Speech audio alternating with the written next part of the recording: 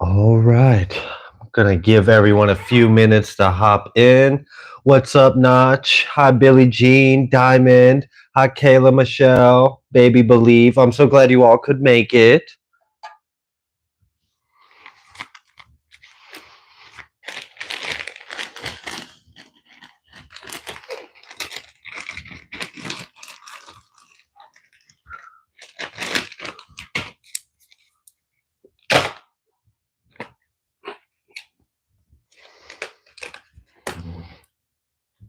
All right, looks like we've got a few people in here, so let's go ahead and get started.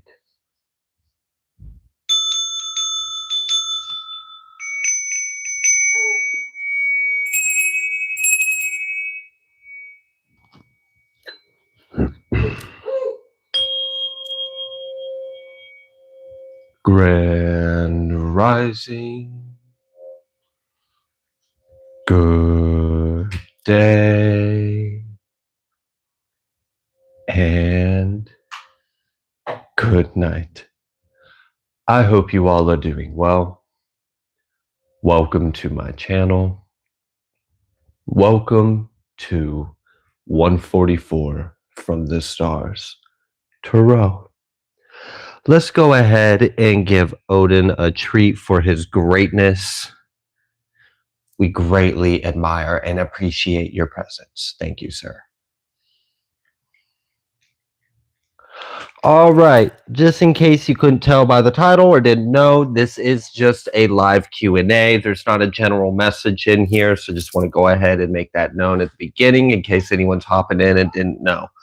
All right, before we get started with the live Q&A, I'm going to go ahead and start us off with some word, and I'm going to read a little bit more than I normally do, but not too much. I'm going to be reading all of chapter 10 in the book of Hebrews. It's, I think, just 39 verses. All right. For the Torah has a shadow of good things to come, not the image of the things in the annual cycle of those sacrifices which they offered perpetually, which can never consecrate those who attend thereto. For then would they not have ceased to be offered? Because that the worshippers once purged should have had no more conscience of sins. But in those sacrifices, there is a remembrance again made of sins every year. For it is not possible that the blood of bulls and of goats should take away sins. Wherefore, when he came into the world, he said, in sacrifice and offering you would have no delight, but a body have you prepared me. In ascending smoke offerings and sacrifices for sin, you have had no pleasure. Then said I, lo, I come. In the rolls of the Sefer it is written of me to do your will, O Elohim.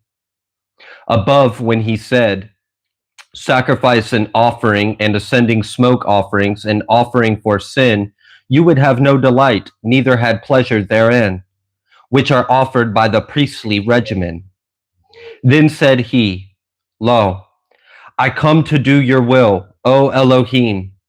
He takes away the first, that he may establish the second, by the which will we are sanctified through the offering of the body of Yahushua HaMashiach once for all. And every priest stands daily, ministering and offering oftentimes the same sacrifices, which can never take away sins. But this man, after he had offered one sacrifice for sins forever, sat down on the right hand of Elohim, from henceforth expecting till his enemies be made his footstool. For by one offering he has perfected forever them that are sanctified, whereof the Ruach HaKodesh also is a witness to us. For after that he had said before, this is the covenant that I will cut with them after those days, says Yahuwah. I will put my Torah into their hearts, and in their minds will I write it. And their sins and wicked deeds will I remember no more. Now, where remission of these is, there is no more offering for sin. Having therefore, brethren, boldness to enter into the holiest by the blood of Yeshua, by a new and living way which he has consecrated for us through the veil, that is to say, his flesh. And having a high priest over the house of Elohim, let us draw near with a true heart in full assurance of faith, having our hearts sprinkled from an evil conscience and our bodies washed with pure water. Let us hold fast the profession of our faith without wavering, for he is faithful that promised. And let us consider one another to provoke to love and to good works, not forsaking the assembling of ourselves together, as is the manner of some, but exhorting one another, and so much the more as ye see the day approaching.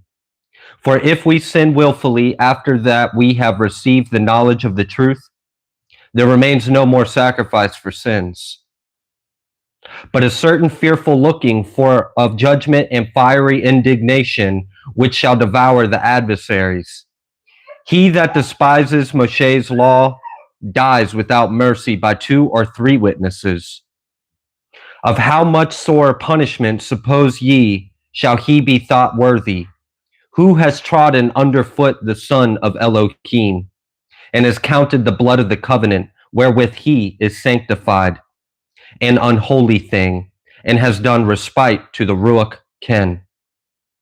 For we know him that has said, vengeance belongs to me, I will recompense, says Yahuwah.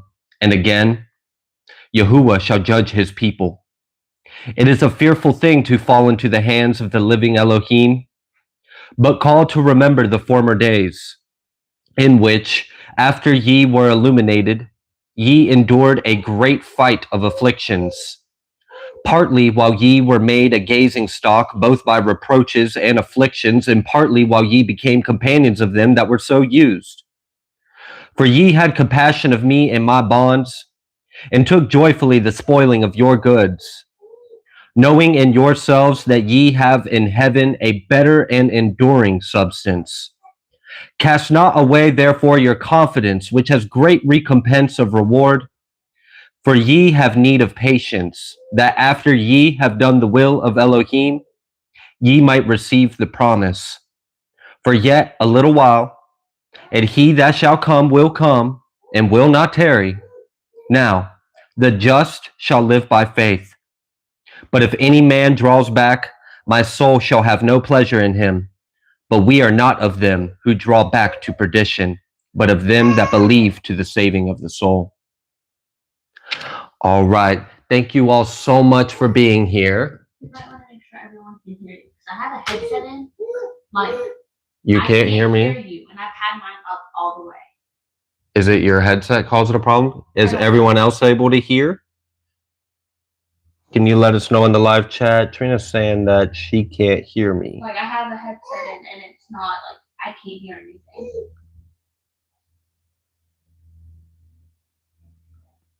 So I can hear. My phone was lagged. Audio is pristine. Maybe awesome. It could be your headset. Okay. All right. Which is just fine. Yeah. No, absolutely. All right. Don't worry. Thank you all for being here. Let's go ahead and get started. All right. As those of you may know how this goes, those that have booked their question in advance through Cash App will go first. Just to give you a little idea of how long of a night we got ahead of us, I think this one will be a little quicker than some of the others. That might be good. We've got 1, 2, 3, 4, 5, 6, 7, 8 that prepaid in advance through Cash App. And then we don't have that many in already documented. So we should be able to get through this a little bit quicker. So let's go ahead and get started. Lord Vito is a member for Oklahoma. Okay. Really? Hideout. Okay. All right. So the first question is for Sarah. For 6 Sefer reads split in 2 or 3, rest are for you. Okay. So she just wants it mixed. Yeah, absolutely. So since I just read a pretty good like wordy section, I won't include that as part of yours because that was one I chose for the introduction, Sarah. I'm gonna go ahead and do the first question, and then like after every couple readings, I will refresh by reading your booked Sefer reads. So hopefully that'll be a healthy way of handling that. All right, so the next question would be for Shauna. Will my daughter get justice against MHS? Okay. Is that like a high school or something? I'm not sure what the MHS is, but that's okay. I don't think we need to know. All right.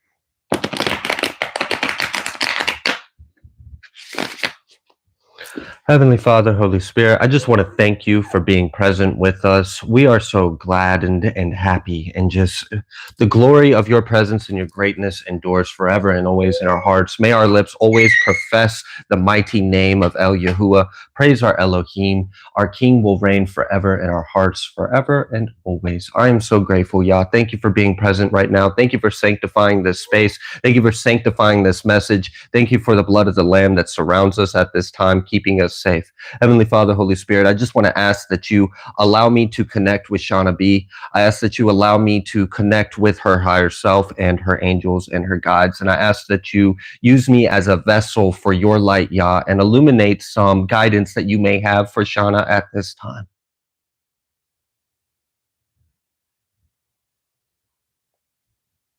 Thank you, Heavenly Father, for allowing me to be a vessel of service in this way. All glory goes to the Most High, Yah. Amen.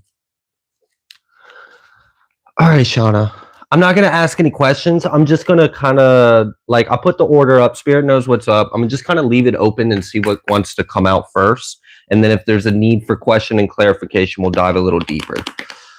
All right. What can Shauna or Shauna's daughter expect in regards to this injustice that is taking place against them with MHS?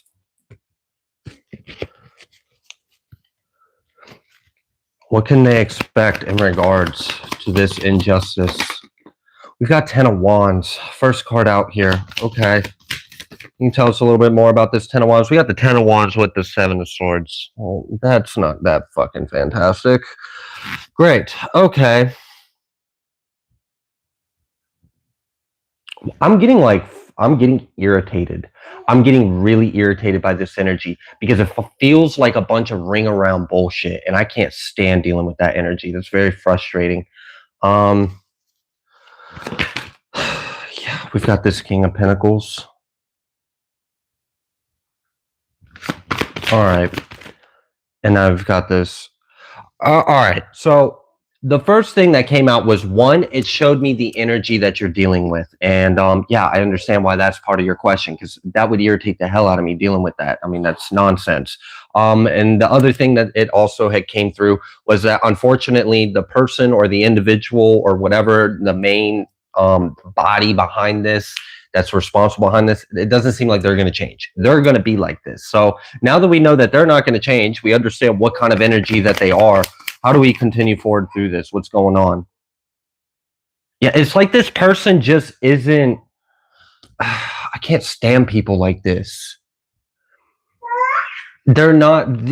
Whoever this person is, I don't know if this is like the head of something. I don't know if this is like the name or face of the board or whatever this MHS is, but whoever this individual is, whoever this face, the representative, I don't know if this is like a principal or like the person that you just got to speak with, he's not a person that you can get along with. He's not agreeable. He's not easy to work with. I don't like all that. He like intentionally makes things difficult, intentionally isn't helpful, like doesn't do it's.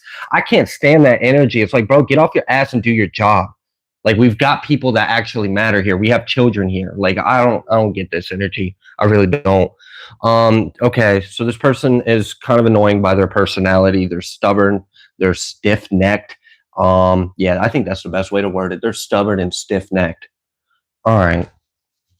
All right. So what else? What's going to be like the outcome of this, or what's currently going on in this situation? Because if this person's not going to change, we've got okay. So the outcome, you've got a happy outcome. I asked specifically, what's the outcome of this situation? We have the Ten of Cups. How do we get to this happy outcome? I'm not sure yet, but we do know at least here's the character that you're dealing with. Here's the energy behind the character. They're not going to change. They're going to be difficult. They're just a difficult person to deal with. It is what it is. But either way, you have a happy outcome in the situation. So that's hopeful. All right. How do we get to this happy outcome in this situation? Or what is being done about this injustice? We've got this Hanged One coming out sideways, and we've got this Moon almost coming out reverse. So all right. What is the other aspect? I need at least a third card in this. So okay, so yeah, it's just is there more than one person doing this? Is there an investigation? And I don't mean like necessarily like with law enforcement, but like I mean, you know how like when things happen and like I don't know, let's say if something were to happen in a classroom, there would be like a minor investigation in the classroom to get down to the bottom of it. And it kind of seems like this. So I don't know if like staff is involved, if staff is looking into something, but it seems like it feels like there's multiple people involved working to get involved or into something, trying to figure out what it is or what's going on. Let's get to the bottom of it. How can we come to a resolution? So, okay, is this like you've had an issue with the school, like your dog, there was an issue at the school or whatever this is. I'm going to assume this is a school, but I'm not sure. It feels like it though. The characters, the energy that's coming out, that's what's leading me more so to believe this might be a school for Shauna. But okay, Shauna. Let's say that there was an issue with this school or whatever, this facility or business, whatever this is. And it's like, okay, so you address the issue with the head person you got to speak to. So I'm guessing if this was a school, you got to speak to the principal or whatever. And then you're speaking with the principal and you're telling the principal what the issue is, what's going on. And he's just like, yeah, I can't do anything about it. Yeah, blah, blah. That's not procedure. That's not protocol. Basically, like, get out my face. Have a nice day. There's nothing I can do for you, which is like dick. So, okay, thanks. And let's say there's like a legitimate issue here. And if you're a loving parent, you're not going to stop there. So you got to push further. And it's like, now is there like staff involved in this? It seems like some kind of information is about like someone or a group or a team or some kind of party of people have almost figured something out. I don't know what they figured out. I don't know if they're figuring out a solution to the problem or what really happened or what caused this or who is reliable. Let's see if we can get a little more information about this.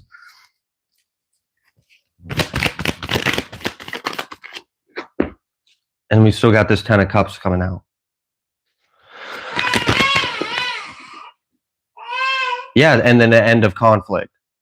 All right, so let's just say some kind of conflict comes up. You speak to the head person you think you need to speak to, and they're like, yeah, I'm not doing anything about it, or I can't do anything about it, or there's nothing here to do. And you're like, no, you better do something about it because that's my kid. And then some other people that are a part of this body of whatever, they get involved, and then they figure out some kind of solution. It brings an end to whatever the problem is, and then you're happy. I don't know all the details, but that kind of seems to be the theme that's going on here. You try to address the problem with one character and they're stiff-necked as a hell and they're stubborn. Like, they're not pleasant to work with. They weren't trying to work with you. They didn't care. They had no compassion for the situation of what was going on. Seemed like some other people involved in staffing or some other individuals that are just relevant in some kind of way got involved. They look further into it.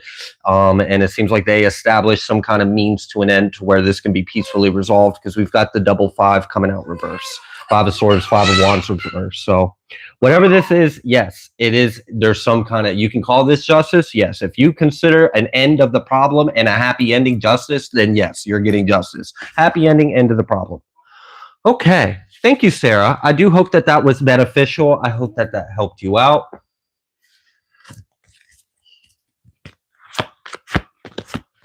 It's a boarding school. They treat the kids terribly bad. Oh, okay. That makes sense. It felt like a school or something. Thank you, Shauna. Actually, since you're in the chat right here, I was able to kind of get a little bit of feedback with you before I close out of this. Is there anything else that you would like to come through for Shauna before we move forward? Yeah, thank you. Thank you. We've got this King of Wands. And then I split the deck to the Emperor. What's up with this King of Wands? We got the Sun. This is a different energy. We've got this Seven of Swords. So oh, okay. So this isn't necessarily directly related to what's going on, but it is tangentially. So it will have an effect on your situation. So just for you to know, something else that is going on. The way I felt this energy of this King of Wands and the Sun is, I don't know if you've ever been a person of authority and you've caught wind of something being wrong and you've addressed it and you gave them an opportunity to correct it and you walk away. Some time has passed. You come back and you come to find out that whatever the issue was that you tried to address and put them in a situation where they can correct it so they can keep their position, that person didn't fix it. So whoever this King of Wands is, I feel like is someone that apparently there's been complaints, there's been issues. This person has been hearing or receiving things. This person's in charge in some kind of way. They have a position of power, of authority. They've gone down to the department. They've discussed whatever the issue they've been reported of existing. They discussed it. They're like, look, this is the issue. I'm getting reports of this and this going on, that and that going on. I got reports of you being involved in this, and this is what's going on. This is an issue. I need y'all to tighten up. I can't have this happening in my facility. You need to correct this. I don't want to be hearing about this anymore. Some time has passed. It seems like the results this individual was hoping to see is not what they found. This light is being shined down. What they find out is that the Seven of Swords is still going on. The issue's still there. The issue this individual already tried to address and correct, like, hello, stop it. You're not supposed to be doing that. Don't be doing that, or we're going to have problems. Fix it. It's not fixed. It's still going on. It didn't change. The Tower coming out reverse. So nothing changed there with that one. And I'm kind of getting this energy of there might be some changes in staffing there. I don't know if it's like, all right, well, if you're not going to stop doing this, then maybe I need to find someone else to do your job. And that's kind of what this energy feels like. This Two of Cups, Ace of Cups, Death, Four of Wands. That's kind of like, you know, if the issue of this situation isn't going to change and it's going to continue to be an issue, then I'm going to go partner up with someone else that can not have this issue, that's clean of this problem, and I can rely on them because it's stable and they do what they're supposed to. So it does seem like there may be a shift going on there at that school, and perhaps there's someone of a higher position of authority than even the other characters that came out, and maybe they are already aware of some of these issues. So yeah, it definitely seems like there may be some changes because of that, because it seems like this has been an ongoing thing for quite some time, and there are individuals that do care, that do have power to do something about it, and are aware that this hasn't been changing, and it kind of seems like this is what they're about to do about it not changing. It seems like they gave him an opportunity, and they're still getting emails, they're still getting calls, letters, they're still finding out, people are still complaining, this is still an issue, and it's like, all right, if it wouldn't be like that, and you're not going to change, you're not going to do the right thing, you're going to have to find somewhere else to teach, you're going to have to find somewhere else to work, you're not going to be able to talk to these kids, because this Seven of Swords is a shitty energy. I mean, it always usually is when it comes, I wouldn't say always, but it oftentimes is a shitty energy, but the way it's coming through this time is like, they just don't say nice things. Their words are cruel. It's not coming from a good place. So it's like, let's say they're condescending, let's say they're bossy, let's say they're negative, let's say they like, I don't know. It's like that dick ass teacher that doesn't actually want to be a teacher.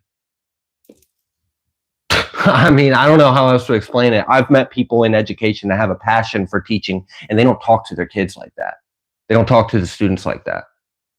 They have a love, a passion, a respect, you know, their heart's in it. This is like a disregard, a disrespect, like I'm the authority, I'm the tyrant, you just do whatever. And this is why we've got like bag dogmas of people going to higher education, and you find out, sometimes it's not about being right or discovering the higher level thought. It's just doing what the professor wants you to believe because they're the ones that are in charge of you passing or failing. It's that kind of fucking energy. It's like you just got to do whatever the tyrant teacher says or whatever, and they're like displeasing and they're condescending and they're rude. Like I don't like this Seven of Swords. It's not a great energy, and apparently this has already been addressed in the past and it hasn't changed. So, yeah, you are going to get justice. And it seems like some things are going to be changing there because seems to be an ongoing issue. So, thank you so much, Shauna. I do hope that was helpful.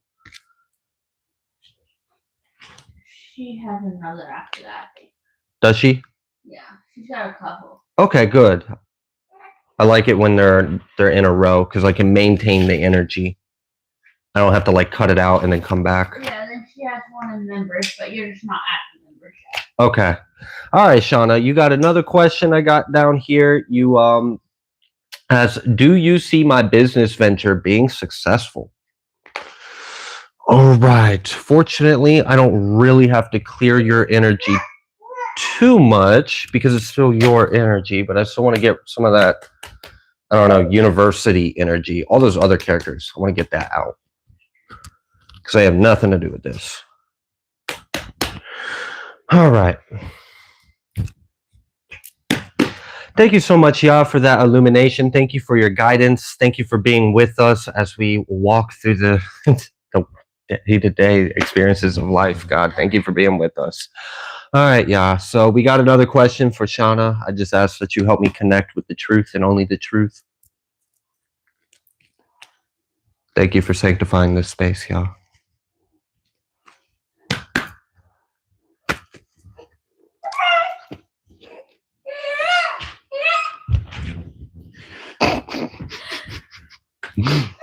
Hi.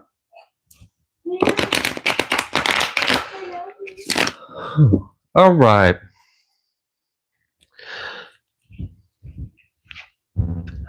What? All right. How should we ask this? What's in store for Shauna's business? Or what can she expect to see in the near future as in regards to her business? Justice, first card out here. You're a little late on that justice card. We kind of needed that on the other question, but I'll still take it. All right, so we got justice. So you're going to get what is fair. So whatever you're putting into it, you're going to get it back. And what I also like about this justice card being the first thing coming out when we're talking about a business is this makes me feel like things are going to be safe. So like you're not going to have to worry about, I don't know, let's say you were creating an online business and then there was like a hypothetical scenario, someone like hacking your email, screwing up your accounts and sabotaging your, I don't feel anything like this. This is like, okay, like this, it's safe, it's balanced. You're going to get what you put in. I like it. It's secured. Okay. What else would you like to let us know? 10 of Wands reversed. Wow. Wasn't expecting that. Okay.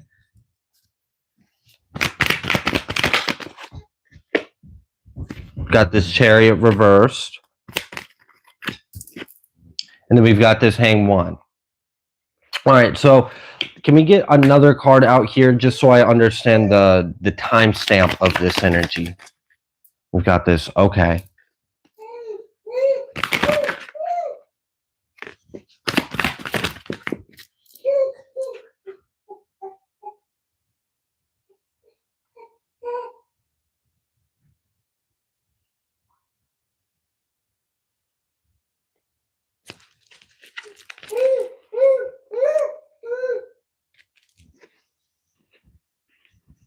All right, thank you for that.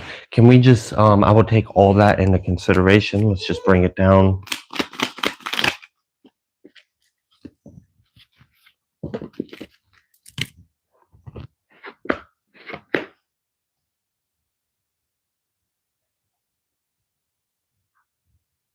Okay.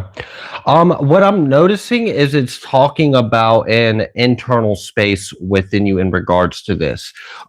So in one level, I really appreciated about how the Justice card came out and then the 10 of Wands came out reverse. And that was very hopeful in it, and it still is. The other energy is almost like this.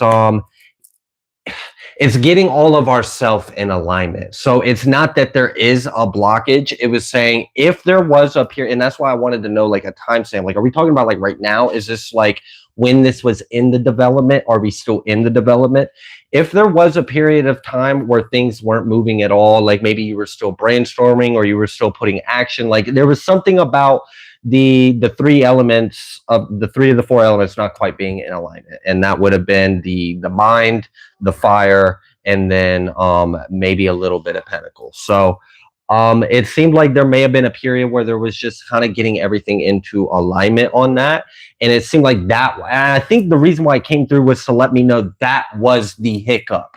Because the first thing out here was justice. And I was like, I really like how this is kind of telling me, like, from your forward movement with this business, from the start of it starting and becoming a thing, being successful, growing, all the stages a business will experience, is you're going to have justice throughout it. Like, it was secured. It was like, you're not going to deal with any like injustices involved with that. So I was like, okay, so it is secured. Your business is secured. The whole journey of it from start to end is secured. And then as well with that 10 of Wands coming out reverse is like, it's secured and it's not going to like stress and weigh on you so much. Like, it's not like you're going to be pushing a big ball of turd up a hill, and it's like, as long as you don't let your knees buckle and you don't stop your pace at all, yeah, you can maintain it. Like, it's not going to be like that at all. It's going to easily be able to be maintained. Like, you're not going to have to put a lot of like constant energy and effort into it to maintain it. Like, as it grows, it's self-sustained. So I do appreciate that as well.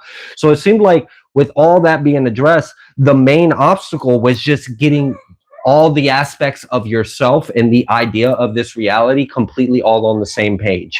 So your energy's putting your mind, all of it was all in alignment. So it seemed like that was the only blockage. So now that we understand a little bit of its energetic foundation and what energetically is around it, and it's kind of like future a little bit and how it will grow and what the only obstacle was, can we get a little bit of like some of this outcome or something?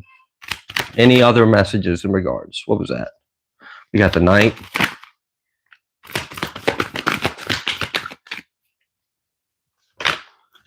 And then we got the Princess of Cups. It's kind of giving me like steadily, like you may receive gradually, passively, like a passive gradual income.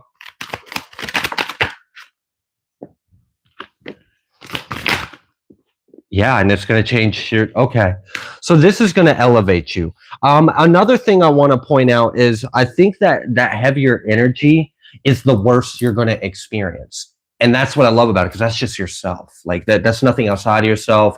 That's not the gates of heaven being locked. That's nothing like that. That was just, you know, getting your whole entire being on the same page. And I think from what I can feel from that, it feels like that's already kind of transitioning to being past energy. And it seems like we're stepping through to this change. This change is the change of your material and financial status. There's a lot of outpour and inundation of blessings. There is a judgment over your life. And it feels like this judgment is for you to be blessed and favored. There's no longer going to be like a Queen of Pentacles reverse. That's what's coming to an end. That's what's going to come to a change. Now, this growth may be like I said, like I sensed a sense of like gradual but passive growth in it. So it's kind of like one of those things where like it might not be like a whole bunch right away, but like it still adds, it's still abundance, and it's still there, and it's not something that you have to constantly put into. So I appreciate that. There's also something about how this is going to actually be beyond your dreams. So, I mean, with this Star card and the Judgment talking about right after the end of your financial and material, I really feel like it's going to elevate you. It's going to elevate your status. It's going to elevate your life. And I feel like you are going to embody a level of exalted. Like you are going to self-actualize the energy of being exalted. And I'm appreciative of that. We also got the 10 of Cups at the bottom of the deck with the Star and the Judgment. So I think the worst is pretty much over. And I think the worst was just like the formation stage of it, right? Like when it was just a cell in the womb. It wasn't even like a thing yet. So now that it's starting to take shape, take hold, and it's not just like an abstract concept that needs elements put it together, I think that was the hardest part. So yeah, I definitely see success in this, and I see it elevating your life and your circumstance. And you kind of just like, I like how it's sustainable. Like some businesses you would have to like constantly, like the moment you stop it crumbles, and I like that that was not at all the energy in this. You didn't have to keep going just to maintain it. All right, I'm gonna go ahead and leave that one there. Thank you so much, Shauna. I do hope that was beneficial. You continue. I'm getting ready to write it, but M done a donation on the wrong live. Okay. I'm gonna write their question. Okay. They donated, but they accidentally done it to the wrong live Q&A. Okay. So I checked it, verified it. Sure. Yeah. And then we need to appreciate all these people. There's been like 50 people that like just got free. Oh wow, we got a bunch of members, like people gifting memberships. Like 50 memberships just got gifted. Oh wow. Maybe more. God bless all of you. I don't have a chance to look at the chat to fully understand what's going on, but from what I can gather, it sounds like something pretty awesome is going on. So you guys are amazing. Thank you for that. I appreciate all of you so much. All right. The next question is for Tasha THI, because we got a few Tashas, so just trying to keep them all Tasha-fied. All right. What does God have for me in love? Ooh, okay. Let's find out. All right, thank you, Yah. I ask that you close out that session.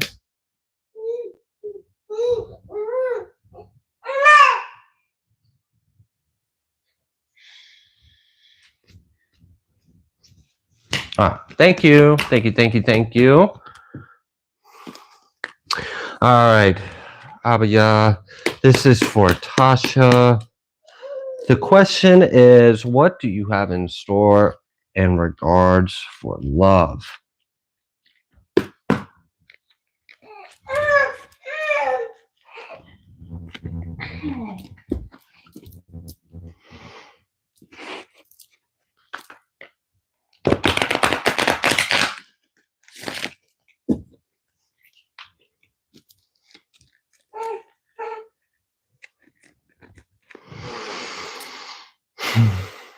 All right, yeah.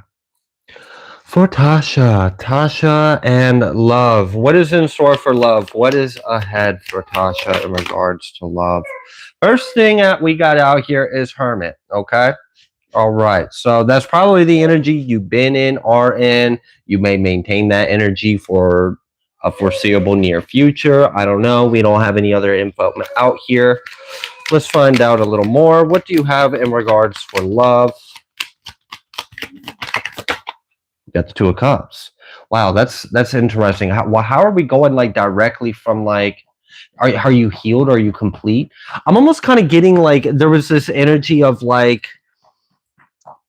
getting ready for the connection in a sense. So like, if I was really about to meet like my true counterpart, I would not want to meet them unhealed, you know, unrested, unwell. You know, I'd want to be whole. At least, you know, I want to be myself again. So if there was like any healing, any growing, any transformation, any like soul searching, finding yourself, anything like that, it seems like that's what was going on for some time. And it seems like that is coming to an end. So it seems like some kind of period of isolation, hermit mode, go within, seek yourself, soul search, heal, all that stuff, ascend.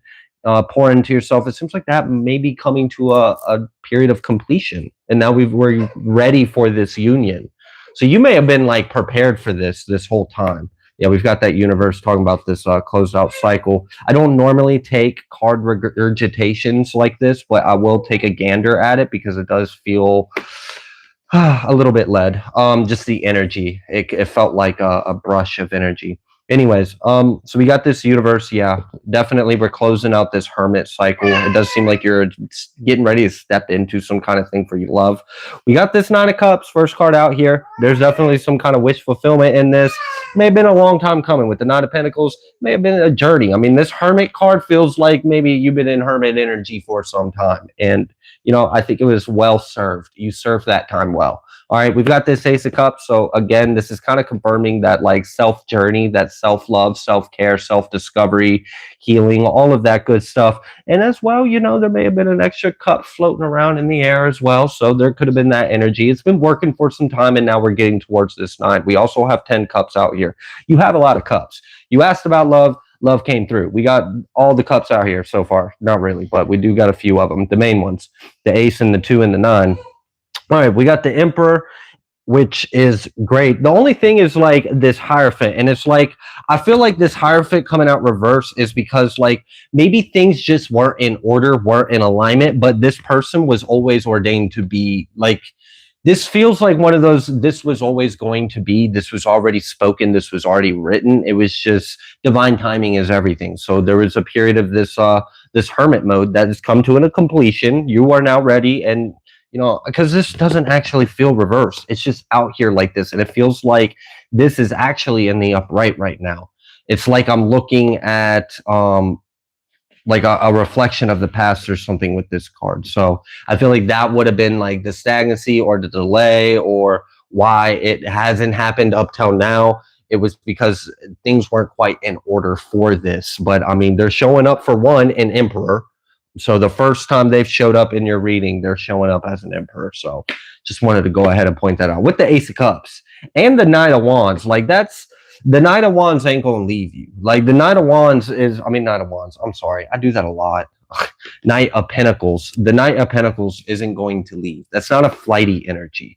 This isn't a wishy-washy energy. This isn't a hit and run. This ain't anything like that. This is long term. Okay. So I do appreciate the way it's all coming out like that.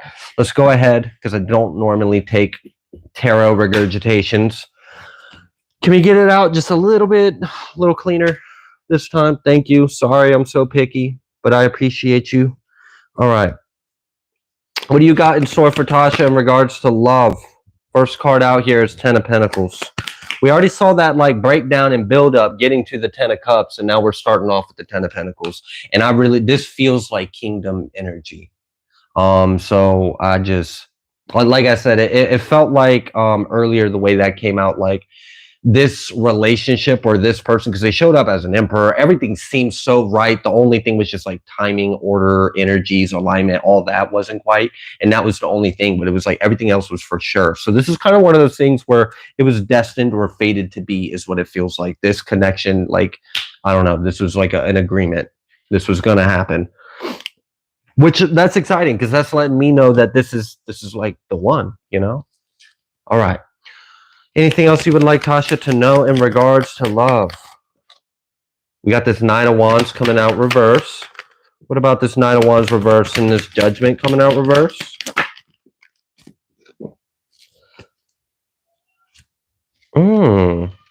Okay. That's kind of funny. There's like a little bit of a message of like, don't even pay any mind to an absence of anything in your life leading up till now or now. Just know that you're Empress energy, and all you need to be is be Empress energy, and you will just be in the energy to receive all that is. So like, and I feel like this is kind of like almost, because now you're showing up, and you're showing up as the Empress. And so I feel like there was a journey, and this is almost kind of giving me like twin flame kind of vibes, because I'm feeling this like build up. Like there's a build up of yourself, and then there's an introduction of this other character, and then there's also this energy of like, it's meant to be, it's destined to be, it's supposed to be, it's right, it's long term, it's faithful, it's righteous, and it's fated, but it's not quite right. It's not quite right. And then like, let's say you're like, let's say during that process, you intuitively feel there's something out there. Maybe you're aware of a lack of something in your life or whatever this is. And Spirit's like, look, just don't even let that bother you. Don't even let that stress. Don't worry. Don't allow the absence of anything in your life currently or previously to occupy your mind at all. Don't pay it any attention, because it's extremely temporary, and it's just part of the process of you being united with your true Emperor. Because you're just, Empress needs an Emperor. Just pointing that out there. All right, cool. Okay, so this very well could be like a twin flame kind of connection. Okay, all right. Anything else wants to come through? I saw that lovers that wanted to come through, and that was after I think that was like the page or maybe the Queen of Cups. We got this Eight of Cups. Was that the Hermit? Oh my gosh. Okay. And then the Ace of Swords. Oh my gosh! Look, that's why Spirit was like, "Don't even worry."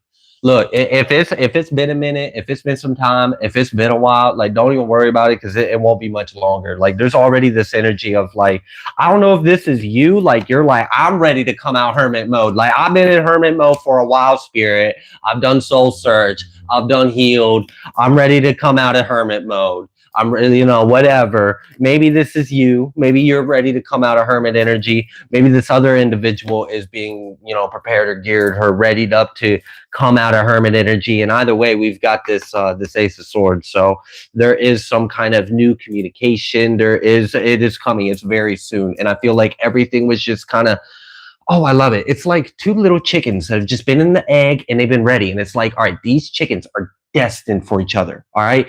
They're destined for each other. But right now they're in the egg. And it's just like y'all about to like pop out the egg like right about the same time. And I love it. I'm happy for y'all. So love is actually looking pretty great for you. It looks like whatever is coming your way is actually what you deserve. And it seems like there has actually been I don't know, Spirit's been playing like Cupid's arrow a little bit. There's been a prep to this. There's been a preparation to this, a process leading. He's fighting sleep. Is he fighting sleep? Okay. That's what it is. Okay. No worries. Thank you.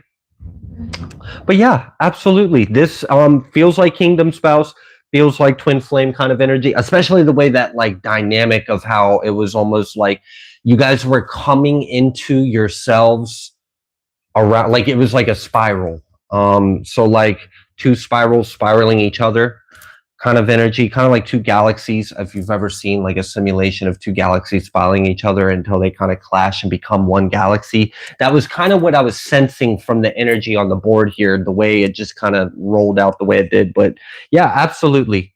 Love is looking great. If you've been in hermit mode for a while, yeah, you were being prepared for the connection of a lifetime. This is fated. This is meant to be. It's a kingdom spouse. It's a twin flame. It's heavily yoked, and it's going to be lifelong.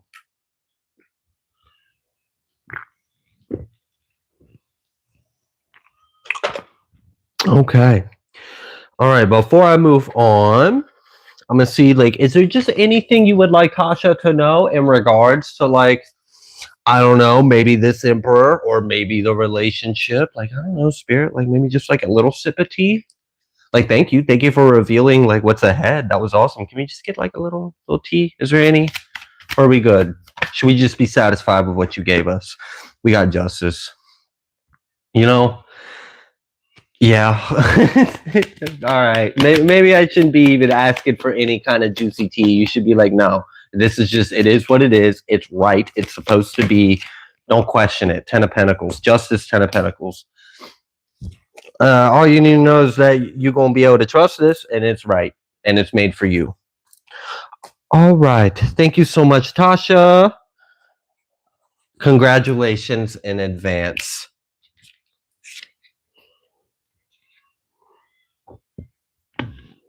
All right. We got another question for Annabelle. She had asked, what's that smell I realized on some people? All right. That's a good question. Let's see if we can figure out some kind of answer. What is that smell that you realize on some people? All right, let's clear out the past. Thank you, thank you, thank you. Fighting it back.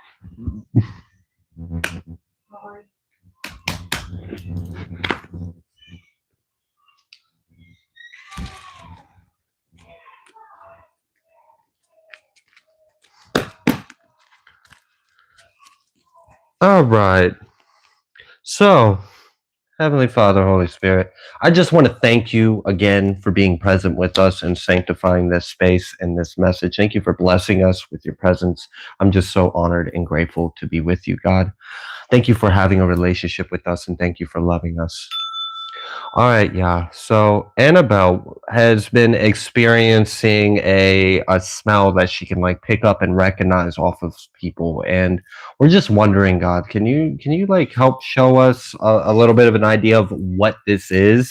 What is she picking up on? How is this coming through? What is she becoming aware of? And just anything at all to help us kind of have the discernment and understand as we navigate this experience, God. Thank you so much.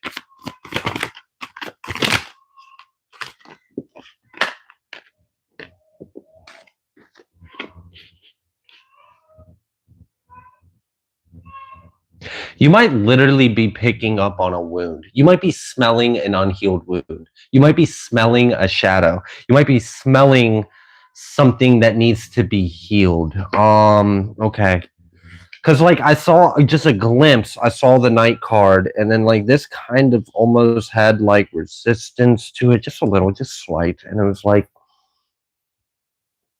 are you and it reminded, I almost said you're smelling their fear, but like I don't know if that's necessarily quite right, but it is almost like as if you're smelling like, are you smelling something that fears you? Is there like an entity attachment that's, I don't know, but it does feel like whatever it is shadow related. Like, so whatever you're picking up on through your olfactory senses, I feel like it's got something to do with some kind of shadow, like within them. I don't know if they've got a shadow, they've got an unhealed wound, they've got something that could be healed or brought to light. That's what you're picking up on.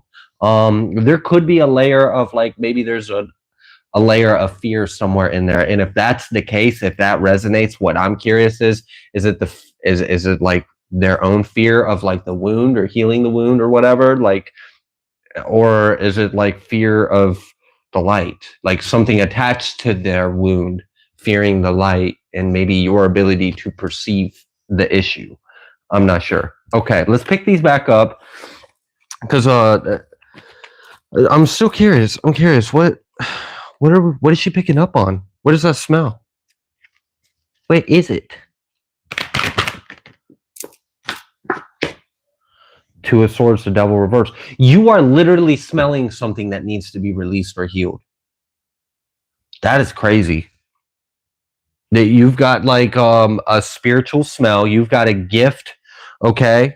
So you've got like some kind of like clair olfactoryness going on right there. And clairgustance or whatever.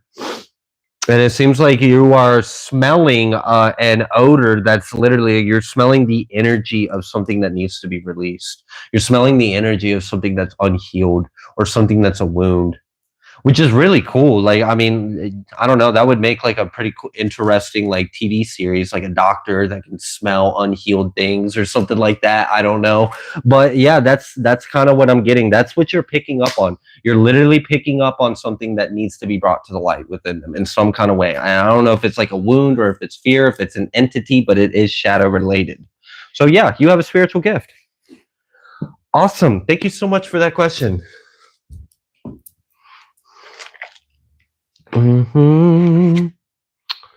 All right, so let's go ahead and read a Sefer, one of Sarah's Sefers.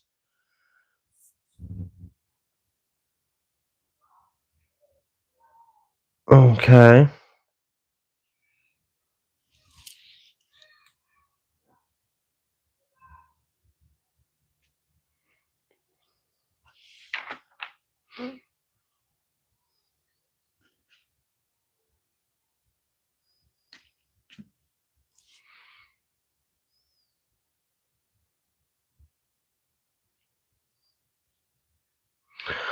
All right, Sarah. It looks like we have been led to 2 Chronicles, chapter 34.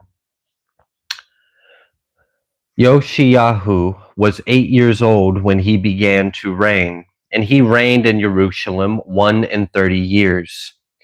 And he did that which was right in the sight of Yahuwah, and walked in the ways of David his father, and declined neither to the right hand nor to the left.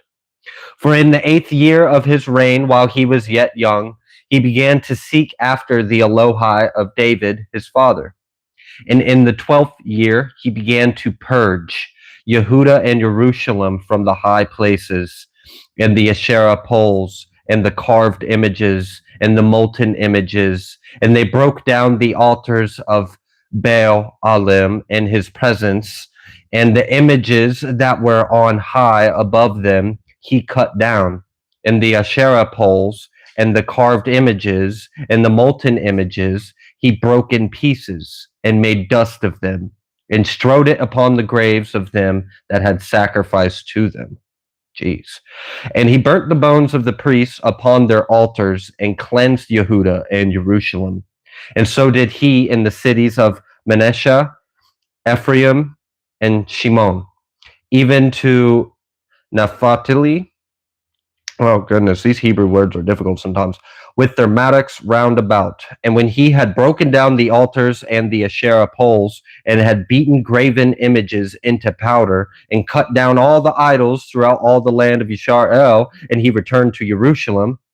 Now in the 18th year of his reign, when he had purged the land and the house, he sent Shaphan, the son of Atzalayahu, and Maasayahu, the governor of the city, and Yoach, the son of Yoachaz, the recorder, to repair the house of Yahuwah Elohinu. And when they came to Chilikiyahu, the high priest, they delivered the money that was brought into the house of Elohim, which the Leviim, the guarded the doors, had gathered of the hand of the Manasseh and Ephraim, and of all the remnant of Yisrael, and of all Yehuda and Benjamin, they returned to Jerusalem. And they put it in the hand of the workmen that had the oversight of the house of Yahuwah, and they gave it to the workmen that brought in the house of Yahuwah to repair and amend the house. Even to the artificers and the builders gave they it, to buy hewn stone and timber for couplings, and to floor the houses which the kings of Yehuda had destroyed. And the men did the work faithfully, and the overseers of them were Yakoth and Obadiah, the Leviathim of the sons of Mary, and Zechariah and Meshulam, of the sons of the Kohathatim, to set it forward, and other of the Leviim, all that could skill of instruments of music. Also they were over the bearers of burdens, and were overseers of all that wrought the work in any manner of service. And of the Leviim there were scribes and officers and porters. And when they brought out the money that was brought into the house of Yahuwah, Chilikiu, the priest, found a sefer of the Torah of Yahuwah given by Moshe. And Chilikiyahu answered and said to Shaphan the scribe, I have found the sefer of the Torah in the house of Yahuwah. And Chilikiyahu delivered the sefer to Shaphan. And Shaphan carried the sefer to the king, and brought the king word back again, saying, all that was committed to your servants, they do it. And they have gathered together the money that was found in the house of Yahuwah, and have delivered it into the hand of the overseers, and to the hand of the workmen. Then Shaphan the scribe told the king, saying, Chilikiyahu the priest has given me a sefer. And Shaphan read it before the king, and it came to pass, when the king had heard the words of the Torah, that he rent his clothes. And the king commanded Chilikiyahu, Achiam the son of Shaphan, and Avdan the son of Micah, and Shaphan the scribe, and Asaiah, a servant of the king, saying, go inquire of Yahuwah for me, and for them that are left in Yisrael and in Yehuda, concerning the words of the sefer that is found. For great is the wrath of Yahuwah that is poured out upon us, because our fathers have not guarded the word of Yahuwah, to do after all that is written in this sefer.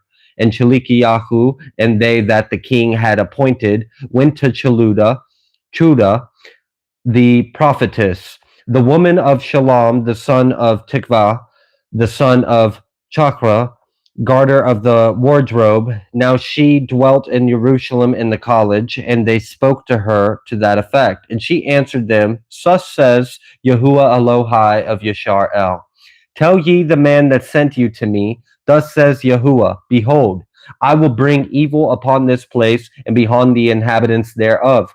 even all the curses that are written in the Sefer, which they have read before the king of Yehuda, because they have forsaken me and have burned incense to other Elohim, they that might provoke me to anger with all the works of their hands. Therefore my wrath shall be poured out upon this place and shall not be quenched. And as for the king of Yehuda, who sent you to inquire of Yahuwah, so shall ye say to him, Thus says Yahuwah Elohai of Yashar El concerning the words which you have heard.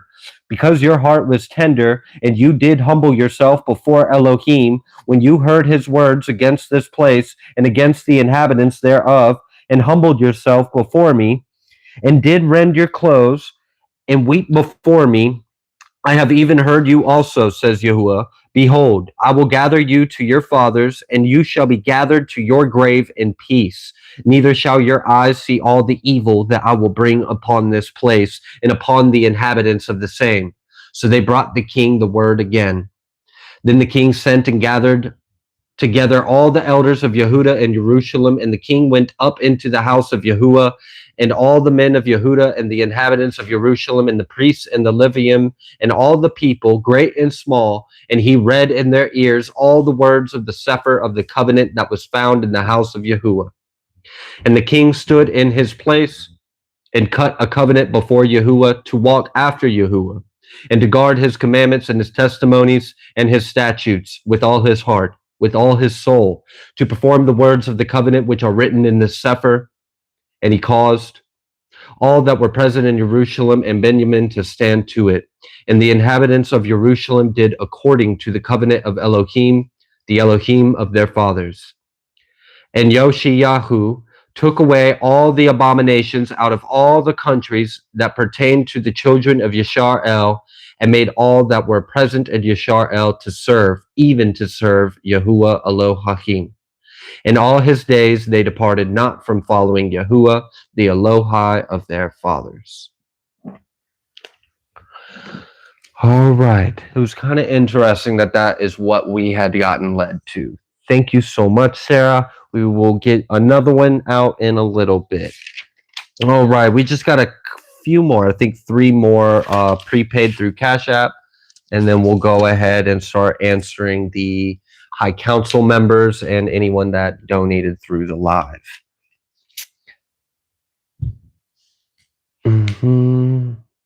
All right. So this question is for Keys. RAC are his initials. Am I right to get away from him? Something doesn't feel right. I try to leave and it feels like I get sucked right back. If he's trying to hurt me, how do I leave successfully? Okay. Good job. All right, I'm going to just let that energy clear for a second.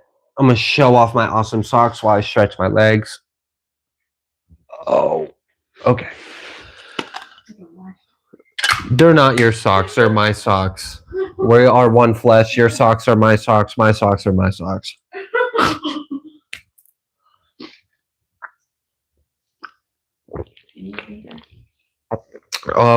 Yeah, let me go ahead. No, he was like fighting back. I had to put sound on in the bedroom on the TV. Okay. So if that kind of lags just a teeny bit, Yeah. it's because All right. it's on like a couple different devices right now. I got you. All right. Yeah, this is for Keys. If we could align the energy to her situation. Thank you so much. Yeah.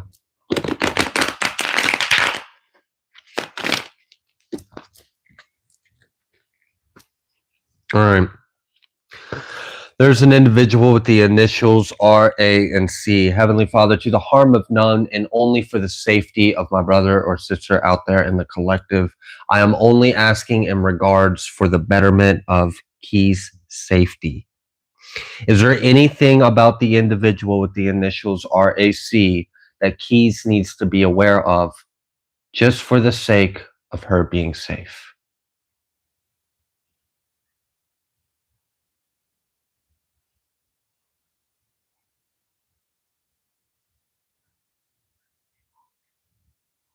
I don't like the aura I'm feeling on my body now all of a sudden. I'm gonna let you know that. All right. What is that individual's energy in regards to keys? What is his energy? We've got the Ten of Cups. We've got the Wheel of Fortune. We've got the Emperor. Sounds great. Looks good. We got another Wheel of Fortune. Okay.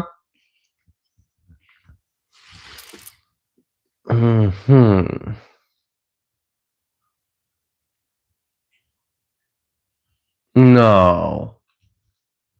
Please tell me that fucking butthole duty butt. I was really hoping that wasn't the way you were going with that. Oh, y'all. The reason why is because I don't like the term. I don't like the fact that people think this is even a thing. And, I think I just get irritated that every time I'm reminded this is a thing. It does exist. People do this. All right. So this would have seemed all great, hunky-dory, right? The Emperor, the Ten of Cups, that sounds great. Wheel of Fortune. What's wrong with the Wheel of Fortune, bro? It's just a Wheel of Fortune. That don't seem bad. Yeah. Something about how like this one came out sideways and sandwiched this. Something about how this Ten of Cups and the Emperor was sandwiched between these two Wheel of Fortunes. I'm like, why? Why is this sandwiched between two? Like, is this like a desired fate? Is this reality, or is this a reality that's being sought?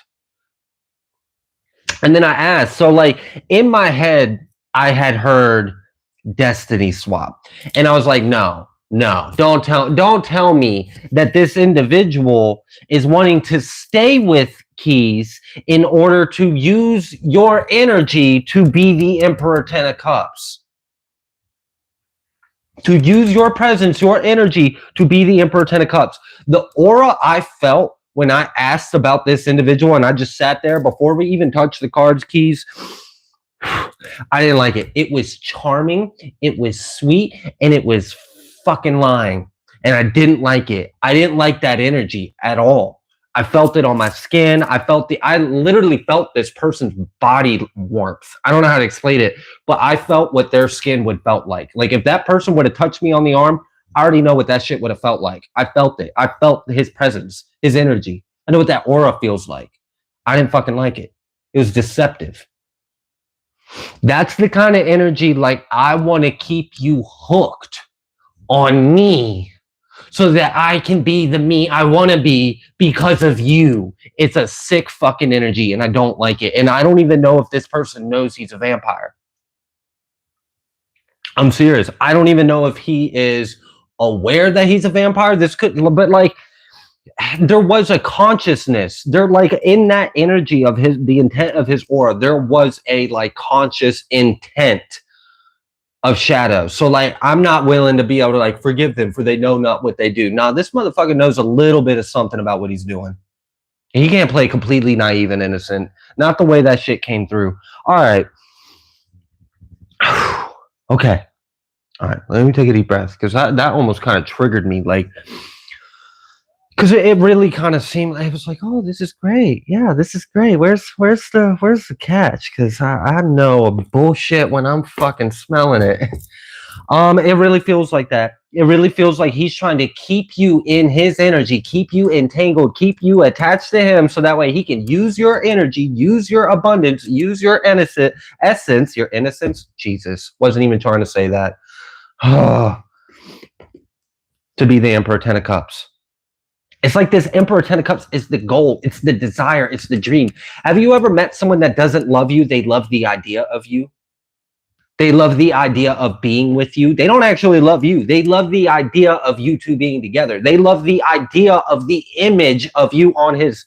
Look, I'm just being honest. I'm sorry if it's coming off like just straight up how it is, but I'm just gonna tell it straight up how it is. This does not feel like real love. This feels like service to self. Service to self by objectifying a person like as if you possess their essence and can wear it like as if it's a mask. No, prance around like a little fairy in your energy. No, that's not your energy. You're not the Abundance Emperor Ten of Cups because you're wearing the Empress's energy to get there. The devil came out. I asked, please, God, are you really telling me this is where we're going? And then the devil came out right after I asked that. So let me pick these up. All right. Because I take these kind of topics seriously. I want to be thorough.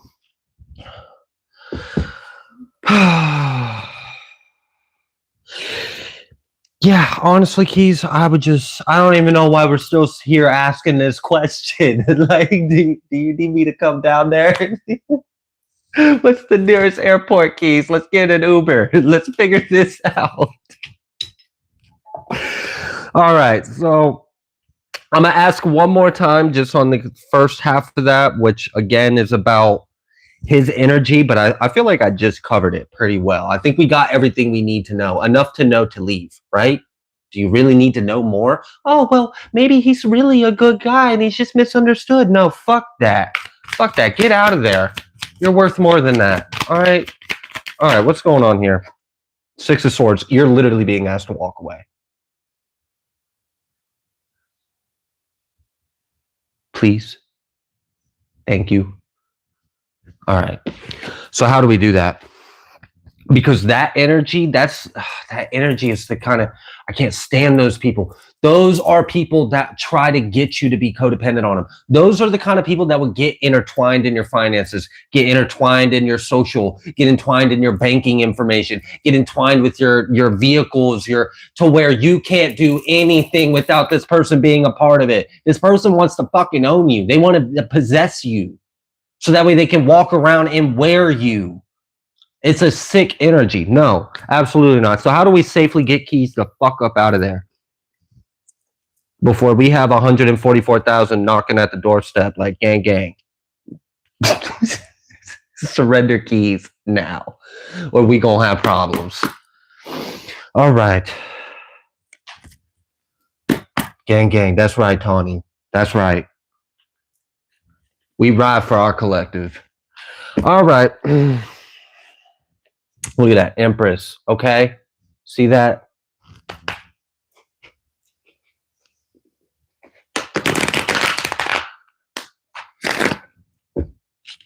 Like trying to wear an Empress energy like it's a fur coat. Get the fuck out of here. All right. Advice for Keys. Besides obviously leave. We already understand that we need to leave. Okay. We got that. How? Advice for how? What is the safest way to do this or go about this? First things first, you need to leave them in your heart. Damn. Why did you start off that way? Why was that your first way? Like, first things first, you need to leave him in your heart. You need to emotionally put this person behind you or away from you.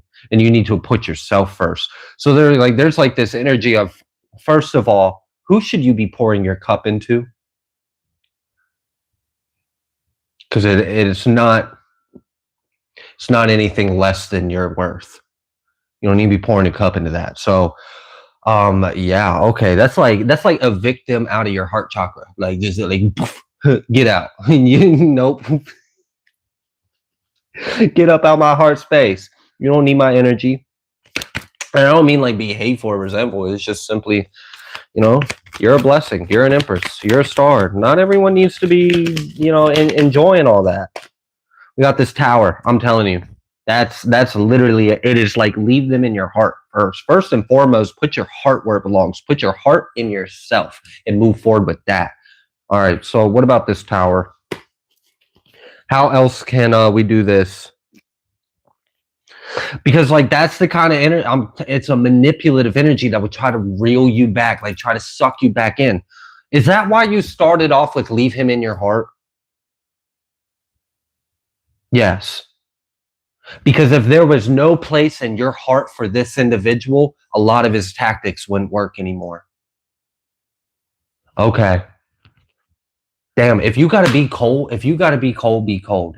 If you gotta put on I'm being honest, if you gotta put on a shield device around you, knowing damn good and well that your heart is actually tender and soft, but if you gotta be cold for a minute just to protect yourself and get out of there, so be it. But there's really an energy of like, you should be pouring into yourself, not this person. And this person doesn't deserve your energy. So it's like, get them out of it because they're going to try to stay. The moment they find out you're going to leave or trying to leave, they're going to do anything in their power to try to pull you back. Yep.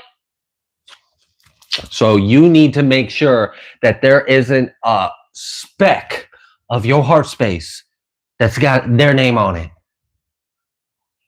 So then when they try but boo, boo, boo, and they try that boo-hoo, whiny, if they try any of them tactics, any of that emotional manipulation tactics, any of it, fuck it. If it comes across heartless, I don't care.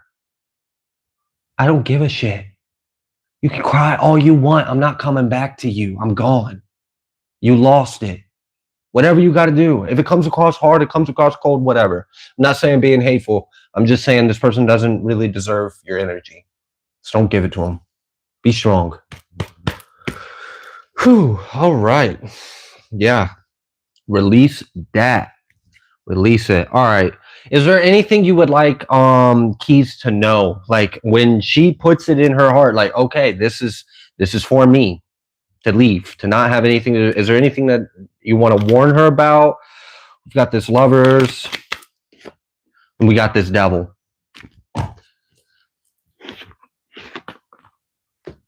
Do you need anything else to tell you that this shit is toxic? So like what I'm getting, the warning is, what's the term? Oh, what is the term? Fuck. Narcissists do it all the time. It's not gaslighting. It's like grooming or prepping. It's not grooming. And I'm sorry, that was the wrong term.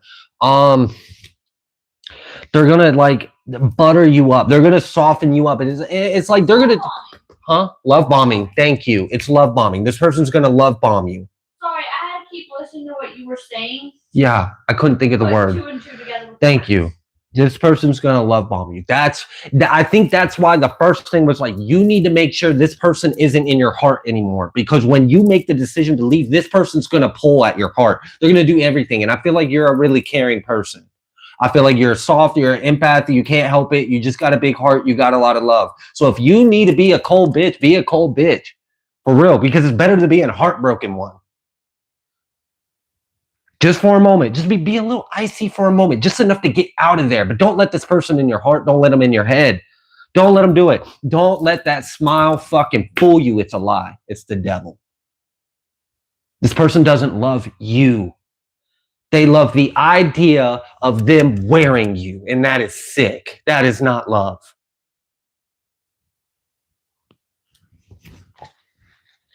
All right. So yeah, prepare yourself emotionally. Have that, because like if there's no part in your heart where you even give a damn, none of that love bombing is going to matter. But if you still got a little soft spot for them, oh, they're going to hit it. They're going to hit it. They're going to hit it. They're going to do everything they can to get you to like, come back to me. Feel sensitive towards me. Feel for me. Let me use that against you. Let me control you. This person's going to try to control you. And I think all right, so I think I've already covered what I think the best response is, and it's to make sure that you've put your heart where it needs to go, and that's in yourself, in your future, or wherever you're headed, to why this person doesn't have any space in your heart to even pull at it. And me personally, just me kind of being like, you know, that cutoff game strong as shit, I'd be savage about it. Just a little, just enough to where like they can't touch you emotionally.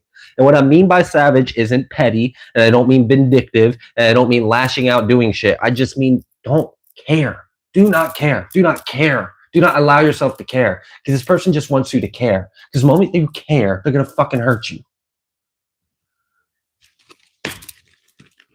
Gotta put yourself first at this point. You know, you might have love for this person. You might care about this person, and that's fine. But do you love and care about this person more than you do your own safety?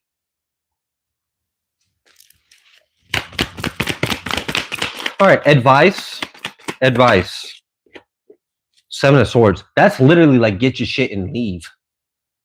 And if you got to be sly about it, be sly about it. Bro, slide out the back door if you got to. If you're really at a point to where you're asking, is it safe for you to even fucking leave? Or is he going to try to hurt? Then don't even give him the opportunity. Don't even leave a note on the pillow. Or just let him find out when the dinner on the table's being cold and you ain't come home or answering your phone because you don't blocked and ghosted his ass and you're gone. Ghost him. I say ghost him. I say get the fuck out.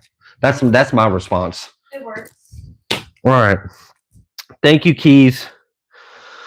All right.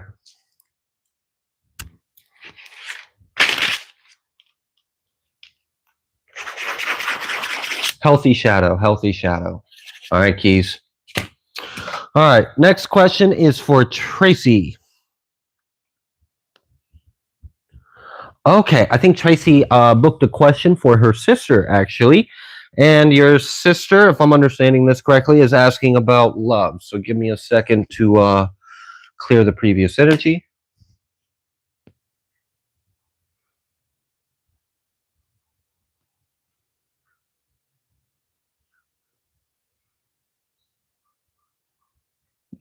Leave something Amber Turd style. Oh my gosh.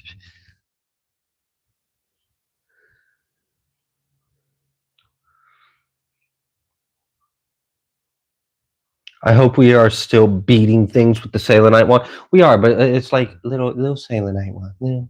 Little guy. It's average. It's an average Sailonite wand. It's not like the other one. I need to get that one. All right.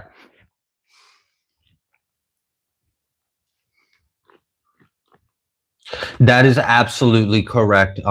Beautiful Galactic. They said in the comments, the moment you disconnect from them and cut the cords for real, you'll start to receive everything that's been stolen from you in energy and in material, because as long as you're soul tied or connected, I was literally getting energy harvesting. Like this person was they were the hole in your boat. If you had an abundance boat, they were the leak in the boat. Like this, look, I'm just saying, if you had a silo filled with grain, they were this hole in the back of the silo that was just letting all the grain out. Like they was just like everything was just it was just getting sucked out of you and going to them. They don't even love you like that. It's just they just care about themselves. Just mess up energy.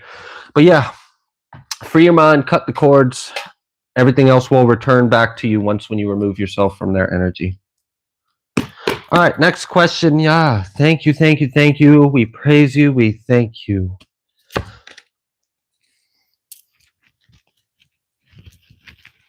All right.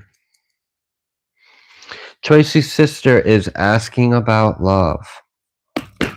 All right. Can we find out a little bit what's in store for love? Yeah, thank you. Ooh, I think this Five of Wands wanted to pop out reversed. It popped out with a lot of energy, so that's why I'm like, I think it wanted to come out reversed because the energy was intense. The energy was intense enough to make me feel like it was in the upright, but I'm gonna put it back. We're gonna see. I don't want to assume the energy, but I don't know. It almost felt like a lot of passion and no problems, which, okay, let's tread lightly before we tell someone that. Okay, what's going on? Ace of Cups. All right, I might be on the right track though. That Ace of Cups. Nine of Pentacles. Okay, look, we getting some good energies out here. We got conflicts in reverse. We got cups. We got the Chariot. Damn. All right. Hold on. Is she asking because there is something currently going on? Because if there is something currently gone, it makes a lot of sense as to why this energy feels the way it feels, because it's very hot and bothered. So there's definitely an attraction. There's a passion there. I didn't see any conflict cards. Actually, it seemed like it was like a stable, loving, like this love is stable. This love is self-sustainable. This relationship is sustainable. So I like that. I like that there was this energy of it, like it's not high maintenance. Okay. Can you pick this up? All right. Tracy's sister is asking about love. We've got this Four of Pentacles coming out. Dang, okay. And the Four of Pentacles with the Two of Pentacles coming out reverse. It's like I'm holding on. And what I was hearing when this card came out, I was hearing this song, Hold On to Me, because I'm a little unsteady, was the lyric I was hearing.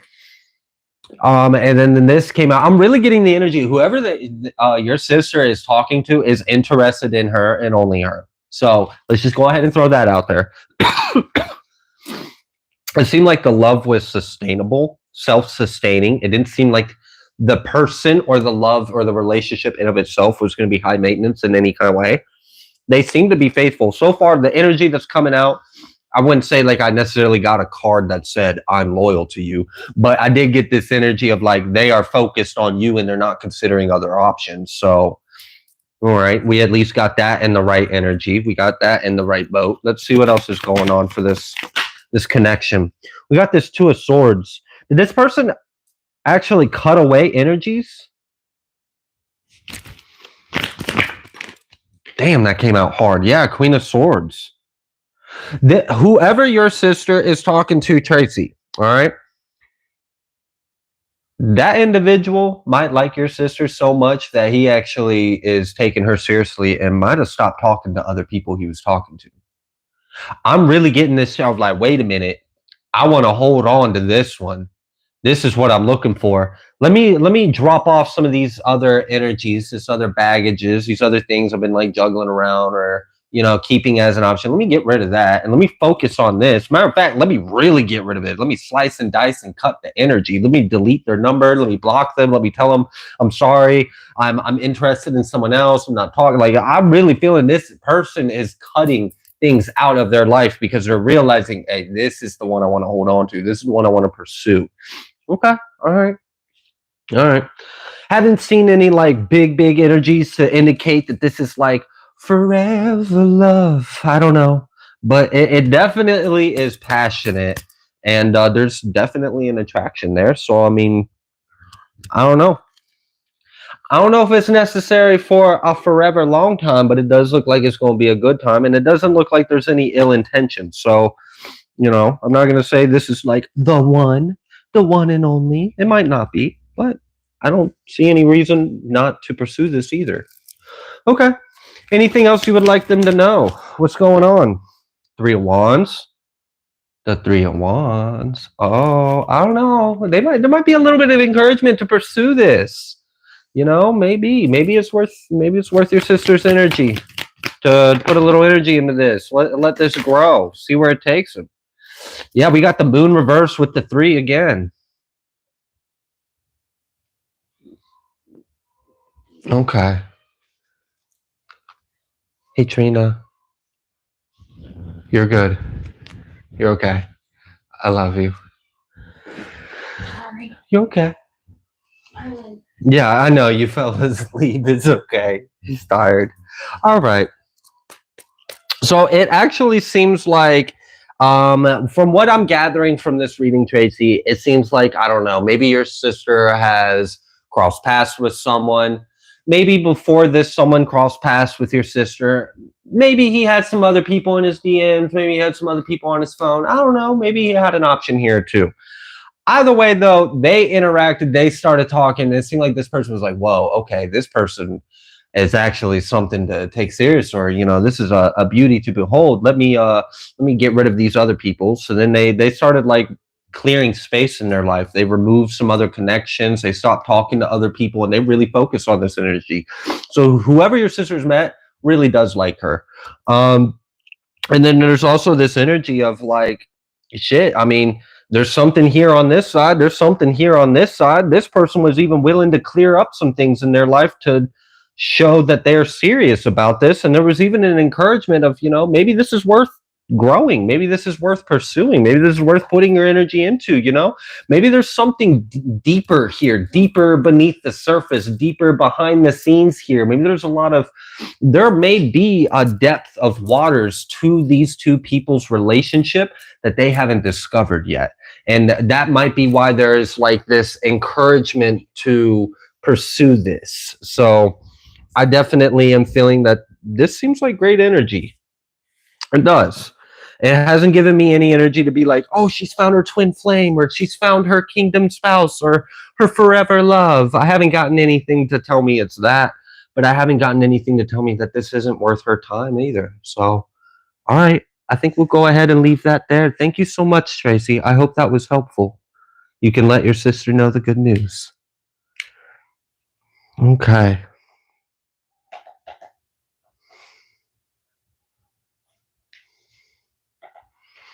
All right. The next question is going to be for Kevin. Kevin wants to know what guides, energies resonate with me to work with. Any guidance? All right. So you just give me 1 second. Oh, no, you're fine. I just knew if I wrote it down, it was about to scream. Yeah. And I was trying to stop as much of it as I could.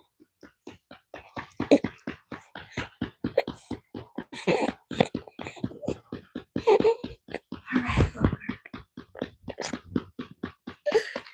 Can you come back to me? Thank you. Okay. I appreciate you Yep. doing that. All right. Next question is for Kevin. What guides or energies resonate with me to work with? All right, let's pull from some different decks.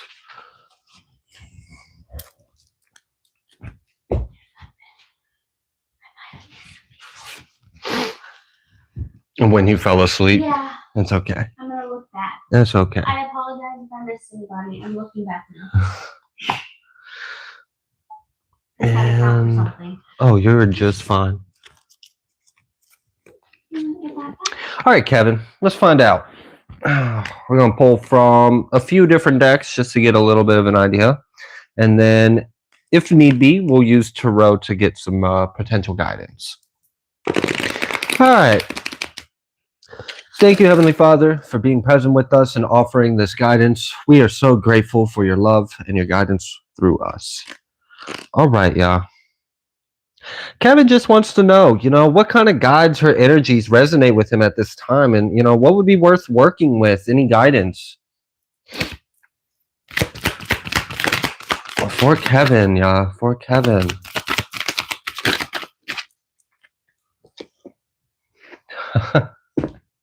That's funny. First card is Melchizedek. Divine knowledge, higher learning. Commit to your visions through study.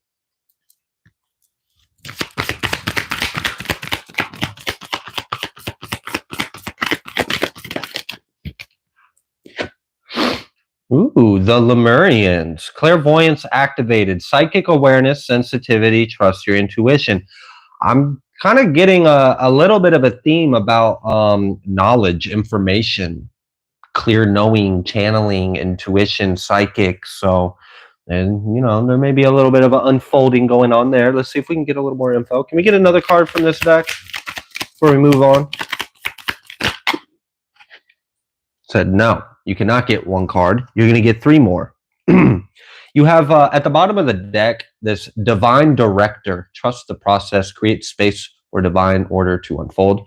So one thing to keep in mind is that the divine is in charge of everything. So any of these characters, archetypes, deities, or gods are all just extensions of the divine. So like for one, you have the divine that's kind of orchestrating this whole little journey for you. And it seems like you've got some energies that are coming through for you to work directly with you. One of these energies is Lady Portia. Overcoming limitations, karmic release, let go of the need to be right. And then we have Paul the Venusian, gifted one, revealing hidden talents, opportunities to shine. It does seem like you're kind of going through like a bit of a purge. Like you may be purging something and getting yourself in alignment with a higher awareness, a higher consciousness, and getting like tapped into almost like a telepathic grid or stream of consciousness for information. So you may be opening up to be a channel for the divine. You may be opening up to channel messages, to receive messages. You may be you may have a psychic vision. You may have like an astral sight as well. So I'm getting that you have energies that are working with you to assist you on. This is like Hierophant energy is what I'm feeling. You have like Hierophant energies around you working with you. So you may be on some kind of similar path in that regards. There's also this energy of letting go. There's something about where there's this energy of letting go of expectations or perceptions, or like something you would hold yourself to. Like, so hold yourself to a standard or hold yourself accountable to something. Like there's something like that that's being like cleansed, released. um there's also something that's like being like, it's almost like the energy of they're helping you be lighter towards yourself, lighten up, have a, I don't know if you have a tendency to be a little more critical of yourself. They're helping you be more lighter, more lighthearted about yourself, more compassionate, more free, where it's like, it's okay to make mistakes. It's okay to be wrong. It's okay to not be right. It's okay to not know. Like, you don't have to be perfect. You don't have to have everything perfectly in order and have all the answers and know all the secrets and know all the ins and outs. Like, it's okay. Just experience, be you. So, okay. All right. There's kind of that energy. We also got Sopdet or Sopdet. I might be pronouncing that right. I mean, wrong. Cosmic power, unlimited potential, sacred mission, initiation. So there is a soul star chakra activation that you are currently going through. And I do feel like you have a connection with Lemurians and Venusians, which makes sense because there was a point in time where the Lemurians actually went to Venus. They left Earth. They went to Venus. They became Venusians. So that very well could have been something that is in your Akashic history. You may have been here during a previous time in Earth's history as a Lemurian, and you may have, during the conditions at the time of Earth, decided to leave Earth and go to Venus. And then maybe you spent some time there as a Venusian. And maybe you're back here again after some time. Who knows? But it does seem like you are kind of being initiated in this path. I do feel like you carry ancestral knowledge or wisdom within you. You may have actually spent a lot of time mastering channeling, mastering connecting with spirit, mastering bringing in information, bringing in guidance. I think you spent a lot of time doing that in other lives.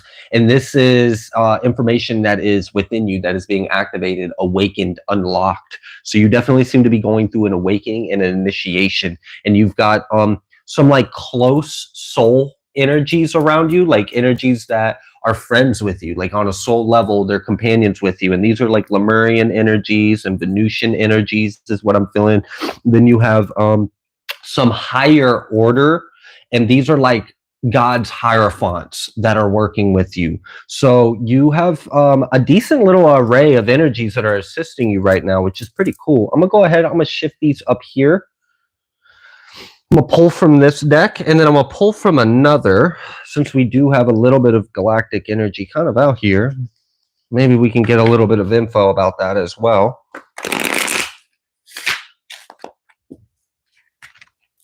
I'm getting the energy of like they're helping you have more fun and be more lighthearted.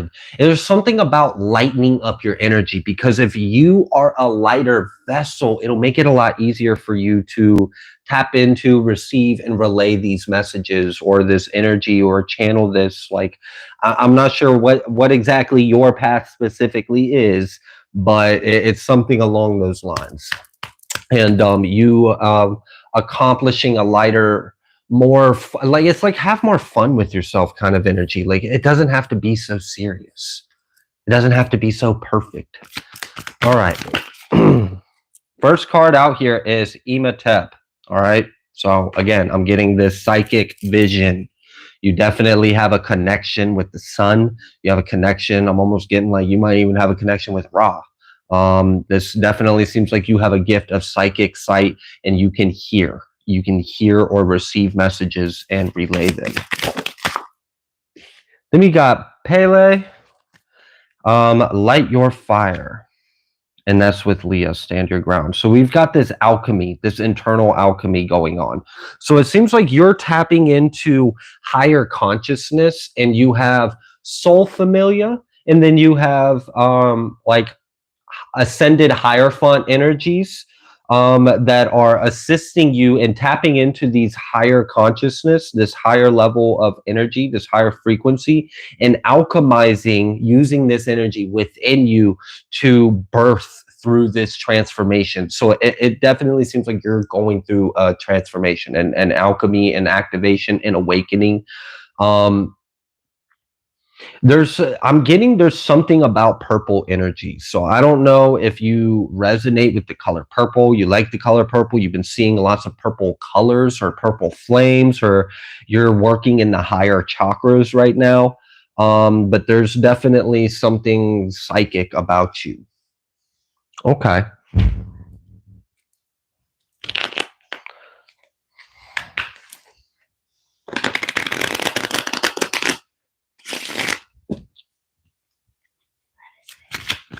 Mhm.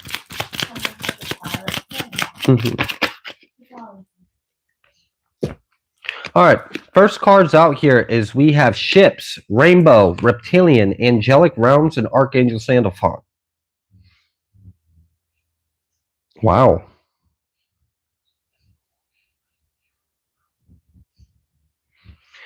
You may actually be working with energies that are helping you master frequency manipulation of the frequencies of things. How do I do this? Okay. How do I explain this? You tap into a higher frequency of mind. This is a higher truth. And then you come down to the lower energy of, let's say, a brick. Okay. And let's say the brick has its own energy. And let's say that brick, in of its own existence, has its own level of knowledge and information within it. You can take that frequency and you can, through like this alchemy, you can match it to where you can kind of create a whole new thing. So instead you have a 3-dimensional brick beforehand, then you tapping into this higher frequency of energy, this higher consciousness, and then also being anchored into the same frequency of the 3-dimensional brick, you can then turn that 3-dimensional brick into a 5D brick. So there's like this energy where you can alchemize higher energies to raise the frequencies of lower energies and then kind of increase its density of itself. So you're like an activator, an awakener, or you, I don't know how to put like a term on that. But I feel like that is something that you are working with. We definitely have like galactic energies as well, and this rainbow. So you could be a part of the rainbow prophecy of the rainbow warriors. There's this energy of,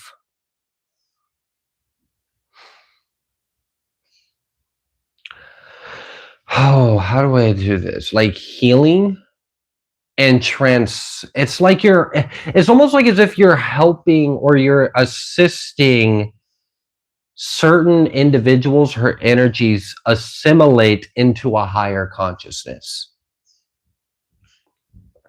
And you do this through your connection with the higher realms and your mastery of energy manipulation. And then you kind of being a bridge of these two different worlds.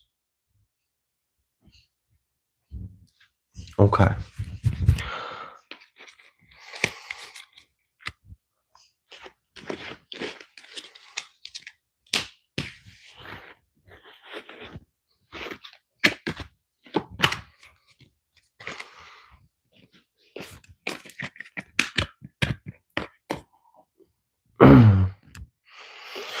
All right, Kevin. Let's see if we can just get a little bit of tarot out here for you, if anything needs to come through.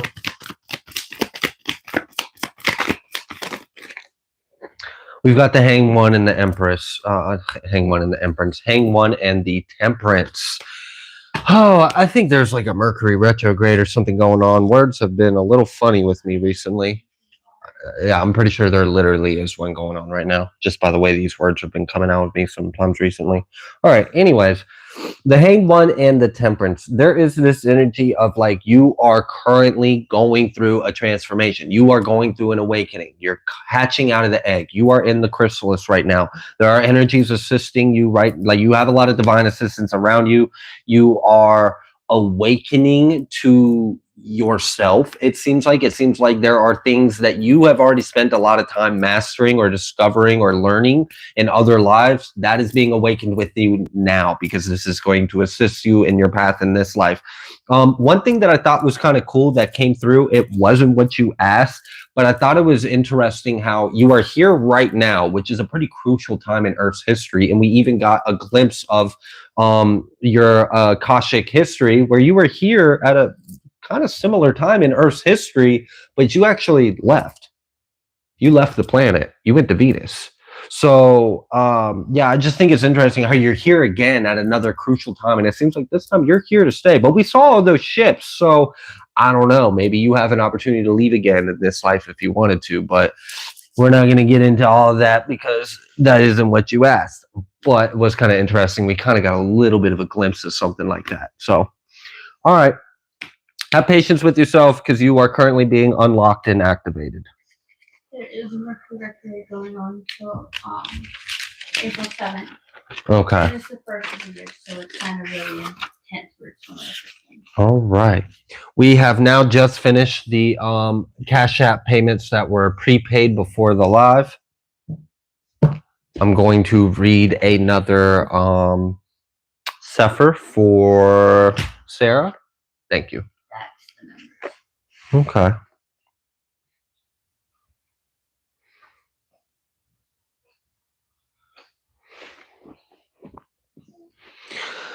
All right. So it looks like we are in the book of 1 Samuel and in chapter 23. And I kind of got led to start right at verse 9.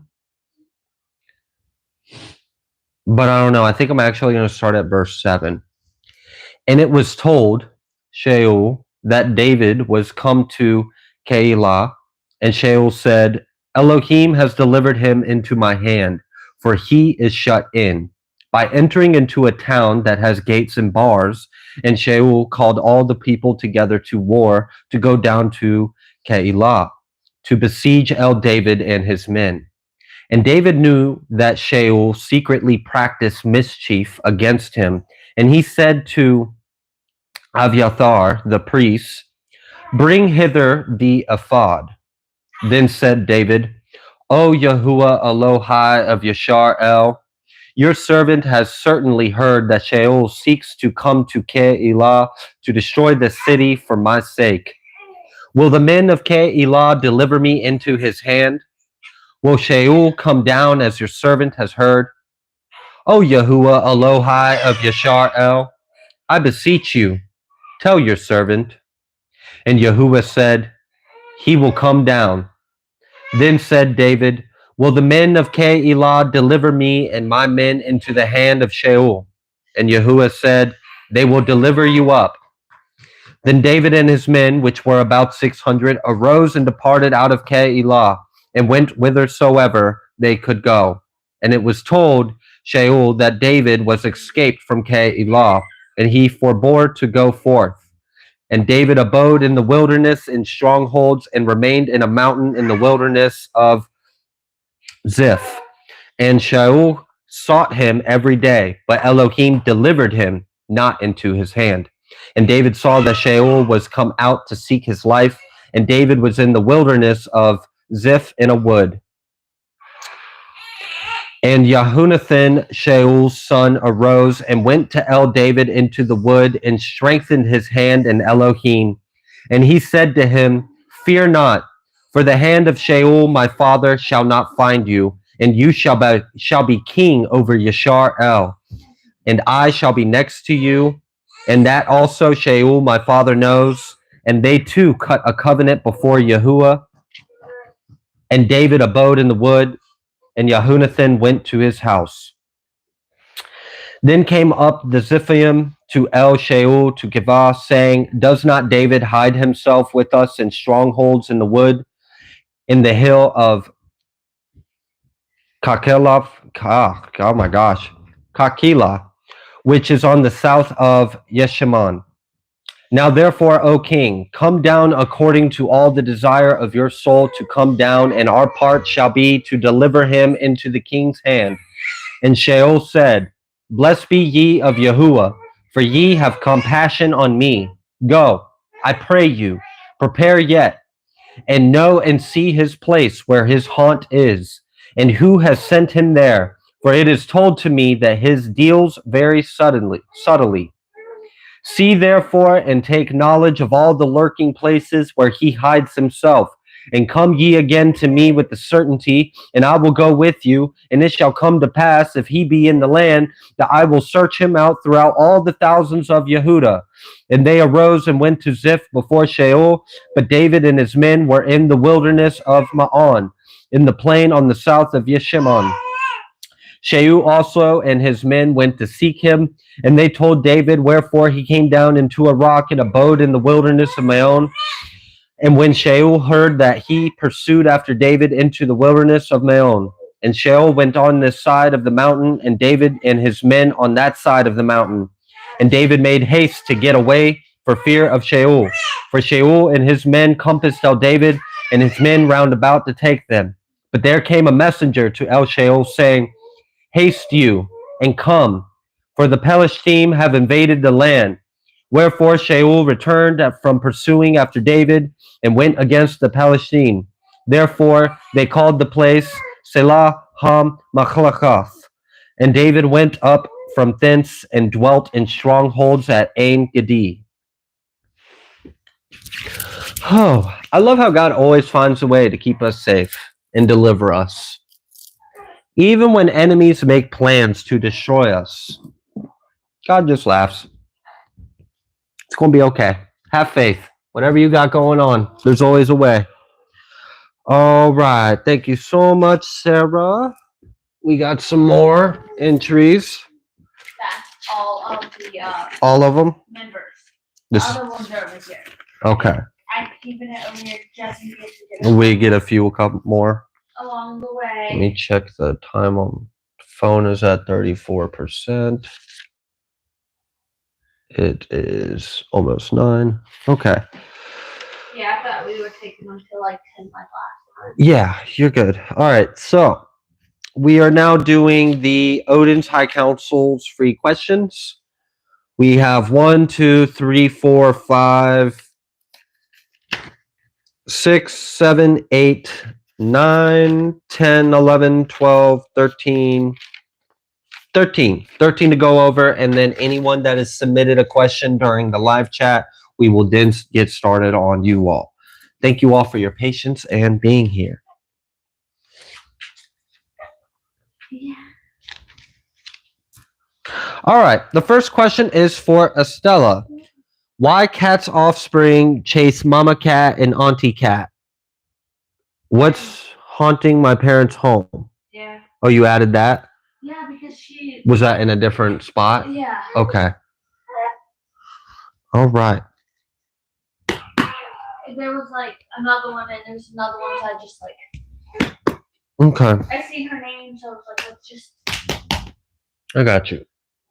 Real fast, sorry. You're okay. Do you need energy? Sure.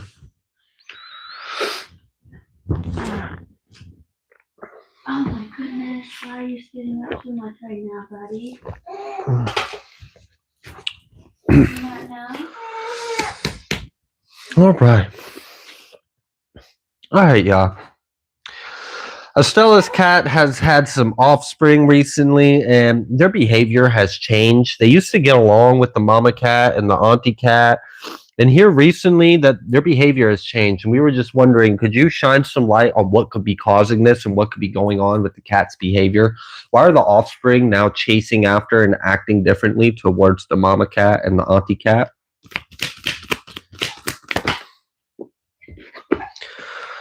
Oh, first card out is 4 of Pentacles. Then we got this Ace of Pentacles and Emperor. What? All right. I need to isolate this Emperor and Ace of Pentacles for a second, so just give me a minute. What is going on with this?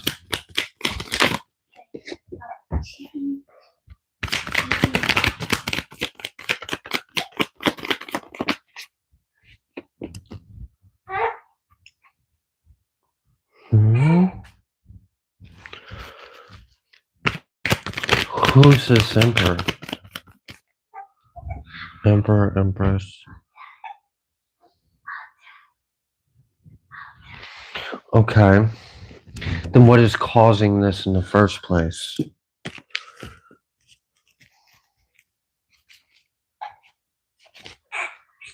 What is causing this in the first place? What's going on?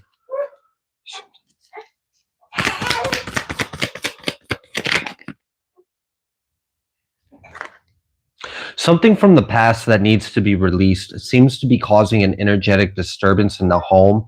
And it seems like whatever this energetic disturbance in the home, there's something that needs to be released. There's something that needs to be healed. Now, I don't know if there's like a personification of an energy in the home yet. Like, I don't know if there's like an energy that haven't passed on. I'm not sure exactly what all this energy is. But what I do know so far is that there is something from the past that needs to be cleared up. There's something that needs to be released. There's something that needs to move on.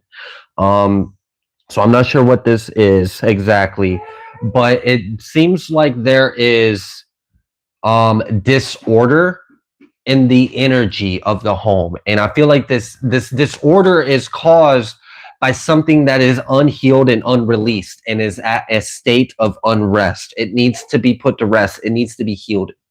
It needs to be released. This is causing a not so great energy in the home. It's not evil, it's not dark, but it's at a state of unrest and conflict with itself. The cats are picking up on this, and they're just vessels at this point. So what you are seeing in the animals is an effect of the energy in the home. So I don't think it's necessarily anything with the cats, and I also do feel like whatever this energy is, that's the imbalance in the energetic environment of the home. Once when that gets corrected, I do believe the behavior of the animals will go back to normal. I think there's an underlying spiritual cause going on here.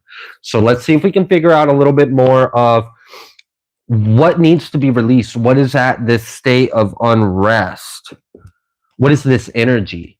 Because I'm gonna be honest with you, it almost feels like there is a spirit that is not at rest. That's what it feels like. Just at first glance, but that's at first glance. We haven't dived down. I haven't gotten enough things to confirm that. I'm not going to jump to any conclusions, but that's kind of what it seems like it's headed, hinting towards. Let's see. What is this energy that's in a state of unrest, or what is causing the disturbance in the home? We've got this Empress energy, and then we've got this death. All right, what happened? What's the story? What happened?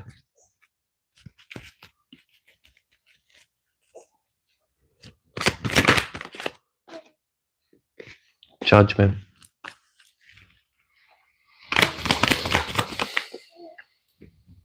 Yeah, okay. So I do believe I just now got it confirmed that there seems to be a spirit in the home that is in a state of unrest. They're not at peace. There's something that needs to be released, or they need to move on. So let's see if we can get a little bit more information about.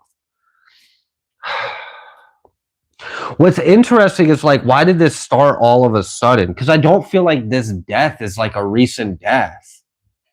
Oh, well, whatever this spirit is feels like a spirit that's it's been in spirit for some time now. So it's not like this is a recent transition. It feels like this person's been dead for quite some years or some time. So what happened? Like, why did something get stirred up? Or got this Seven of Pentacles and then this Temperance.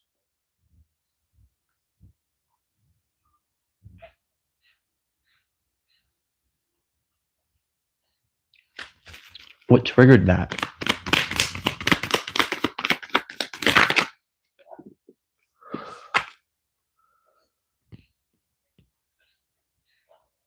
Okay. Wow, that's a lot of emotions.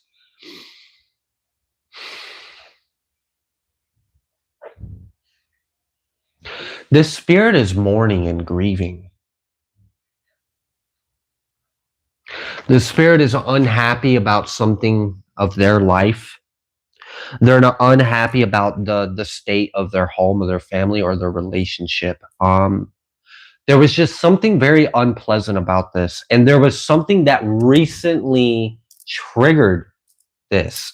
It was almost like as if this energy was stagnant and dormant, like the energy of this spirit having this thing that was causing it to be in a state of unrest. It was almost like as if it was kind of dormant, and then something happened in the waking life. So not in the spirit side, in the waking life on the property or at the home, that triggered this unhealed wound within the spirit. And it seemed like what triggered it, believe it or not, was happiness. Seeing happiness in the home, seeing people get along, seeing family. Like, so I don't know if like it could have just been something as simple as there was a family member, another family member, and some pets in the room, and everyone seemed happy and was getting along. And the spirit that was there witnessed this, and that triggered this dormant, unsettled energy about how they are upset about the life that they lived. So I do feel like this spirit had experienced a lot of unpleasantness in the home and in their relationships with family. So I don't think they had good relationships with whoever they lived with. I think this person honestly struggled with very difficult emotions alone. I feel like they were emotionally neglected by their partner. And I feel like this person secretly suffered with mental illness until they died. That's what I'm sorry. Um, there may be something you can do to help the spirit move on. I don't know if you have experience doing this personally. And honestly, the way I do it, I don't know how to explain it. So I couldn't really be able to like give you pointers of this is how I do it, because it's by feeling. I feel it. I feel the energy. I feel them, and I guide them. So there could be something you might want to look into if that is something that's up your alley and you feel up to that, to maybe like do something to help the spirit move on.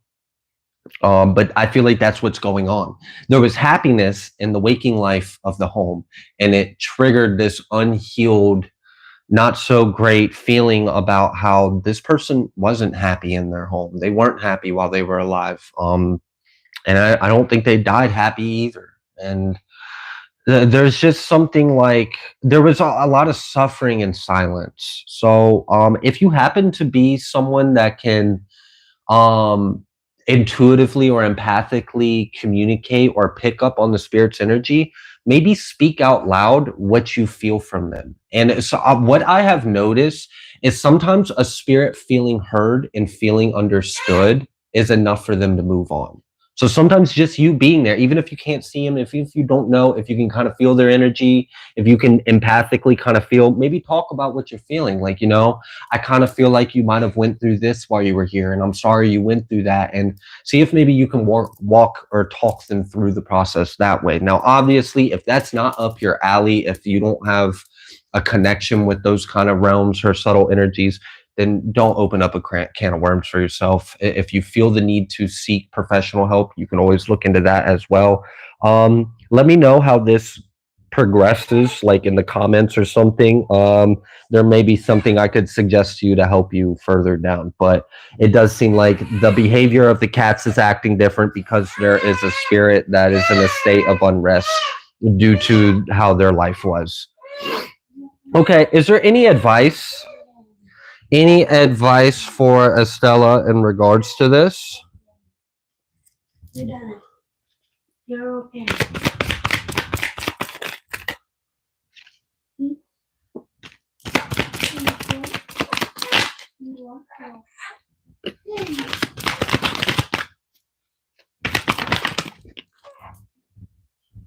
Yeah.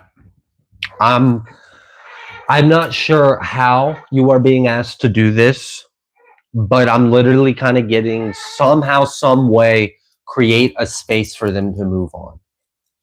Whether this is intention in your heart, you just imagine it. I don't know if you work with mirrors or runes or you make portals or you do stuff like that. I don't know what you work with. There's a lot of different ways to skin a cat. So, I mean, there's different ways to do this, but it definitely seems like that could be something you could do. Would it be create some kind of space for them to pass through to the other side would be advice for you. So I don't know if you have any experience blessing or cleansing a home. Praying is a great way to start. Just pray. Pray for them, pray for their spirit, pray for their soul, pray for them to be moved on, to heal, to be in the presence of God. So there's different ways you could go about this. If you've tried some things and you're still unsuccessful, try to reach back out to us, like leave a comment or something, and I'll see if I got any further advice for you. But hopefully that was at least beneficial. We understood what was going on with the cats. Like, because I mean, when the behavior of animals changes up in a home, that can be like, all right, what's going on? You know, is there something going on with the animal? Do I need to remove them? So fortunately, they're just picking up on that energy. They're picking up on that unrest. All right. So I'm going to go ahead and leave that there. Thank you so much, Estella. I do hope that was beneficial. All right. Okay, you want me to do your question last, which that is just fine. So we will circle that and come back to you. The next one is for Seraphine. All right, Seraphine, what do I need to let go?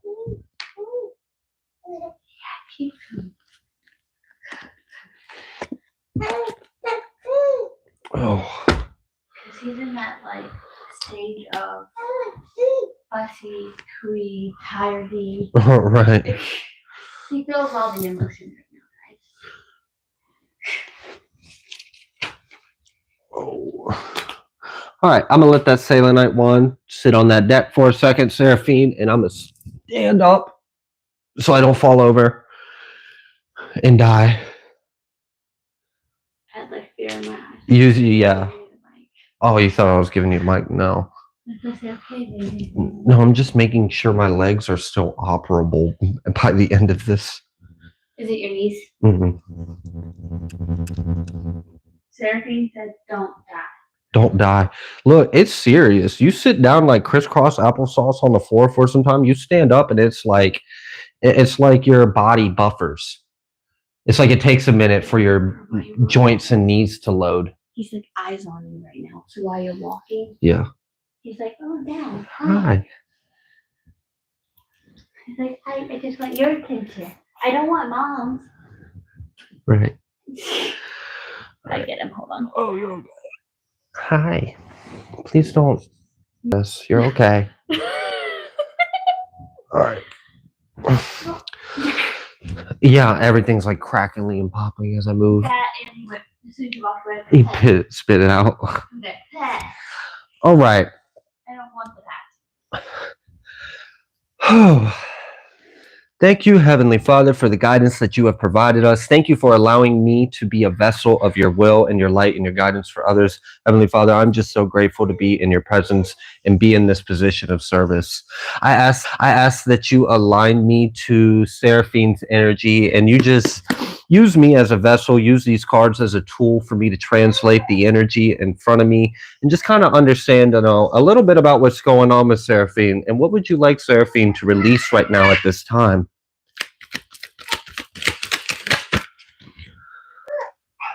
Oh, first card out is Temperance. Okay. And then we got oh my gosh, come on. First card out here is Temperance. Second card out here is Temperance. Okay, all right. So what? I'm almost getting this energy of like maybe you've already released and there's this energy of like just be patient and expect to receive. Maybe, I don't know. That's kind of what it seems like. Let's go further. All right, we got Temperance. What else? 9 of Wands, 10 of Wands. There we go. There we are at it. All right.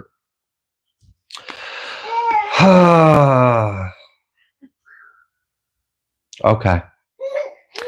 All right. It would appear as though what you would be asked to be released. It seems like you've released a lot.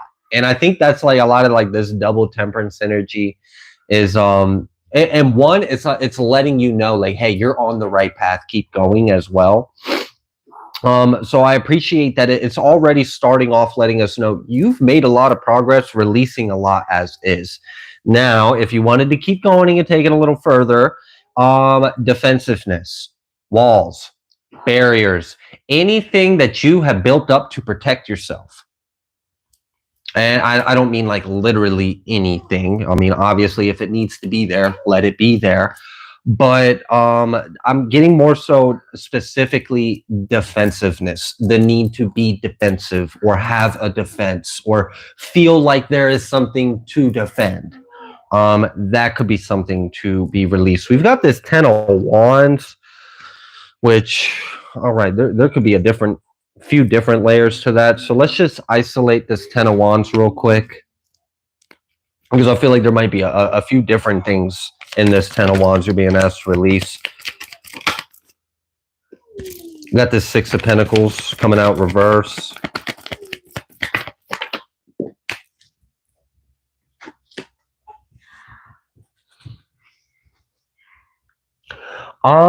There could be actually releasing any kind of pain that you may have experienced associated with feeling as though you haven't received what you're ready to receive or what's coming to you, or like this would be like the kind of energy of, like, let's say you got a call from spirit to do some kind of work, and then you do the work, and then you do the work, and then you do the work, and then, you know, maybe you haven't seen a return on it, and maybe that's starting to get upsetting.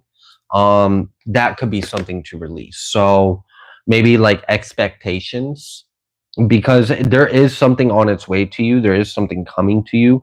It does seem like there may be like something about like working on your walls, your barriers, your defensiveness, things like that, like the need to feel like there's a fight or defend yourself.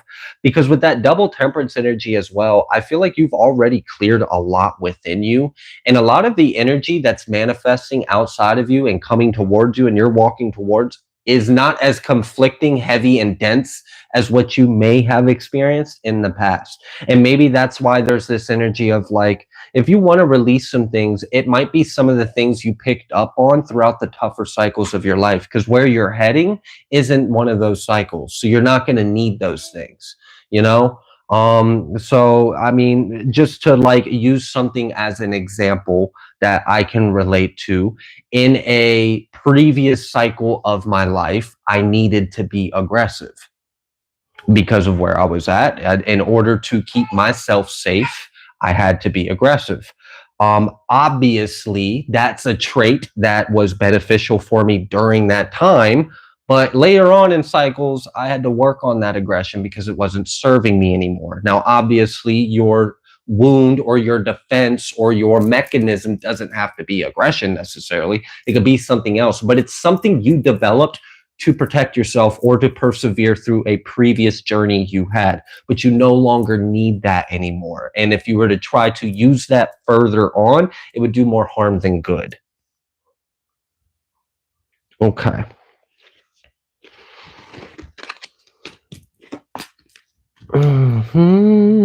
All right.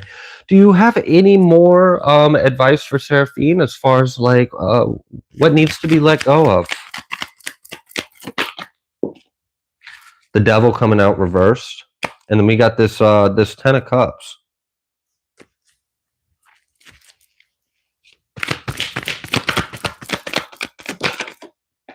You know, I don't know if there's this idea you have ever had of, when the conditions are met, I'll be happy, but that could be something to release. So like, for example, when the devil in my life is out of my life, then I can finally be happy. And Spirit's like, why do you have to wait till then to be happy? And I'm not saying that's what's going on. It was a very mild energy. It was very faint, but it did kind of come through, and I caught the theme of it. So I will speak it. You know, if there's any kind of conditions that you have put on your happiness, maybe release those. You know, I'll be happy when I've accomplished my goals. I'll be happy when my problems are solved. I'll be happy when my bills are paid. And it's like, you know, you can be happy now, even without those things. So yeah, release conditions, release expectations, release perhaps some things you have picked up that may have helped protect you in the past, but you don't need that anymore because there's no need for that protection. Okay.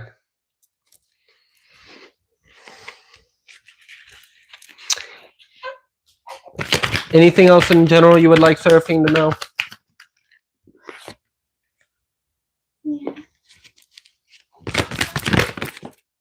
Yeah.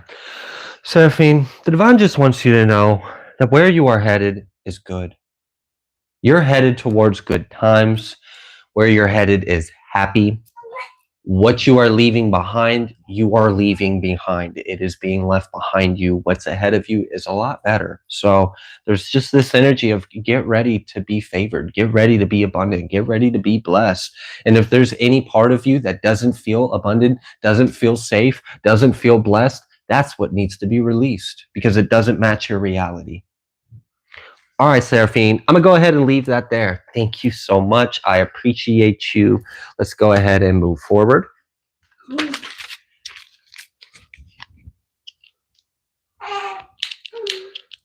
What time is it? 9:18. 9:18? Yeah. That ain't bad.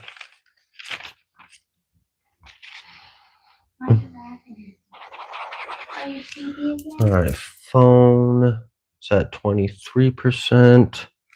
At some point, the audio is going to change because I'm going to have to plug my phone up, which means I can't use my mic. So the audio will get a little quieter and may not be as balanced on the left and right microphone. So I do apologize for that.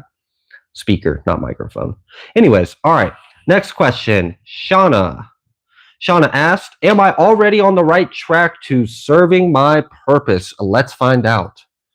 Let us find out. Heavenly Father, thank you so much for delivering us your guidance.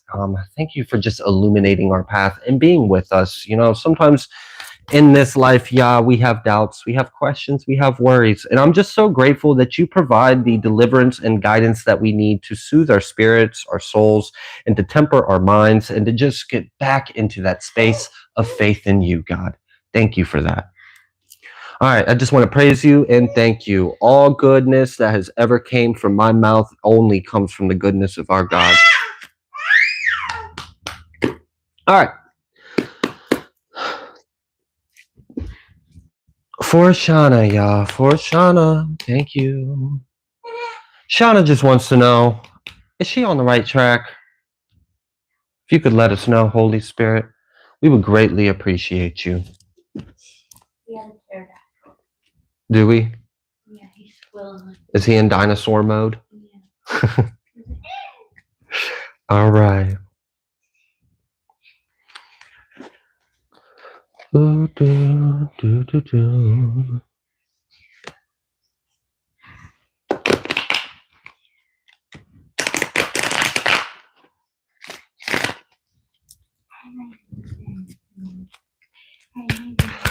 All right. Is Shauna already on the right track? Thank you, Holy Spirit. Thank you, thank you, thank you. Praise our Yah. Woo! Queen of Pentacles. It came out here. It landed on the Bible. Okay, so, all right. Queen of Pentacles.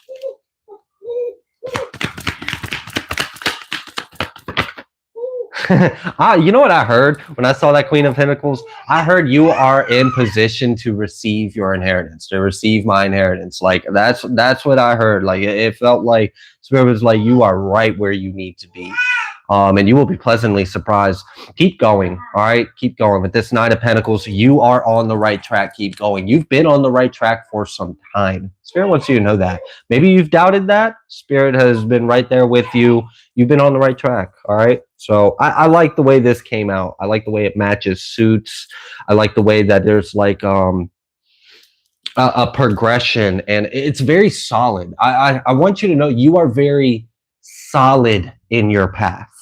You are rooted in your path. It's not like you're slipping and sliding over your path like it's ice or something. Man, you are grounded, rooted in it. You couldn't come off the path if you wanted to. It's kind of what it feels like. I'm sure you could if you tried to. But, I mean, it's just I don't know. It's kind of like you're not going to mess this up, okay? You're not going to mess this up, Shauna. All right. Is she already on the right track to serving her purpose? Okay. All right. Okay. Whew, yeah, that confirmed it. If there was an obstacle, it would be you and yourself. You might not have your masculine and your feminine energy on the same page. So, what might that look like? Okay, so the feminine aspect of it is like, I'm going to receive the reality, or I'm going to receive that which I am. I already am it. I exist it. I attract it. And then the masculine is like, I'm going to create it. I'm going to build it. I'm going to put my energy outward and I'm going to establish it. The Empress is like, I already rule it. I am it. I receive it. So maybe there's actions that aren't reflecting that you already are it, or receiving it, or vice versa, if that makes sense. So that would be the obstacle if there was an obstacles. So what that kind of looks like is like, what could cause that could just be a little sliver of doubt, just a little sliver of doubt. And that could be enough to cause this. And that also lets us know it's not that much to shift it and change it. This doesn't feel like a big clashing energy, just feels like a mild one. If there was an abrasion to this, that would be it. And it's a mental thing. Is again with the King of Swords, this is letting me know this would be a mental thing. So it's like, that would be like, all right, let's say you had like an anxiety or a fear about whether or not you're on the right path. Well, then that could cause the imbalance in that masculine and feminine energy of you being on the right path. Because it's like, if you're doubting whether or not you are, then you might be like, okay, then what do I need to do to get on the path? But it's like, you already are on the path. You don't need to do anything. Just relax, breathe. You're good. Okay.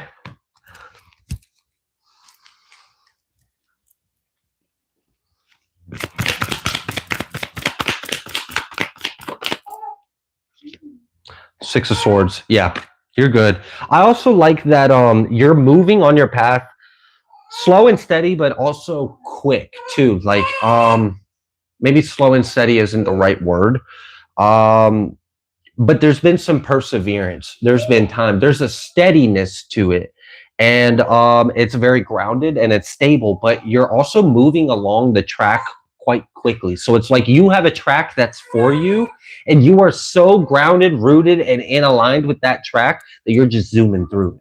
So you're moving pretty fast on your path.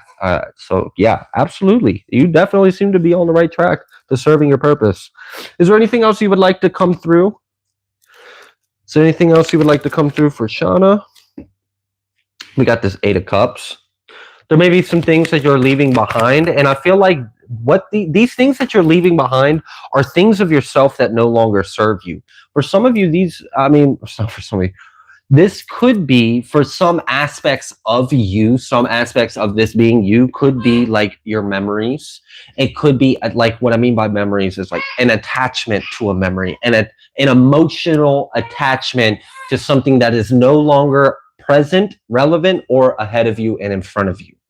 So it's like, it's neither here nor now kind of energy. So let's just let it go. So there could be some like just clearing space, letting go of emotional attachment to things, clearing out this space for you, and heading towards what's actually your wish fulfillment.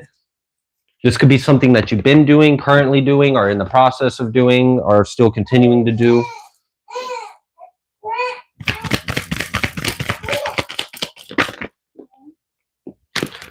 All right, then we got this Emperor, Empress, Knight of Wands. So before we saw you show up as the male and female of the fire, now you're showing as the male and female of Emperor, Empress. You have now, you've gotten that one little bit that was causing the abrasion or slight misalignment, or just a little bit of like friction in the, like, because you were already in alignment, but let's say there was just something that was just not quite in alignment, so it was causing friction on the movement.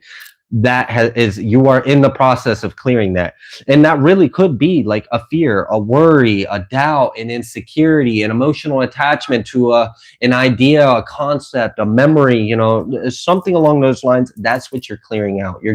You're getting out of your own way, you're getting out of that energy, you're releasing that, and you're stepping into this higher divinity, this higher alignment where you are standing on your own side, you're all on the same page with yourself, and you can then take action and it moves forward a lot more fluidly. So you are in this process of mastering this sense of self and stepping into a higher version of yourself.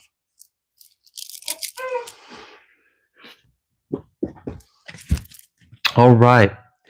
Thank you so much, Shauna. Thank you for all your questions. Thank you for being a member. I appreciate you being here. Let's go ahead and move forward.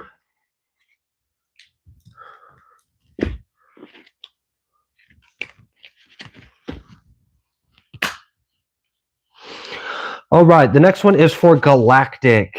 All right, Galactic. It seemed like you had some things going on with a custody case, so you just want to know like some advice or about the outcome of that. So I'm gonna just give that Sailonite a second to do its job.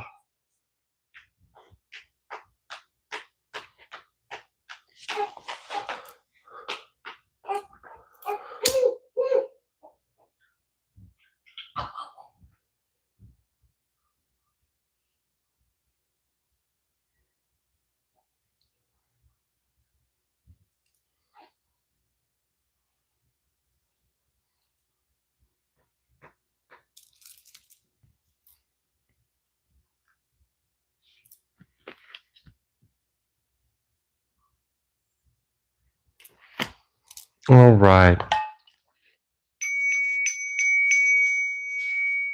Yep, come on, bud. It's been a couple hours. It's time for your lunch break.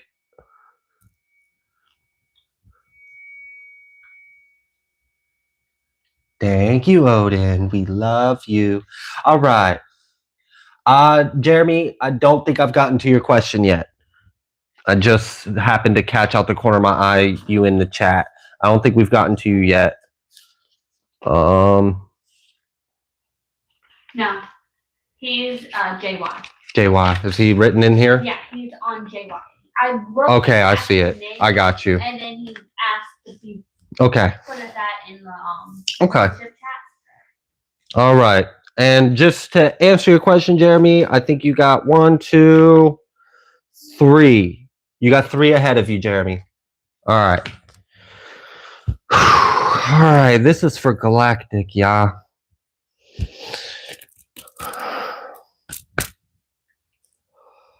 Can you just help me connect with the situation, Holy Spirit?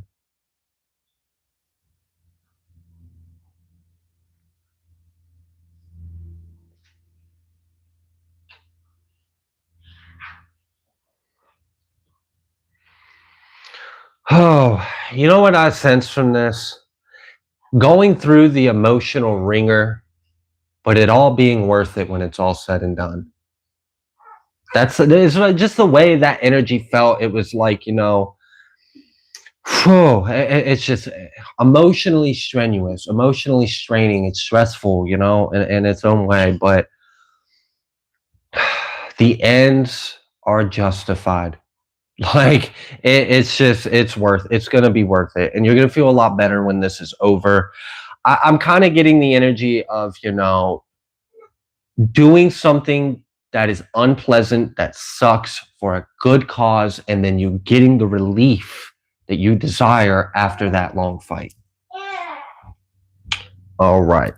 My phone is now at 18, and I don't want to take the chance of losing you all, so forgive me, but the audio is now going to decrease in quality.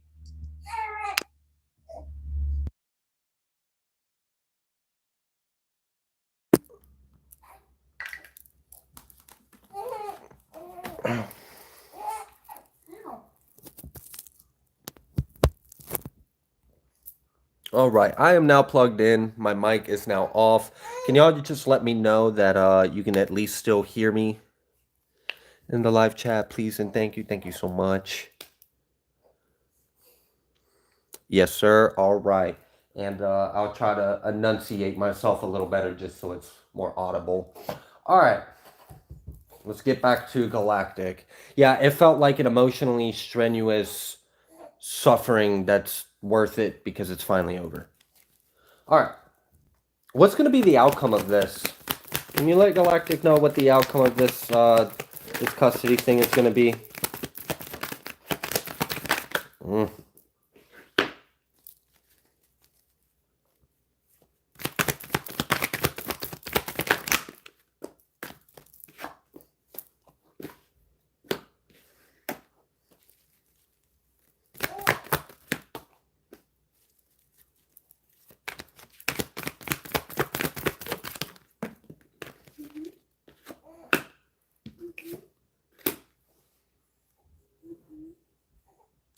So the good thing is the way you are showing up, Galactic, especially like because I can feel that some of this energy is in the eyes of the court or in the eyes of the judge or the GAL or whatever persons that may matter.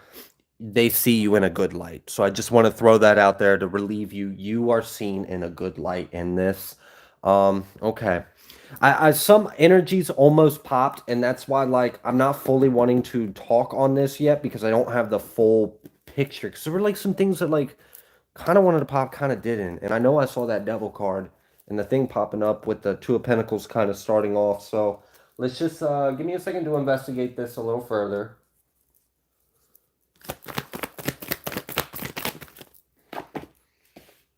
All right, now we got the Star coming out reverse. Now we got this Four of Pentacles. Three of Swords, Ace of Wands.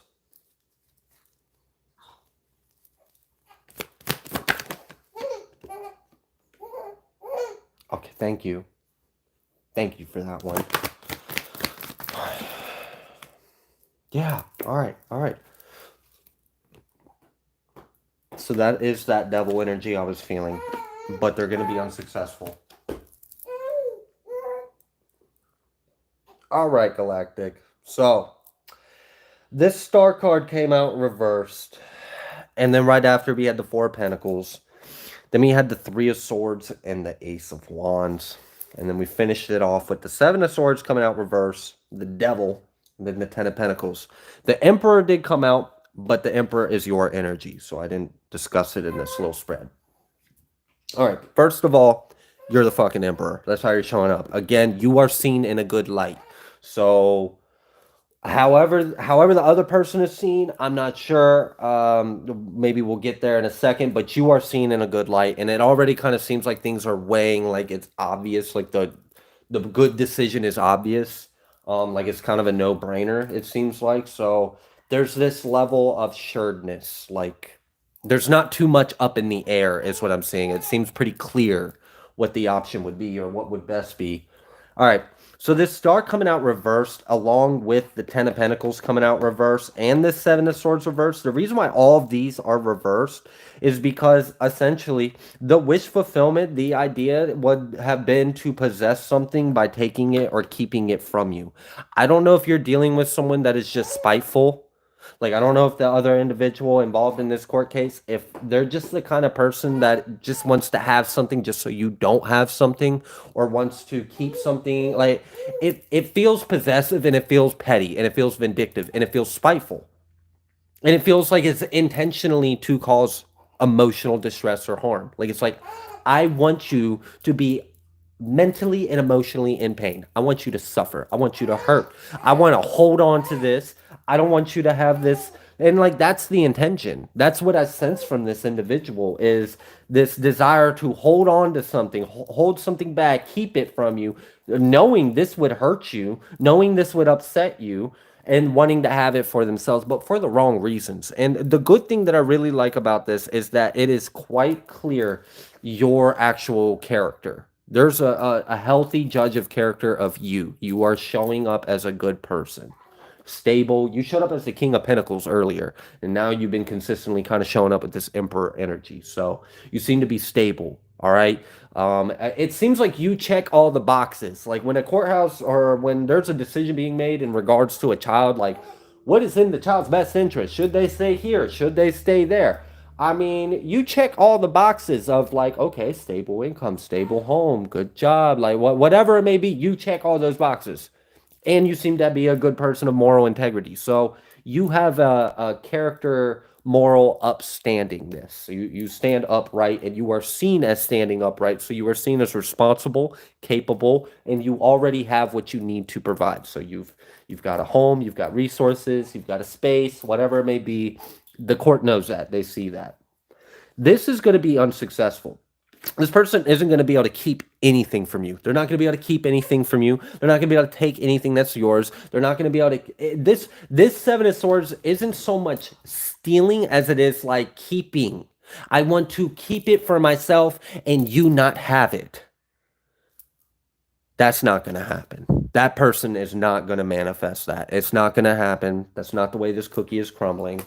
It is what it is. That's devil energy, and that's not what's going to manifest. That's why they had all these reversals. So now I got a little bit of an understanding of why this was so like emotionally strenuous, straining, because this person wanted it to be. This is the kind of person that would like, even if they can't win, they just want to make it more difficult for you to close out the cycle. So it's petty. This person sucks. Okay.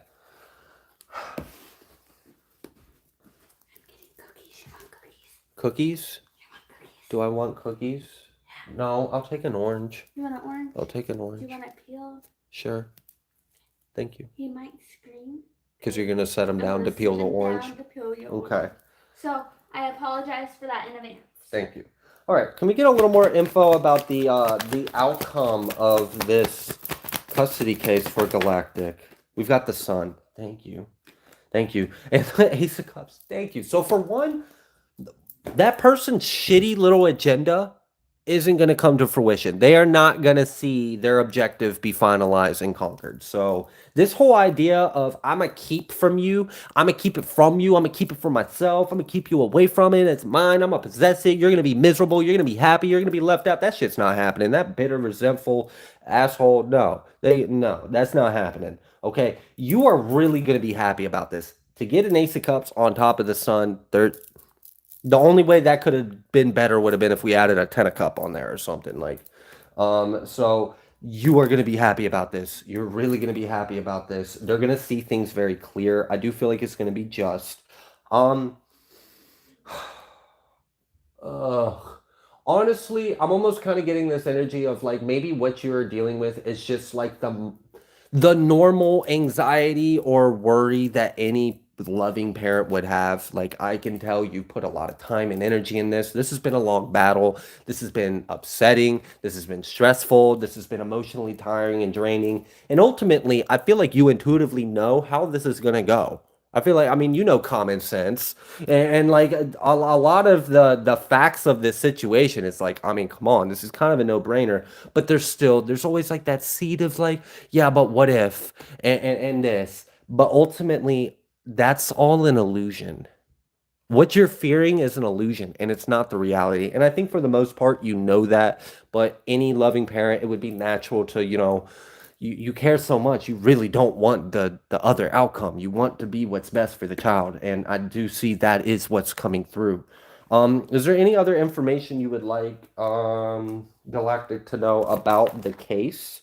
Yeah, we got this moon coming out reverse. So like I said, there's something very clear about the perception in the courtroom. The perception in the courtroom is clear. They clearly perceive the truth of you and the other party. And then we've got the sun with the moon reverse. Okay. I'm a little curious. If you're willing to entertain this question, that would be great. If not, I understand, Spirit, you know. But if you're willing to entertain this question, how does the court see the other party? I mean, you've kind of showed me how the court sees Galactic. How does the court see the other party? Since this perception is so clear.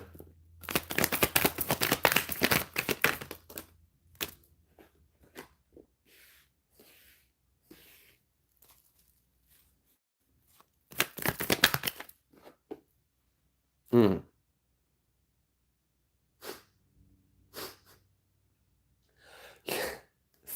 Funny energy. Like I was not expecting that. All right, 1 second. I have a delivery of orange. I told the baby I'd be back for him. Back for the baby? Yeah, I had my hands full of orange candy and snacks. All right. 1 minute. The message is coming. We got a baby express coming through. Choo choo.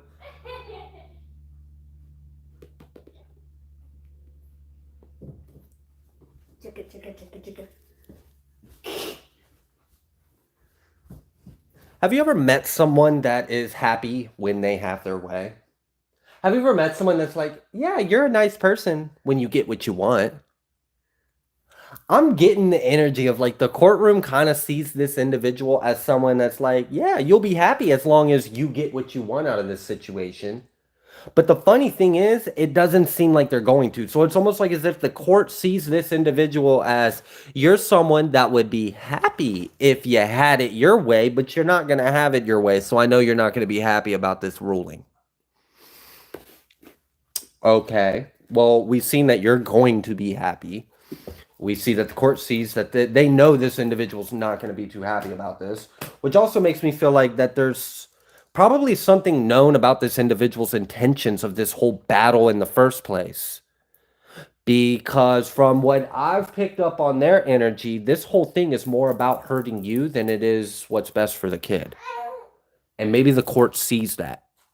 And maybe that's why that energy came out the way it did.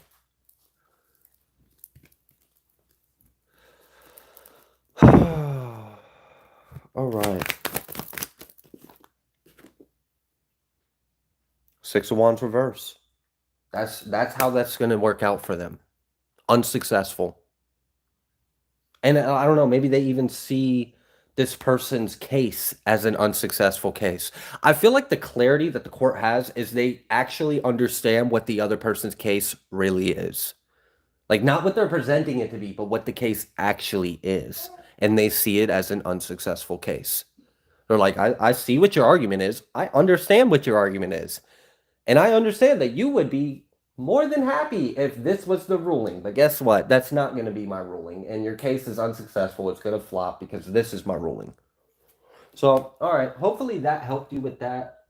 I do think you asked like a little bit of advice. Honestly, I think the advice is just to have faith, take a deep breath, and know that this will be over soon. But let's see. Is there any advice for Galactic? The King of Swords. This is a mental thing. Don't let this person play mind games with you. Don't allow doubt or anything to get in your head or worry or hurt. Make this temporary time more unpleasant than it needs to be. Because either way, the outcome seems pretty clear what it's going to be. And then you said, can you ask about the housing situation? Let's see, did I lose? No, okay.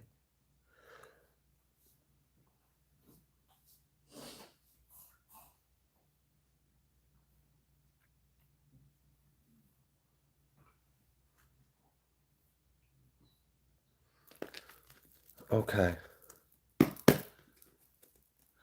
All right. I think I'm not sure what you mean about the can you ask about the housing situation? So I will do that for you, Galactic. Just understand I am pulling on it dark, not understanding the situation. So that will mean, depending on what comes through, I may spend some time trying to figure out what I'm even looking at before I interpret it. All right. Galactic wants to know about the housing situation. Can we just get a few cards to give us an idea about the housing situation? Eight of Pentacles. Page of Pentacles. Page of Cups or Knight of Cups. Ten of Wands, Page of Swords.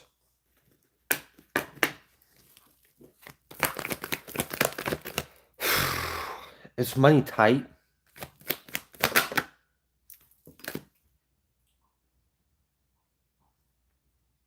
Is this like it's close to fitting in the budget, but it's going to be a strain? But I really want this. Is this right? She said I left where I was. I didn't have my home as a few weeks ago. Finally this court comes right as I left.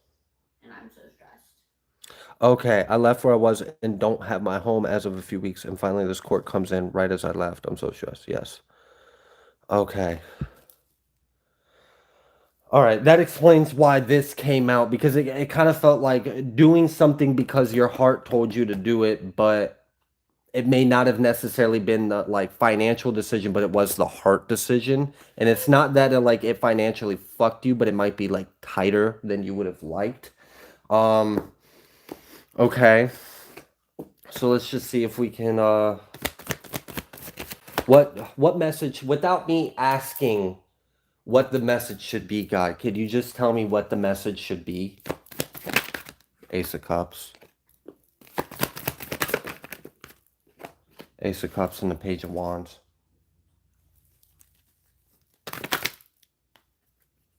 And then this Eight of Cups. Continue to follow your heart. That's for damn sure. So if you're doing something for the heart, don't allow other variables to keep you from doing what's in your heart. So if your heart tells you to do something, even if it seems like it might be financially tight, your heart's telling you to do it for a reason. God will provide the finances. Okay. Now what about the house situation exactly?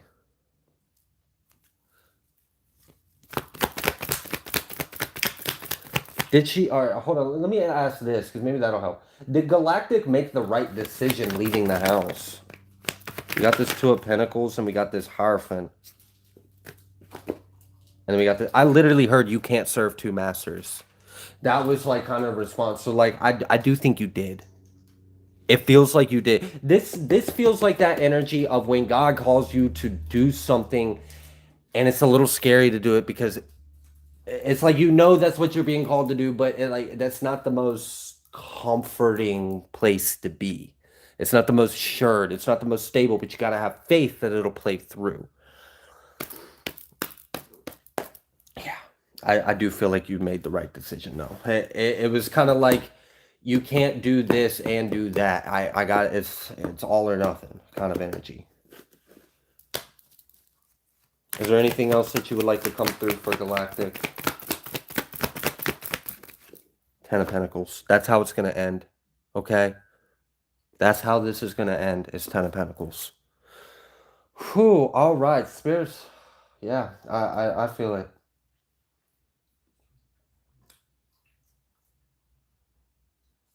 It's going to work out. I'll pray for you as well after this. And let me know in the Discord how things go as things go. Thank you so much, Galactic. It does feel like you're taking a leap of faith, but the actions that you made, because they were what was in your heart to do, that's what God was calling you to do. It might seem a little scary. It might seem a little taking a leap of faith isn't always the most fun thing in the world. But from what I'm getting, as long as you continue to move in that heart space, God will provide all the other means and ends. You just got to have faith. Have faith on this one. And the good thing is that court outcome seemed, that was good news. That seemed like good news. So at least we covered probably one of the biggest weights on your chest right now is that court thing.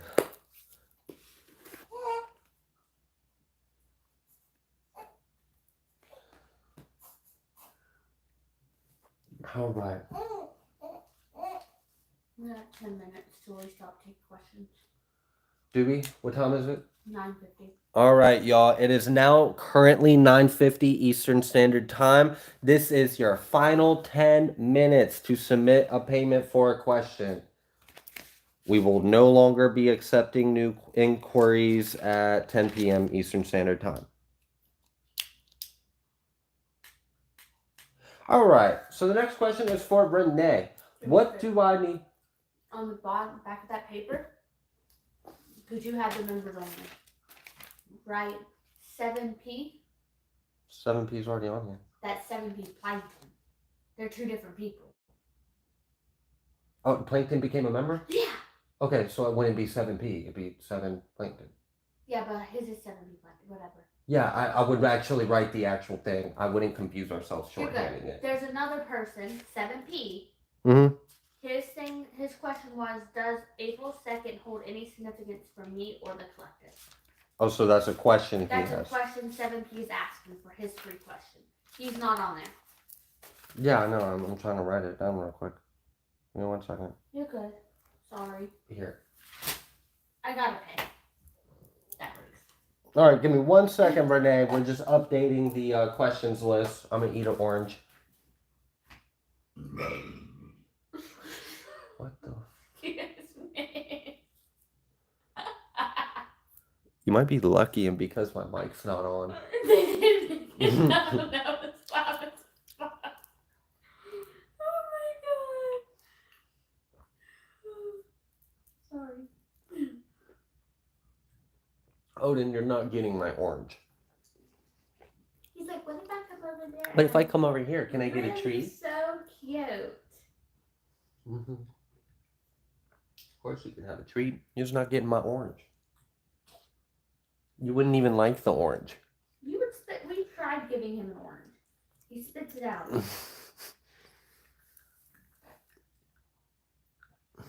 Hey, don't block anybody. We didn't just try to block somebody. Or I did. Do, do, do, do, do, do, do, do. Don't.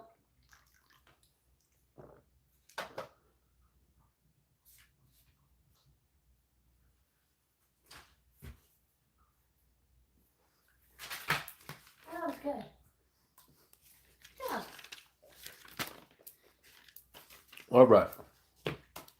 Now, Renee wants to know, what do I need to know in general and about the major crime being solved? All right. Holy Spirit, if you could help me connect with Renee's situation. Thank you. Thank you. All praise goes to the Most High. All right. What does Renee need to know? Like, stuck to my hand. Judgment. It was like, the way it was like, I don't know, like there's like the right hand of God is on this situation, and like, I'm getting the energy of like, you can let this go because God's not letting this go. It's kind of the energy like you can let it go because it's already in the Most High's hand, and He's got the right hand on it. So I don't know. That's something's gonna get done about it. That's for sure. There's judgment. First card out. Judgment and the moon reverse. Oh, there is judgment for the things that are coming to the light. There is judgment on the things that are coming to the light. Praise our Yah. Oh, yeah, this is good. This is good. I like this. You can let it go because it is all in God's hand, and there is judgment over what is coming to light. The devil. I saw that devil try to pop up and hide his face. What you trying to hide? Ace of Wands reverse. Oh, I bet you are going to want to hide your face now because there's nothing you can do about this judgment. No, is there? Oh. Death. Damn. They're going to want to hide their face from this because there's going to be nothing they can do about this judgment, and it's going to be it's death energy. It is death energy. Okay. Well, yeah, I would say you're definitely getting your justice. That's for sure. All right. What else would you like Renee to know? So that's Seven of Pentacles reversed. That was Seven of Pentacles reversed. Renee, it's reversed. Oh, thank you. It's here. The time is up. Time is up. It's over. Oh, time's up, over, blouse. Snap back to reality. So yeah, the day has come. Judgment is here. Ace of Pentacles too. So we got the Seven of Pentacles reversed. There's no more waiting. We're not in the season of waiting for this to come to fruition. You're not being asked to have patience and wait, my child. It is coming. It is happening right now. All right. Now what about this Ace of Pentacles though? What about this Ace? Pinnacle. I want to know about this. Is that the Ten of Swords? Okay. All right. All right. What's this? What's this? Like something comes in your life right after a mental breakthrough? Something that puts the end of some kind of mental conflict you may have had? Seven of Swords reverse. There's definitely justice in this, okay? So there's judgment for things that are coming to the light. You can let this go because God's already got his hand on this. Time is up. Time is over, okay? Like the day of judgment is here. The day of reconciliation or whatever, like just this being made right is happening right now. You've got a mental breakthrough that you're about to experience. This is an ego death, a mental breakthrough. As you experience this, you're going to be receiving. Now, what you are receiving is going to put your mind at ease about something that was conflicting it. So if something was out of balance, if something was unjust and not corrected, well, no, you're not worried about it because it was fixed. Seven of Swords, reverse. You don't have to worry about that anymore. It's already been, here's the Ace of Pentacles. So whatever was wronged is going to be righted. And that's what you have to work through. Oh, wow. Okay. I love how like right now that energy was, Renee. Like that, it wasn't like it's coming, it's happening, it's in the works. It was like this is right now, like as we speak. There is judgment for the things that are coming to the light. You are going through a breakthrough, and something is coming in to put your mind at ease.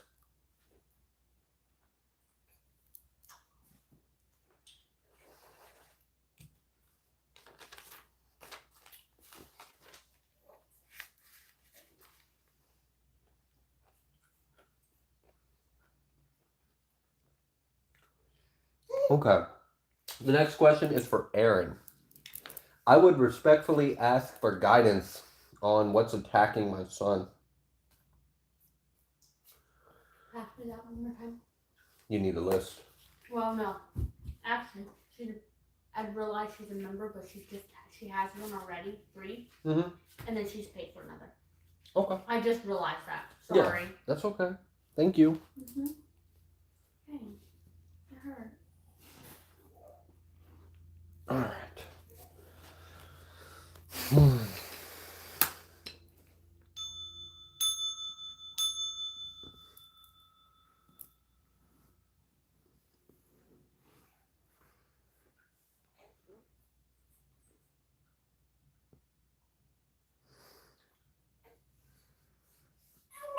All right. All right, this is for Aaron, Abaya. Oh, praise you, praise you, praise you, praise you, God. I am so grateful that you offer this guidance to us and you have this presence and relationship with us. Thank you for establishing your covenant with mankind. Thank you for uplifting us and allowing us to stand in uprightness by the blood of the Lamb. All right. All right, y'all.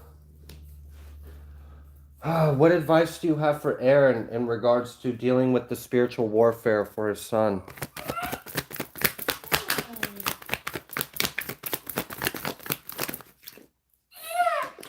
First card out here is Ace of Cups, which, as someone who has dealt with lots of spiritual warfare, yes, seriously, love really is the best thing to go about it.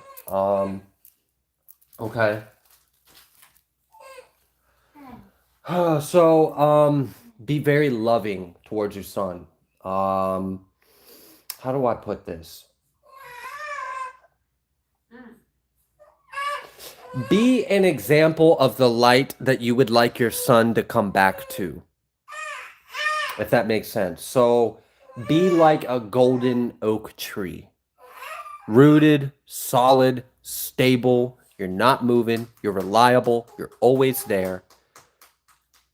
And you're that example of the light that I can come back to at any given point in time. So be a vessel of the example. Be a vessel of the light. Show them love. Show them what love is. Show them what being loved is.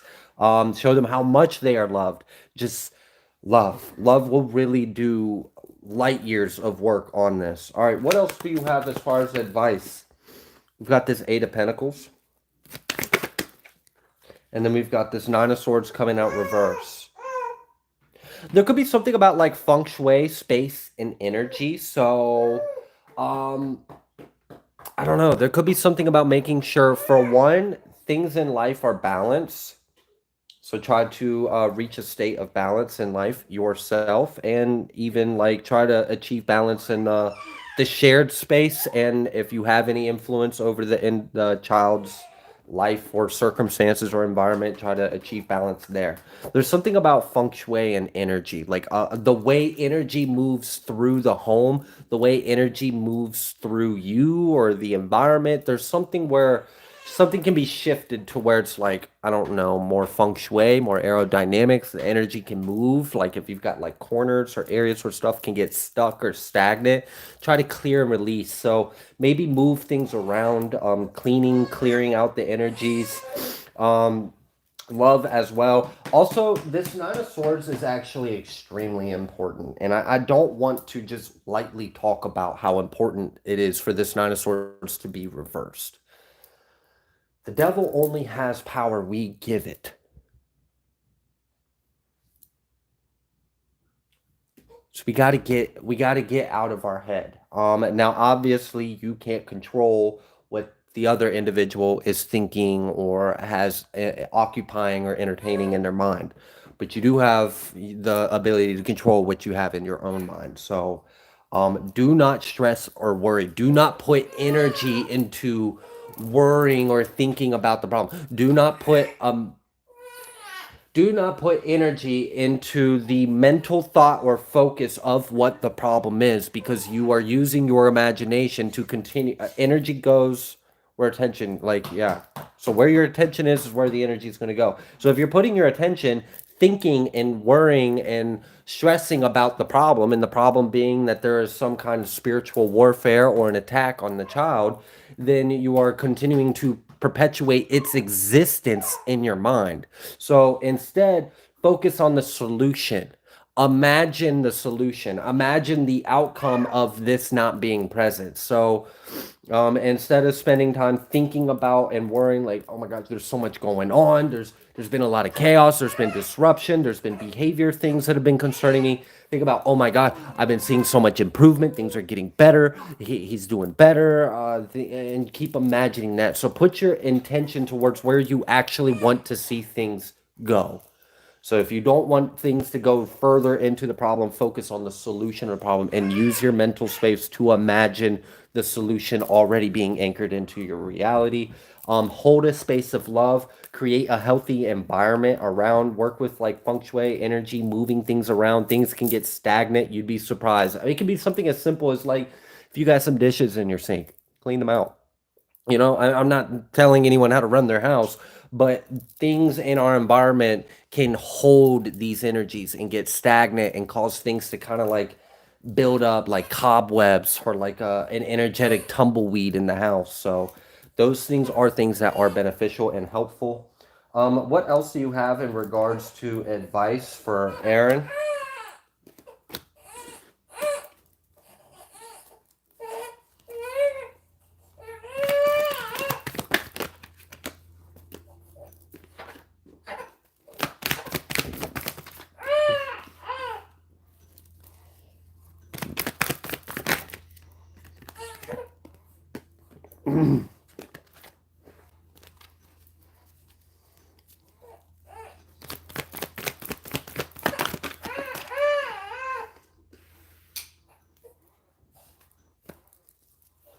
Okay, so there's this energy of awareness that sometimes these things can take time.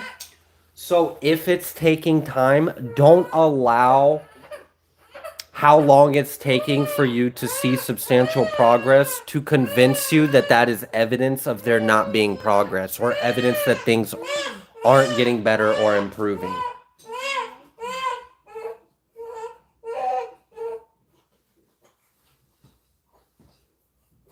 Yeah, I'm kind of You're okay. multitasking. You're just fine.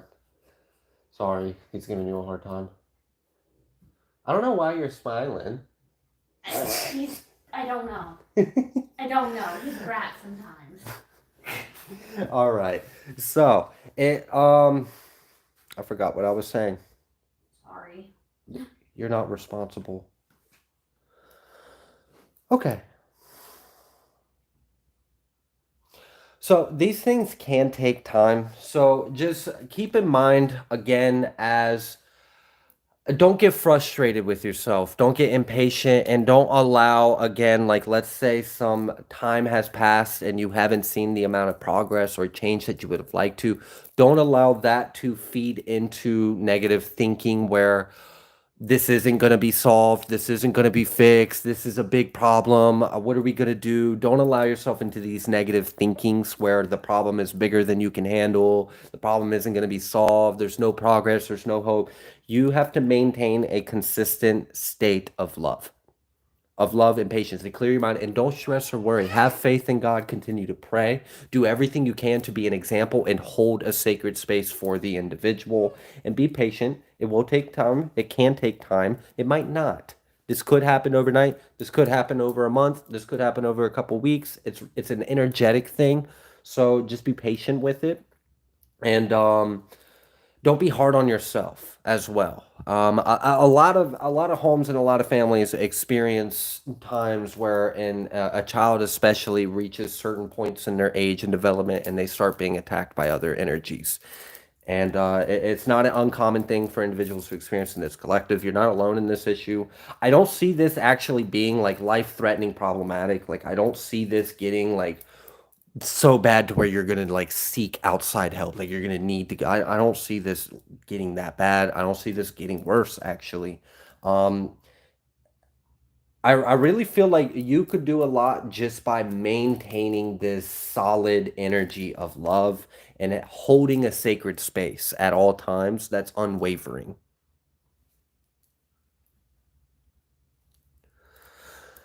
Whew, all right. Will you look on that list before you start the next one and see where DA is? He got lost. He got disconnected for 40 minutes. DA, I have not gotten to you, DA.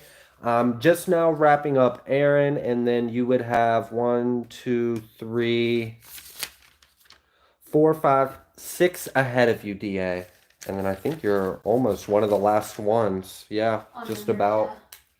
All right, we stopped taking questions, by the way. All right, we are no longer accepting new inquiries.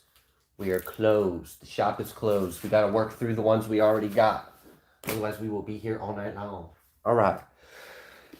Is there anything else that needs to come through for Aaron real quick before we move forward? And I will keep you in thoughts and prayers as well, Aaron. I think you're a member, so if you're in our Discord chat, you can always keep us up to date. We've got this tower coming out. This tower, this 2 of Wands,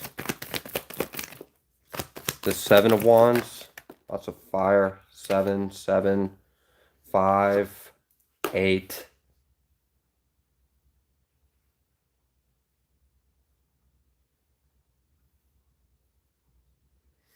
Okay.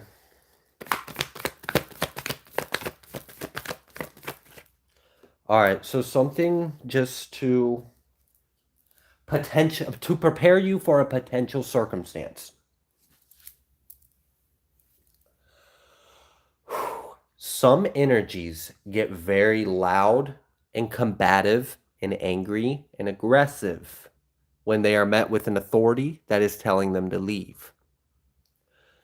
There is a potential, I'm not saying this is, but this is a very potential timeline that is out here where you might experience a climactic conflict with this energy, and then it would leave.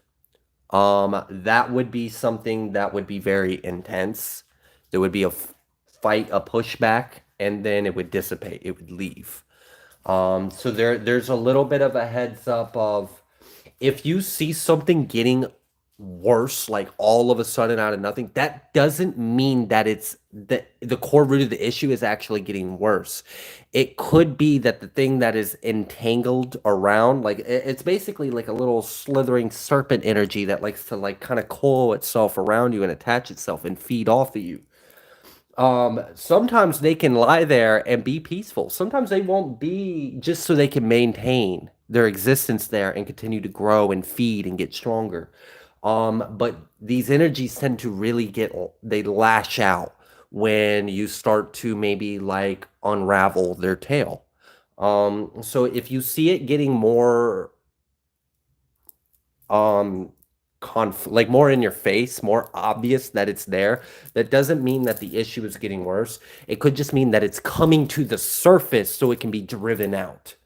So just keep that in mind so that way you can be mentally strong in that moment. I don't know if you've ever experienced intense, but I can look back at some of the times where I've had individuals full blown possessed, and like, I mean, I was thrown across the room and material objects were flying all around the room and no one was touching it. So like I very much have dealt with these kind of energies before. Just remain strong, remain in faith, have that energy of love and compassion, and be that golden oak tree. Be solid, hold that sacred space, and don't allow yourself to get tricked into the mind games and feeding into it. Imagine the solution. Think about the solution, not the problem. Think about the solution. Imagine the solution. If it gets more aggressive and combative, that actually might be a sign of a good thing, that you are confronting it and you are bringing it to light. And it might not like being confronted. It might not being appreciate being brought to its authority. But either way, it needs to happen. And if it wants to throw a little temper tantrum on its way out the door, that's fine. Either way, it's going to bend the knee. So, all right. I think I'm gonna go ahead and leave that there. I don't know necessarily if that's gonna happen. What I really, to finish this off, Galactic, is what I kind of sense is potential two most likely timelines of this going out. There's the one timeline where it's like this. It's a very intense conflict. It comes out, it shows its face, there's this big nasty fight, and then it leaves and it's gone. Maybe you get like little hints of it trying to find its way back in. Some time passes, but as you assert those boundaries, and whatever you do to keep it from coming back in, it'll stay out. The other one, the other likely timeline I sense, is one where it's more gradual. It doesn't necessarily have this big fight, but it's drawn out. So instead of it being this big intense thing and then it driving out and then trying to like a fly trying to come back through the window, smashing the glass, and you can kind of sense its presence trying to come in and influence, but it can be quickly nipped in the butt before it actually attaches again. Or the other one is it slowly dissipates over time. So whichever one you experience, now you've at least gotten a heads up so you can be better prepared to handle whichever one that you end up coming on. But there are a couple different timelines that are very likely. All right, Galactic. Thank you so much. I do hope that was beneficial. Oh, did I say Galactic? I'm sorry, Aaron.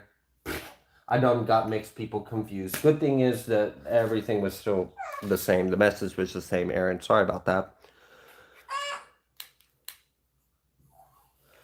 All right. The next question is for JY.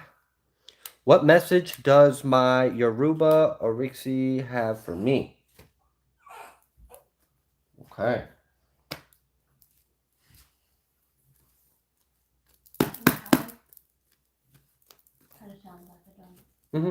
It's I'm very active and I want to be held and I want to be involved, but I'm also very tired and I want to go to sleep. So it's like entertain me until I crash or I'm a scream and shout. Literally just we're going in a circle. This is what we've been doing. All right. JY wants to know what message does his Yoruba have for him. Okay, let me come over here.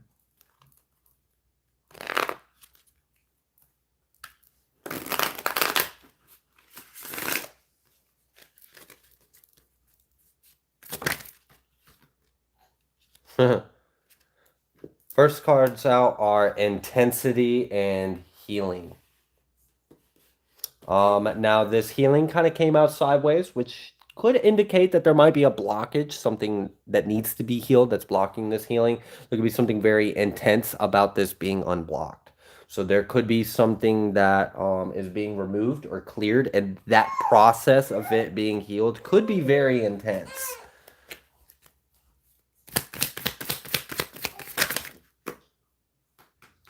We got this the burden coming out reverse, and this is interesting. So this is a 6 card, but it came out reverse, so now this is looking like a 9-9. The burden and sorrow. So there, okay, I feel like there's something about grief, and there's something about okay, I don't know if you've ever felt like you're a burden to people, or like you don't want to be a burden, or I don't know. There's something that's being released, like a guilt, a remorse, a regret, a shame, or something along those lines. It's something that's causing a blockage, and it may be very intense, this thing being released, but it's necessary, and it's definitely going to assist you. We had this "We Are the World." I feel like you're returning to something.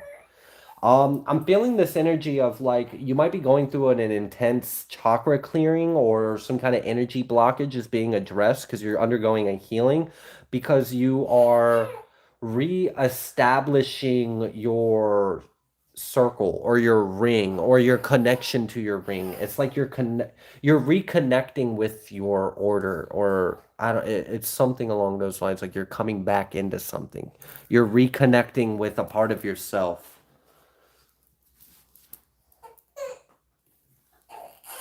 Okay. What message do you have for JY? We have this 6 of Pentacles. We have this Judgment. And then it's okay. So, you know what I'm kind of getting? It's almost like as if there may have been like a decision, like a review. Like maybe they were discussing, like, where are you in your journey? Are you ready for this next thing? There was some kind of decision. The decision was that you are ready to receive this healing. You are ready to clear through this blockage, and you are ready to integrate into a higher experience where you reconnect with another aspect of yourselves. And then you are then in union or harmony with like a ring of consciousness. So you're connected to something. You're connected to a group, a spiritual group, or something along those lines, and you're reconnecting with it. This kind of feels like you are awakening and integrating a interconnected channel with your tribe, or a tribe that you are connected to. He's going to bed. Good He's luck. too fussy. He's going down. Good luck. You might hear him cry.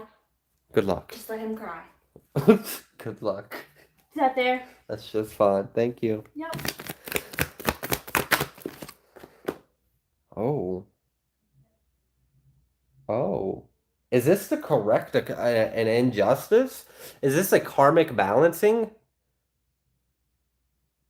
You know what I'm almost getting? And it's kind of funny. So like, let's say someone did you wrong. I'm not saying this is the karmic imbalance. This is a hypothetical, and it's also kind of the way I saw the imagery in my head, in a sense. So let's say someone tried to be an enemy to you, and they caused an injustice, and now there's an energetic imbalance. There's a karmic imbalance between you.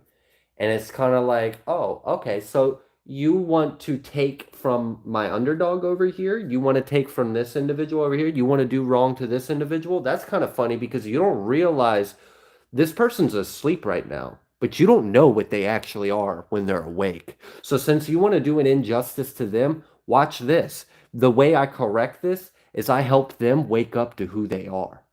That's the justice. It's like, oh, you want to create a karmic imbalance with this individual? Let me wake this person up to who they really are, so that way you can take into full grasp and perspective what kind of bear you really just poked. So I feel like you are coming into your power, JY. I feel like you are coming into your power. There's something being cleared and released. This may be very intense. I can imagine this feels intense, but this also feels like this is judgment for you in some kind of way. It is spiritual judgment for you to heal this, to unblock this, and to integrate this part of yourself and to come into your power. And this is going to correct some kind of injustice or karmic imbalance in your life. So Yeah. All right. You stepping into that energy, it seems like.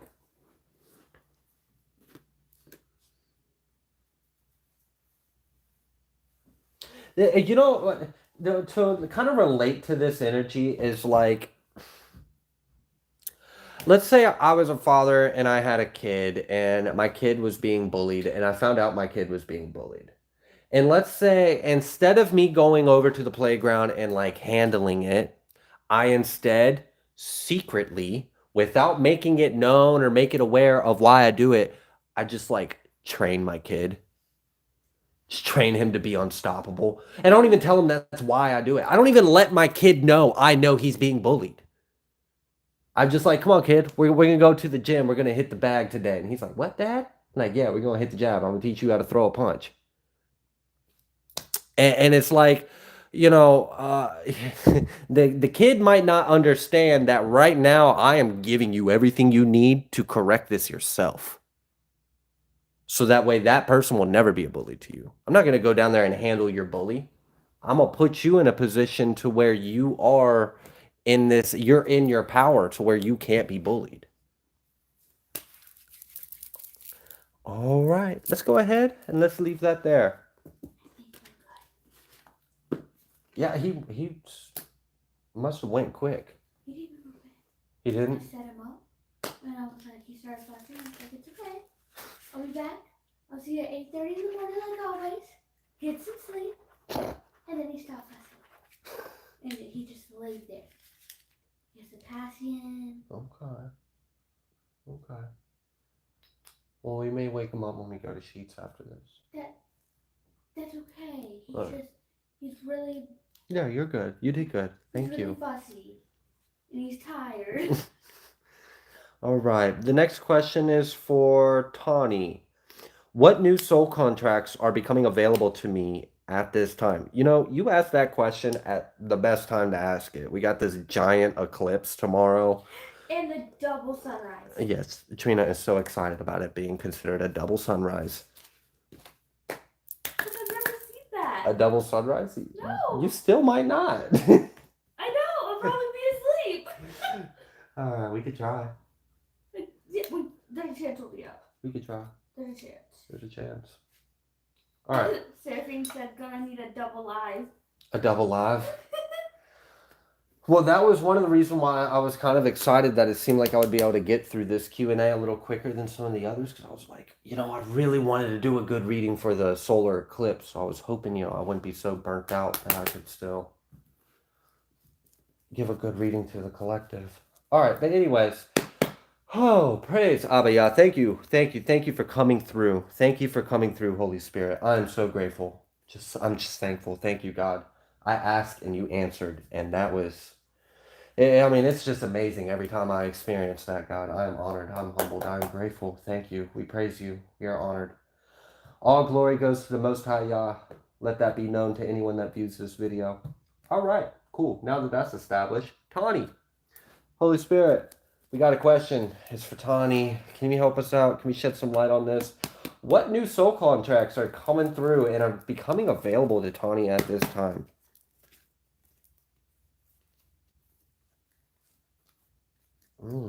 You know, I kind of feel this energy of like, maybe I need to pull from a different deck. So I'm gonna listen to that feeling.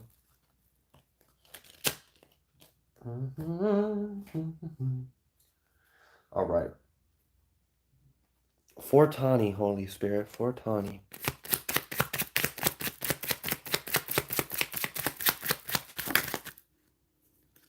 Spiritual protection.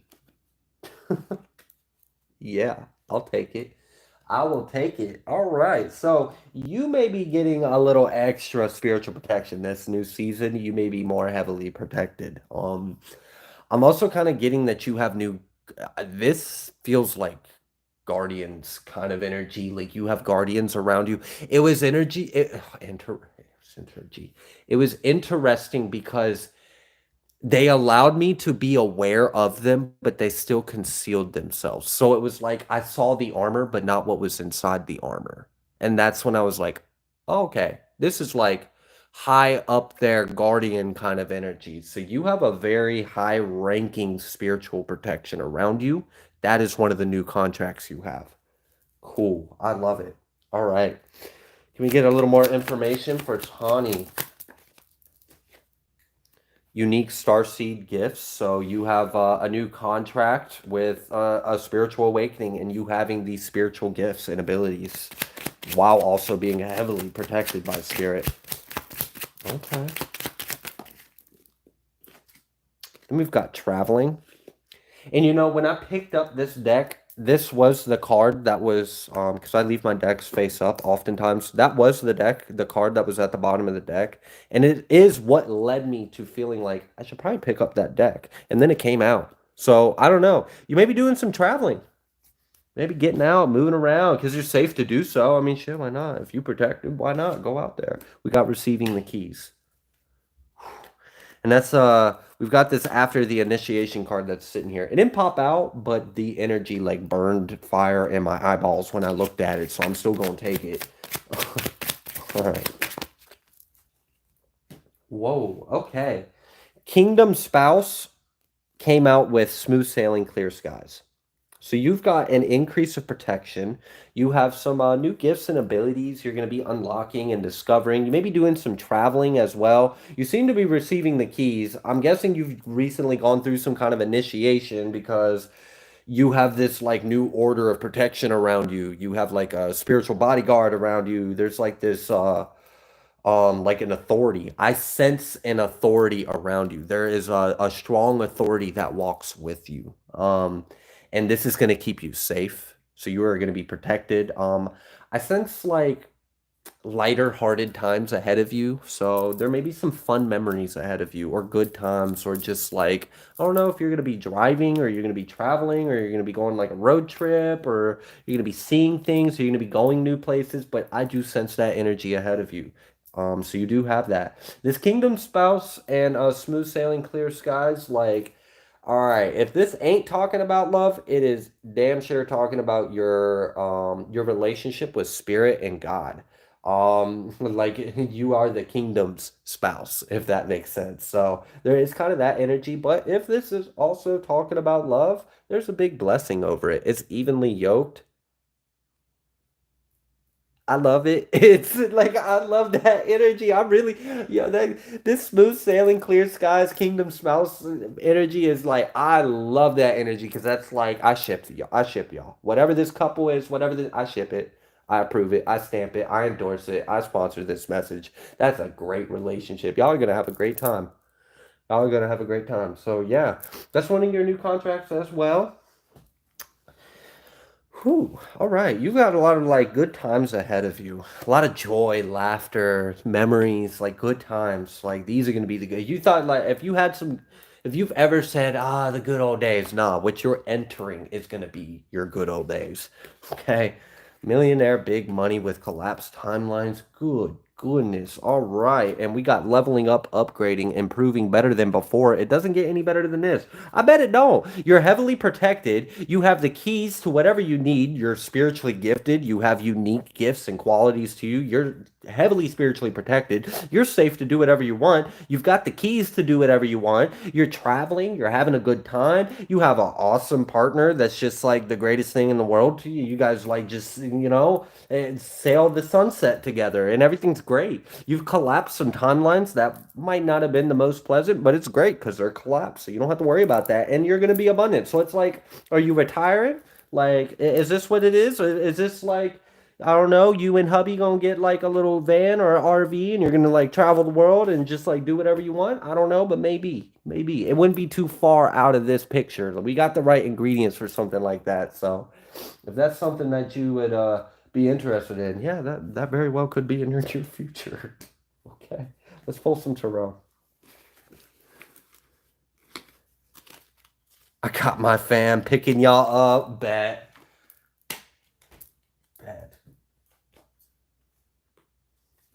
We should like get a bus, rent like pimp out the bus, call it like the 144 chartered from the stars or something and like go round up across the world. Why are you looking at me like that? Like dreams can't happen. Yeah, I know. I'm a father. I'm a husband. We got 2 kids. They got to go to school. We got bills to pay. I understand, but I can still dream. That'd be fun. No? You don't think that'd be fun? It might be, but I don't like crowds of people. Then you get your own bus. Then you get your private bus. We hire a driver for the bus, and we drive up front with our own vehicle. Yeah? Yeah, that would work. That would work? That would work. Okay, so it was just the social anxiety that bothered you? Yeah. Oh. And being like in a tight space with a lot of people. No, it's okay. Because I would take all the attention off of you. So you would be fine. Does that make sense? It does, but it's a bus, and it's very like tight, and there's a lot of people on a No, bus. except we're all staying on the bus. The whole point of the bus is to take us everywhere to get out the bus and go explore the world. All right, anyways, this is neither here nor there, nor Someone important. said, come on, Trina, caravan. All right, what new soul contracts are becoming available to me at this time? Yep, I think we covered Barefoot it. said, I'm in. Where Right? do I make my payment? My down payment. Oh, you know what we could do is we could do like a group live where we all go live, and maybe like if we're lucky enough, we can make a little revenue off the live, and then we use that to sustain ourselves. Cruise ship. Yeah.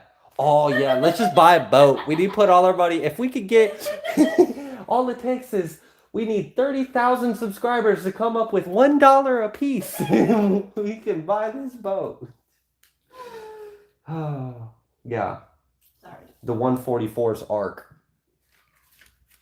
Did he really just He's fussing now. He's a turd. All right. He's like, I sense laughter. He agreed. All right. The next one is for be kind. Any idea on success of and the timing of my financial manifestation? Spring, summer, when? Understandable. All right, let's find out. Let's go ahead and clear that energy. 144 Grand Fleet. Oh, yes, sir. Captain, my captain.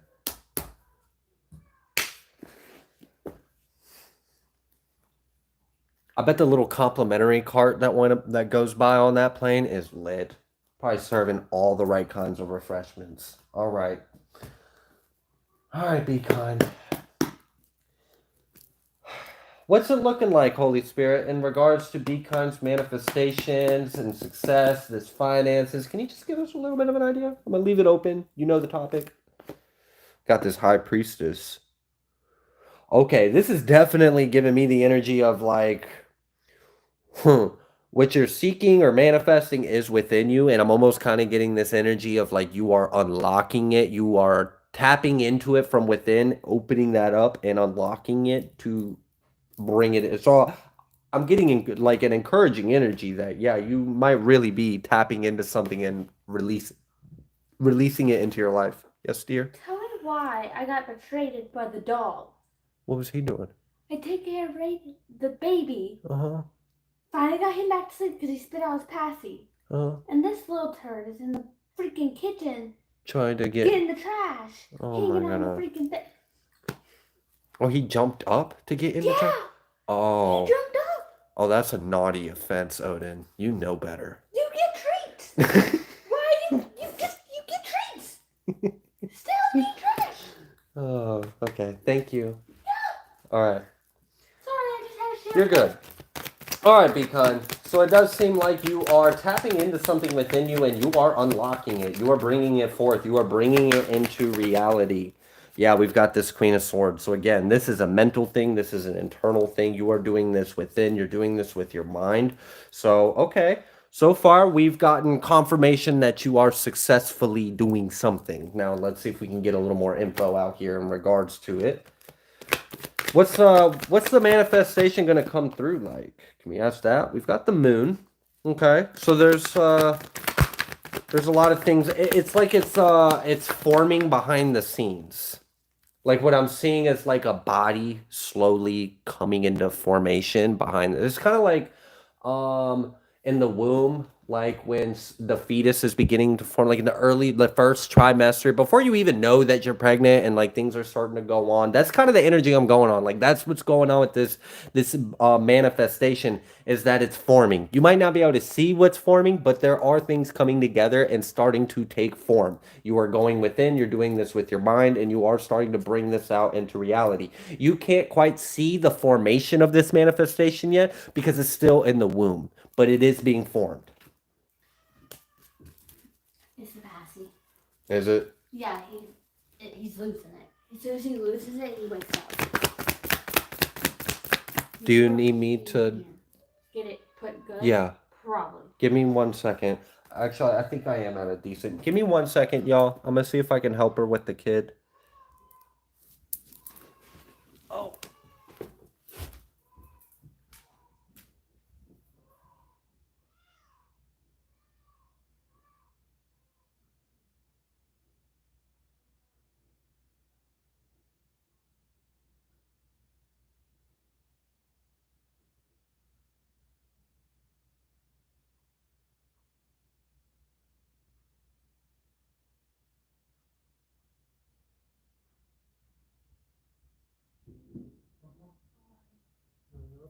That's really what the issue is.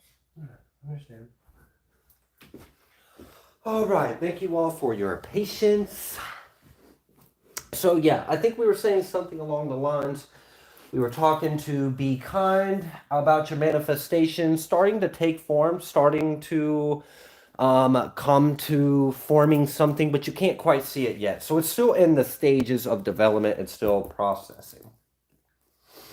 All right, what else would you like Be Kind to know about the current status or progress or projection, the growth? Like, what can we expect of this manifestation? We got this Empress energy. Okay. Damn, Empress energy with the Six of Swords. It's on the way. You are a magnet for it. All right, so you have used your mind. You have gone within. You've tapped into something within you, and you're bringing it into your reality. You're in this Empress energy, and that is helping it magnetize. So first you formed it. You found it within you. You formed it. You imagined it. It's starting to actually take form. The energy, the intention, the manifestation is starting to take form. It's starting to form its body, if you will. And then you being in this Empress energy is attracting it towards you. So it's coming to you. It is coming to you. So, okay, you are manifesting. You are manifesting successfully, and there is something being accomplished. So, okay.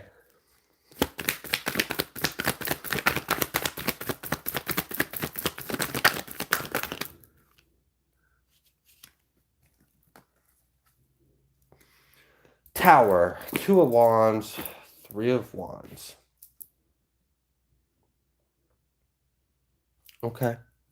Can we get a little more info about this tower?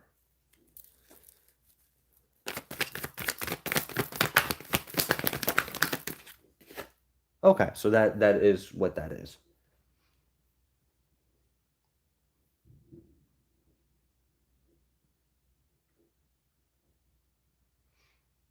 Okay. There is something to help you really like put more power and energy behind this change that you're manifesting in your life, and to really help it like lock into where that's the timeline you're on, and that's what's going to start growing and expanding and flourishing. Is if you could be, you're already learning how to like in your mind, you open it up and create the space, and now you're like this Empress energy, so you're attracting it, you formed it, you created it, you imagined it, now you're attracting it. Now if you could combine all of that with being in King of Cups energy, and so if you can be very assured in yourself, very cool, calm, collected, confident, assured, very assured, like you know it's yours, you feel it, you are it, like you already are embodying the energy of you having it or are it. So there is something about that. If you could work on the emotional aspect of it, like really identifying and embodying you as the being that already has the manifestation and how you feel about that. Keep thinking about how you're going to feel about it. Keep getting excited about it. Keep getting happy about it. Keep feeling satisfaction from it. Whatever you expect yourself to feel from this manifestation, keep feeling that, because that's going to help it really come in a lot faster. It is starting to form. What I have noticed so far about this energy, because let me go back to your question. I believe you had asked a little bit of like timing. From what I could tell so far about the way this reading has gone, is that I can't actually tell you a timing because of where we're at in the process of it and how fast this could quickly change and come in. It's like, oh, you could almost bring in the final product overnight if you got yourself in the right energy. And it's still being formed. So I'd say this could come in very soon. I don't think I can actually give you an accurate timeline because of where we're in this period where it's still kind of being formed and you're still kind of being assured that you already are it.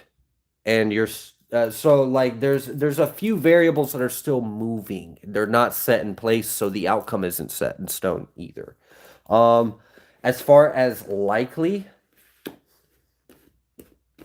see if we can get like what I intuitively feel is like I don't see this coming any later than summer. So if that helps put your mind at ease, like I don't see this being delayed. I don't see this coming any later than summer. This feels very soon.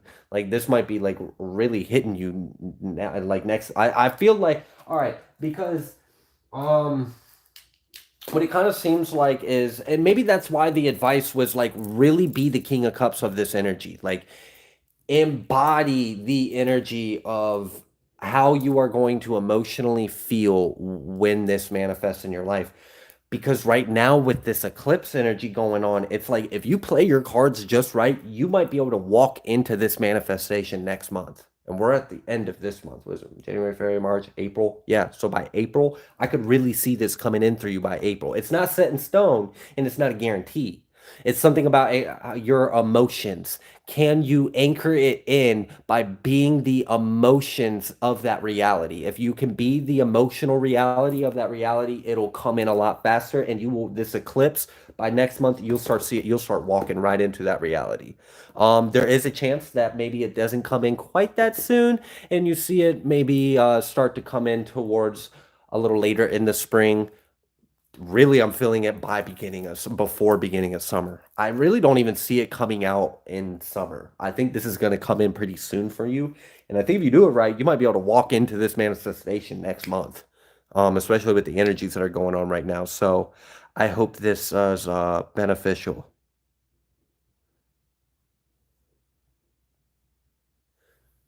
Okay.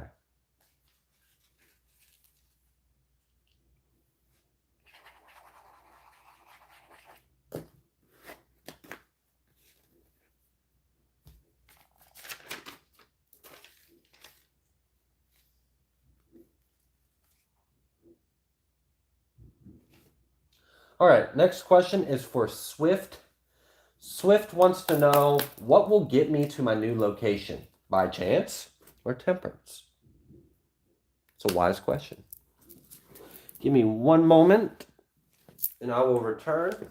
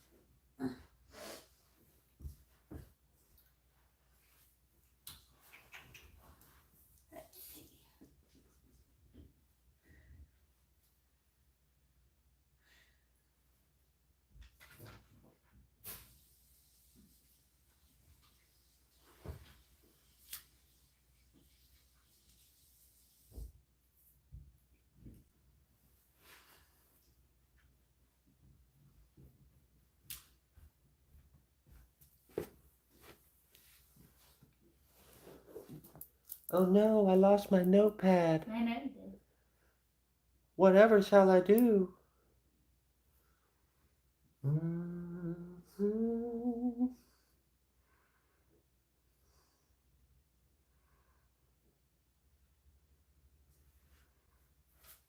Were you trying to answer Leanna? Yeah. So you're trying to find where she's at on the list? Mm-hmm.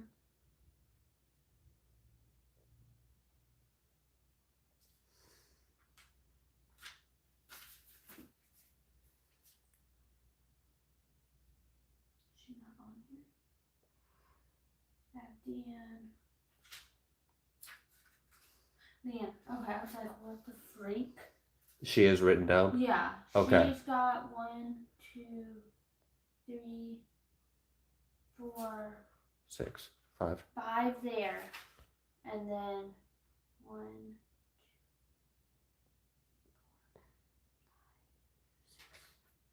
About 11. 7 people ahead of her on this one, so Yeah, about 12. about 12 people. All right, Leanna, you've got about 12 people ahead of you. Thank you so much for being here, and I look forward to getting to your question. All right, let's go ahead. This question is for Swift. She was just new and didn't. Yeah, sure. What will get me to my new location? By chance or temperance?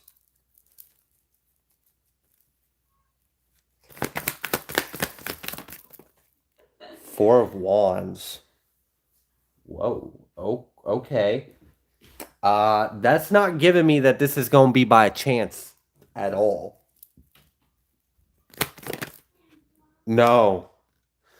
For the Four of Wands and the Magician to come out, this isn't by chance. This is not by chance. King of Pentacles? No. Okay. You're going to get there by embodying the destination before you even get to the destination. And this is reminding me of scripture that I've been kind of like looking at a little differently recently.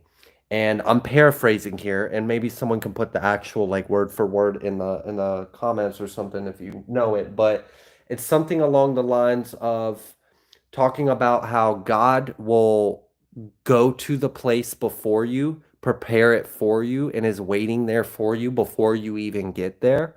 And I've been kind of wrapping my head about interpreting word a little bit deeper, really like understanding, I am the way, what Christ was really trying to teach us, and what the word becoming in flesh really fulfilled. And I'm almost wondering if that was, in a sense, you could say that that was like scripture about like how we manifest. We as God go to the place before us. We are there. We are present there. Then it is made for us to arrive there.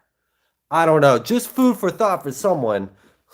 I will prepare a place for you. Yeah, thank you. I've been wondering if there's something to that, if there's like another layer of wisdom and truth in that scripture. But anyways, okay, back to this, out of that rabbit hole of fun.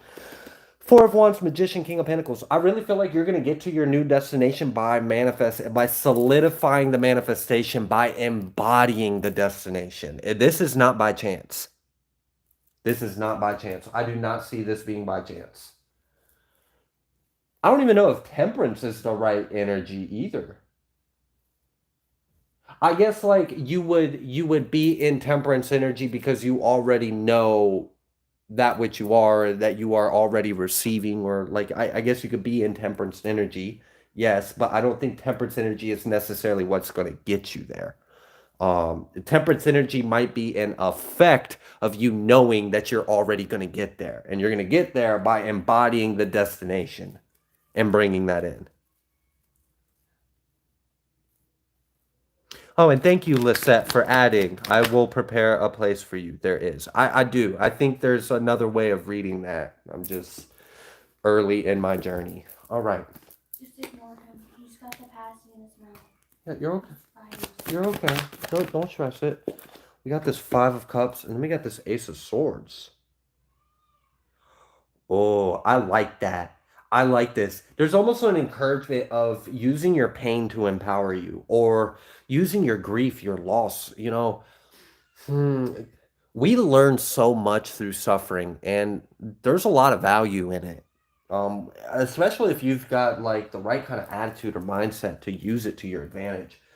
So you could almost use this pain, this grief, this loss, this wound, whatever this is, you could use that as fuel of, all right, so if you can, because emotions are very intense. If you can channel that emotion into the imagining or the thinking or the speaking, it's in the mind of somehow in the mind. If you could use that energy, the emotional energy with the mental, it'll give it a lot of power. And I know I have manifested like this a lot. And throughout my before I understood things, I would accidentally manifest like this a lot because I would be in a lot of pain. I'd be hurt about what was going on, and I would use that to put my intention of this would never happen again, and this is how I want it to be corrected. And in that cry of pain and suffering, I created my own salvation for myself. So there is kind of this energy of like, you can alchemize some of these not so pleasant things you may have felt to put a lot of pack a punch behind this and really bring in this manifestation.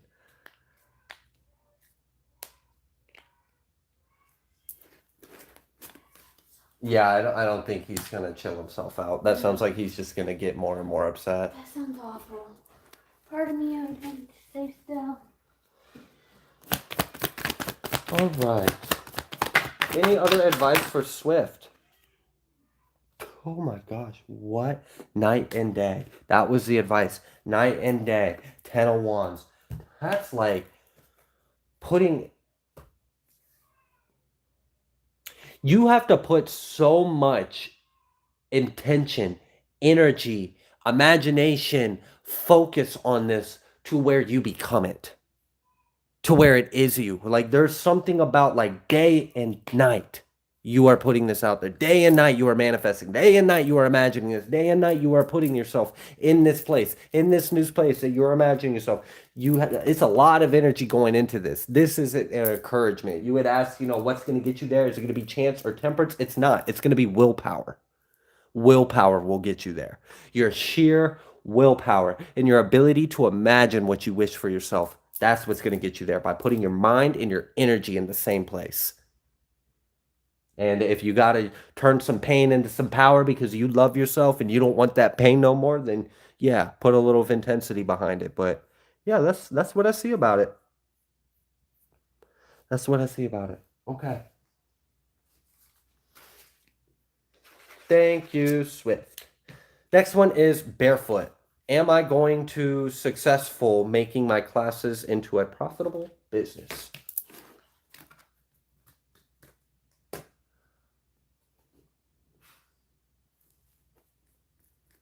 All right, barefoot. Let's find out.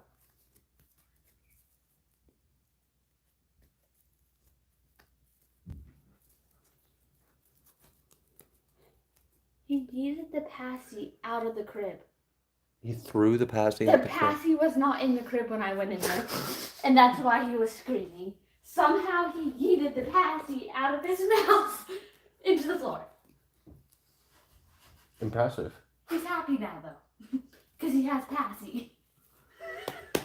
Okay. I had to explain that. Round one. He's never done that. Okay. Thank you. All right. Thank you, Holy Spirit. Praise our Heavenly Father. Praise our Elohim. All glory goes to our Yah. Thank you, Yah, for being present with us. Thank you for uplifting us. Thank you for providing your guidance and your light towards us. And just thank you for shining. I love you, God. All right. So what do you have for Barefoot? Barefoot's got a pretty interesting idea. They want to know, is it going to be profitable? Is it going to be successful? Are they going to be successful making these classes into a profitable business? Whoa, first card is King of Pentacles. And that had a lot of power.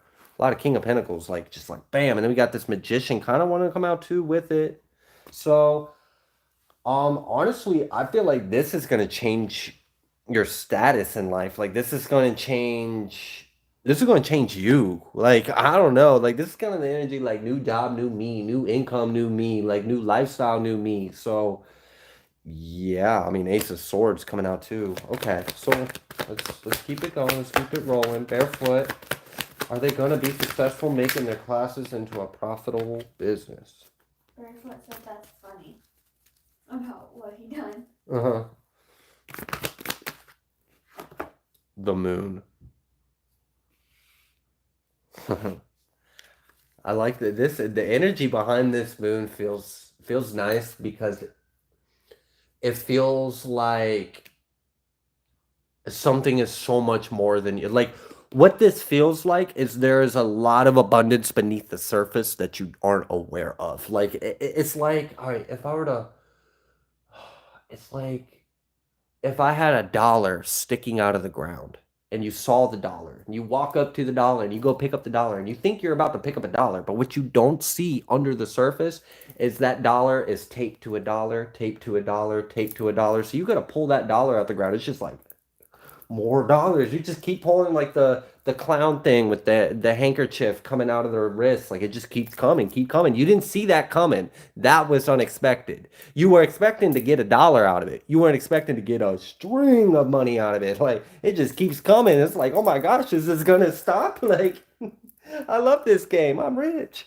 All right. So yeah, no, there's a fun energy in this. There is. I feel like you're gonna feel elated. You're gonna feel confident. You're gonna feel successful in yourself. There's a lot more that's gonna come through from this. A lot more abundance that's gonna come through from this than you are seeing, than you realize. There's a lot of potential in this. I love it. I mean, seriously.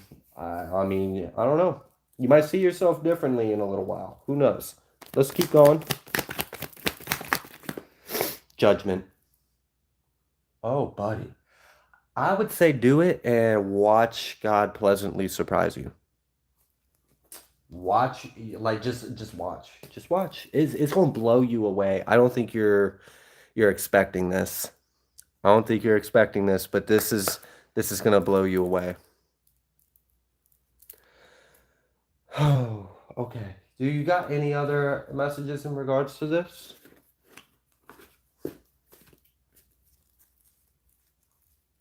Because, like, I could sit here and, like, hype you up and gas your head up, but ultimately, it'll make you feel better. You might get a little bit of, like, an ego boost or something, but you'll believe it when you see it, right? So, I'm not going to sit here and gas your head up, but the energy that came through was like, there's a lot of abundance behind this. There's a lot you don't see, and this is going to change your life. It's going to elevate you, and I'm getting you're going to live differently, or you're going to be, there's something different. It's going to be a change. The Fool. It's a new life. It's a new lifestyle. It's a new you. Um, no, judgment is not a bad thing at all. Especially not the way it came through. It's judgment in your favor. You have divine favor. You have God's judgment going for you.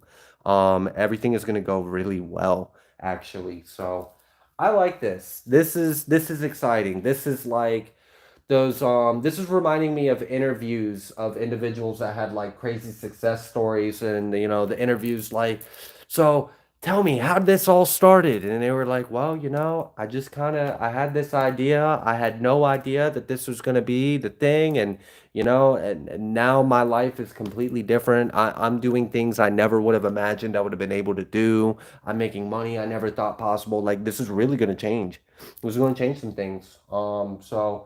And you're doing this online, you'd be surprised the reach that you could potentially get. And I mean, so yeah.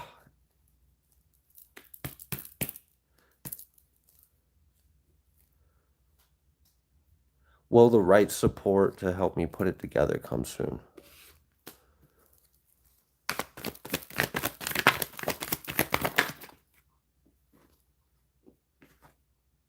Nine of Wands in the Chariot. That's kind of funny. What support? Why do you need support? What do you need support for?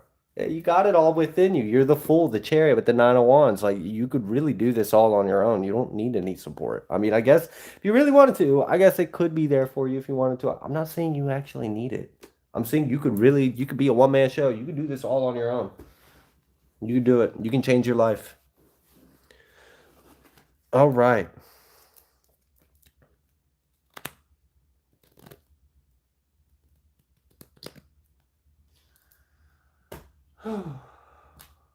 Thank you. Thank you. Thank you. All right, next question is for Lisette. Is there a lesson? I have a list of body angels. I think there might be different energies around me. It kind of feels like I'm being taught. Anyone there working with me? Okay.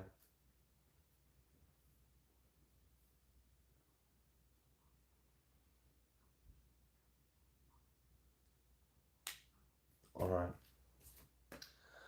Heavenly Father, Holy Spirit, if you could allow me to connect with Lisette's energy and her surrounding energies.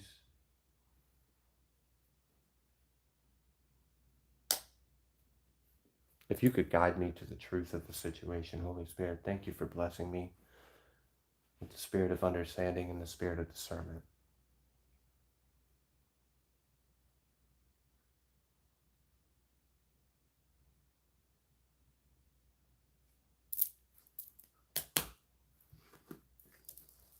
All right.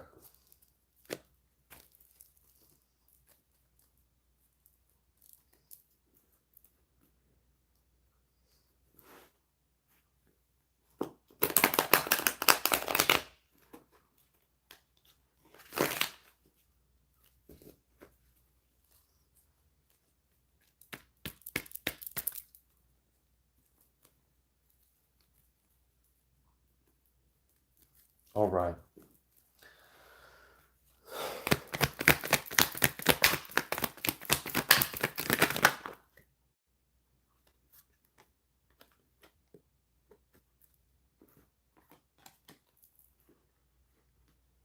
I'm still feeling residual of the last energy from this. So give me 1 second, Lisette. I want to make sure that there are no residuals of the other energy in the deck.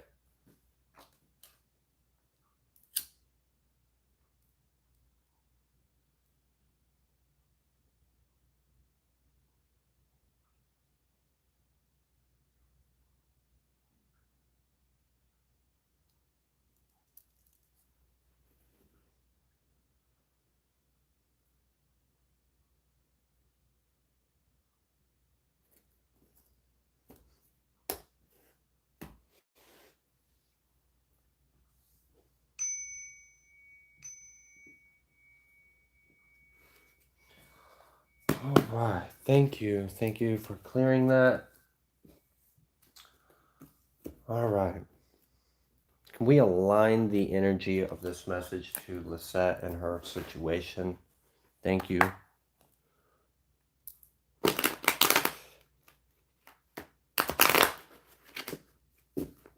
All right.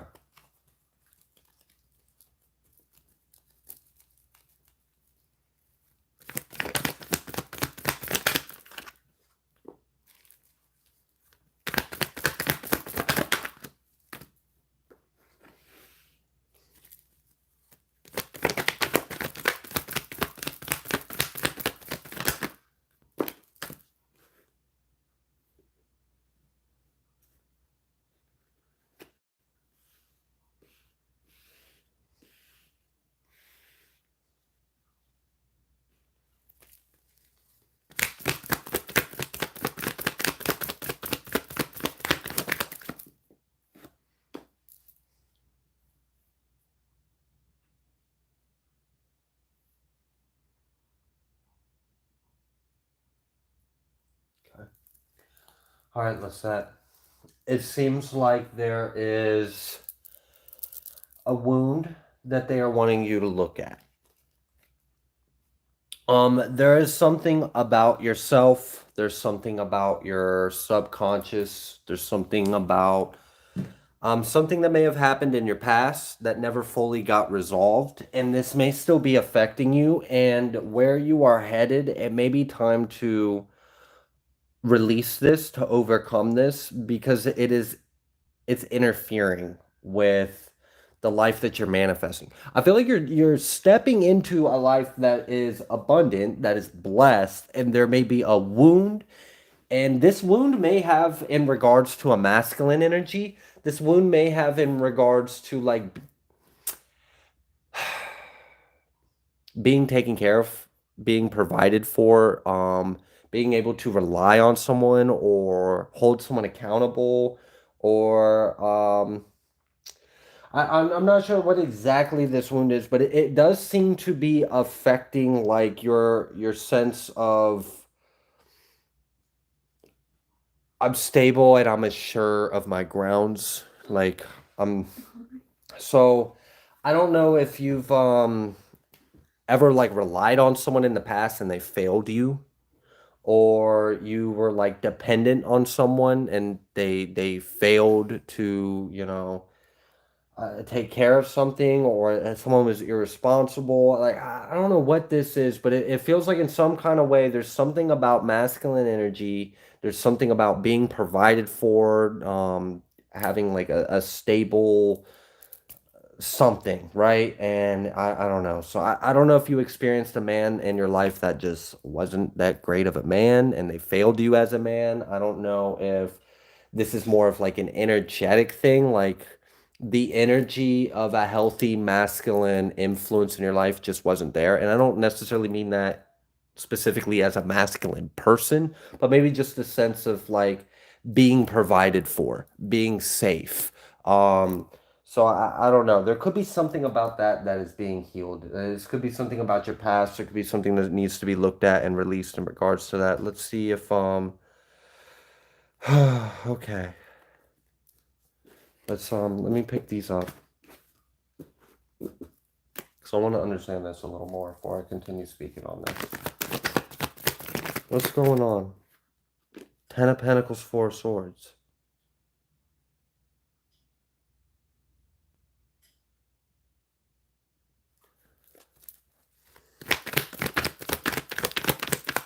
Is there like a wound in lack or instability?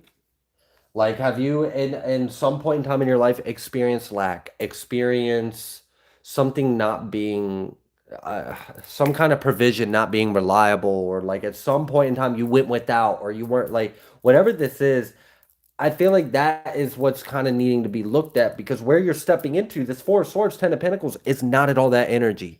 You're very much provided for. Things are very stable. This is very reliable. You can trust this.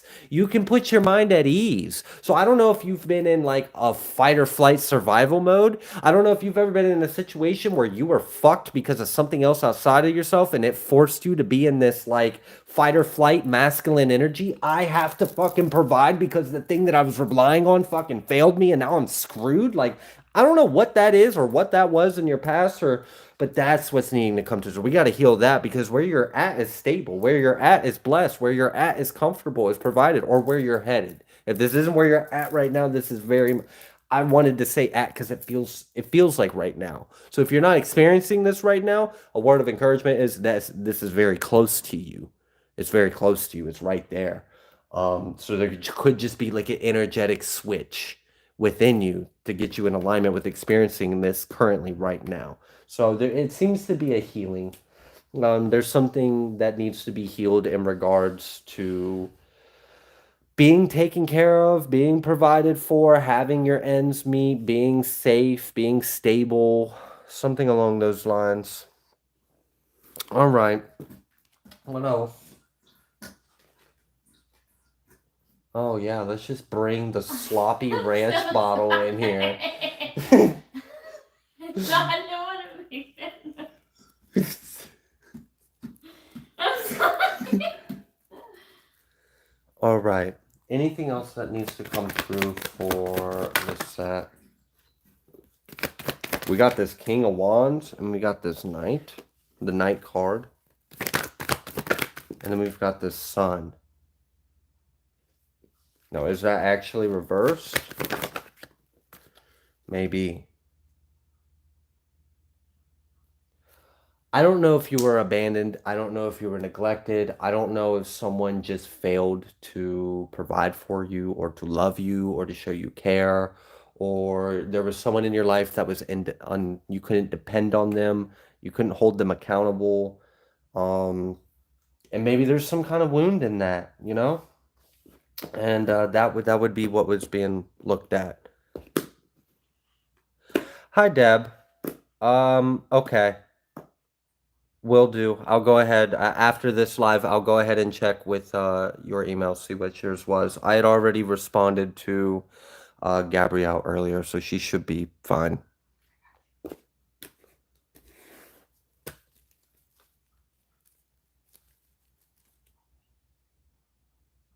What does it say? Oh, she just wanted to know when Gabrielle's session was happening today or tomorrow. Oh, okay. All right, Deb. If you're still here and you can hear me, Trina just took a gander at what your email was to answer your question. I've got her booked for tomorrow And then she at 5 p.m. She sent another one at 6 today. It was like, hey, I'm checking again on 4-5. Will 8 CST work for you? For 4-5? Yeah. Can you look at the calendar of 4-5 so we can go ahead? We do have one thing going on at 4-5. So that might not work. Let me see what time. No, it could work because the one thing we have going on is from 10 a.m. to 2 p.m. Okay. Okay. Regular time 4-5, Deb. Very well, just might work. 8 p.m. CST. Yep. We should be all good to go. The confirmation. Yeah. It works. It works. She said okay. All right, cool. All right, and we are moving. She said thanks. Anything else need to come through for Lisette before we move forward? The Three of Wands. They're trying to help you grow. There's an energy that there's a period of growth you could step into. There's something that can improve in your life. I think things are improving in your life, and maybe things are better now than they were before. And maybe there's something about a time in your life where things weren't that great, and maybe there's some unresolved things that could be looked at and addressed, so that way you can experience this opportunity of growth and you can experience this blessing and abundance in your life. Because it seems like whatever you're walking into, it's pretty great. So Spirit doesn't want you to miss out on that because it's something that happened some time ago. Oh, yay, Renee's back. I'm glad you made it back. All right. Thank you, Lisette. I do hope that that was helpful. I hope that answered anything at all, or at least was beneficial in some kind of way. Oh, you said something earlier. Exactly. I went into fight or flight or freeze for the last 8 years. I'm finally getting sleep for the last month. God bless your heart. I hope you get some rest. It definitely just kind of seemed like there was a lot of like survival, fight or flight. Like you were forced to be in this energy to compensate for the imbalance in your life. And like you don't have to be like that anymore. You don't have to be in that energy anymore. And I think that's what's working with you right now, is to help you balance that out. All right. The next one is for DA. What were the entity spirits that came to me in Queensland and why? Yeah, that's the one I had to write really, really fast. Okay. Because I had Raiden and was. Oh, yeah. He was fussing with you. Okay. All right.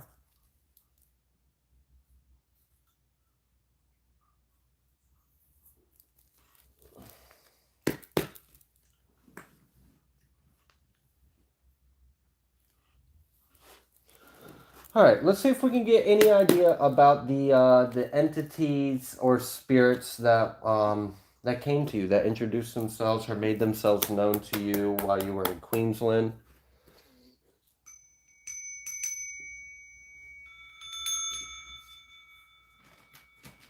Oh, you think you can go get in the trash when we're not paying attention and then we'll still reward you like a good boy, huh?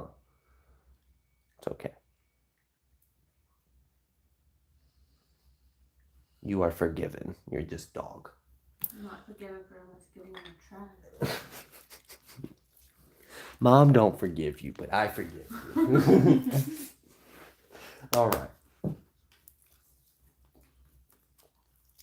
Can you let us know just anything at all about the spirits or entities or energies that made themselves known to DA?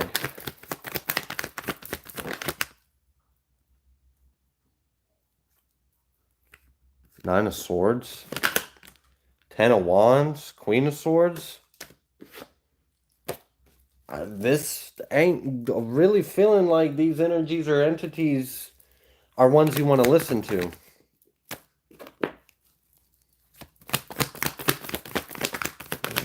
Okay, we'll see.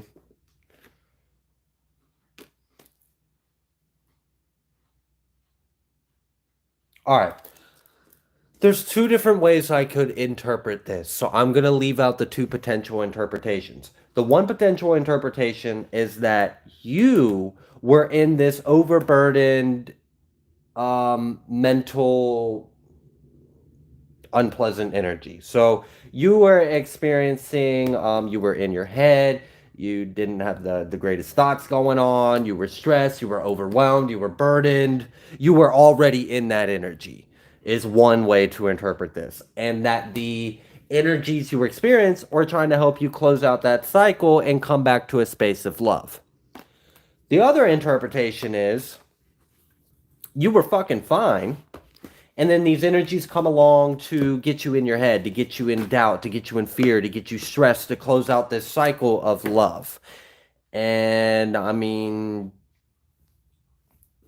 I'm probably leaning more towards the latter. You can take what resonates more. I mean, if it felt like you were in a stressful time, you weren't doing well, and these entities or energies were helping you, then okay, maybe it's read the other way. But I don't know. I'm kind of feeling like maybe everything was fine until these energies like were trying to sabotage or get in your head. But let's still leave it up. I'm not going to jump to any conclusions yet.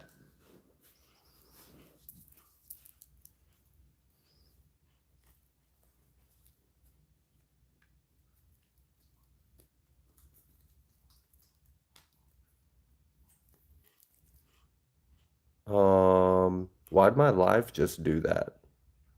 What did I do? It just told me I am live. Did it like go on live for a second? I don't know. It says that was weird. I don't know. Are you logged in on yours? Are you still viewing it? Yeah. Is it my hand right there? No. Is it froze? Because I don't see my hand on your camera. It's froze. I hear you both. Serpent said you can hear us. You can hear me? All good. Is the camera froze? Try sticking your foot in the camera. I'm sticking like, yeah, Odin's froze. I got my feet in the camera. So the camera's froze? The camera's froze. But y'all can hear me. Mm-hmm. I can see clearly now the rain is gone. Okay. Is it just ours? Picture's frozen. Picture's frozen. So for some reason the picture's frozen, but y'all got audio. Camera frozen, yes. Can't hear.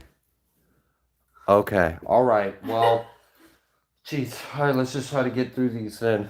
All right.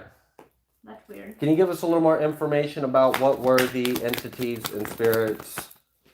Literally the Hermit coming out reverse. I wouldn't trust those energies, DA. I mean, just the fact that the way everything came through, it kind of seems like there may have been some like foul play or ill intentions to try to stir a trouble with you. So,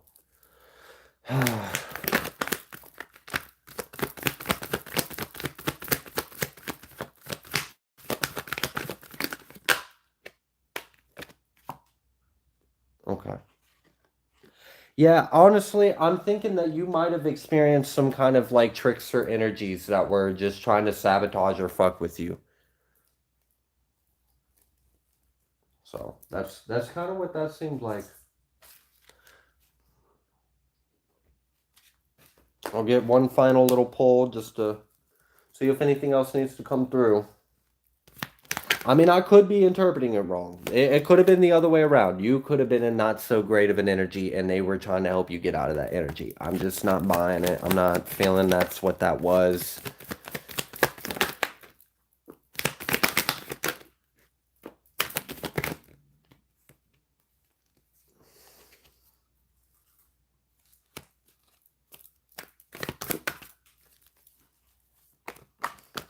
We got this 10 burden. All right. So if you were in this energy of you were already in mental conflict and you were already burdened by something, and these energies were trying to help you let go of stuff and let go of things that you were holding on to or burdened by, then okay, then that was what it was. But if that's not what resonates, then it's the other way around. They were trying to cause burden, cause struggle, cause strife, cause conflict. So I guess to figure out which of these potential readings is actually yours would be to ask yourself, what kind of energy were you in when they confronted you? Were you just fine and then everything kind of got worse after they talked to you? Or were you already in a bad spot and were they trying to talk to you to help you?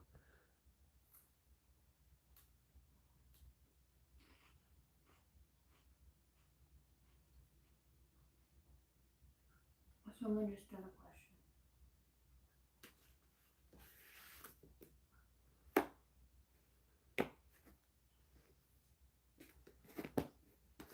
All right. Thank you so much, DA. Oh, what the why? Yeah, what would be the why? Well, I guess we kind of answered the why a little bit.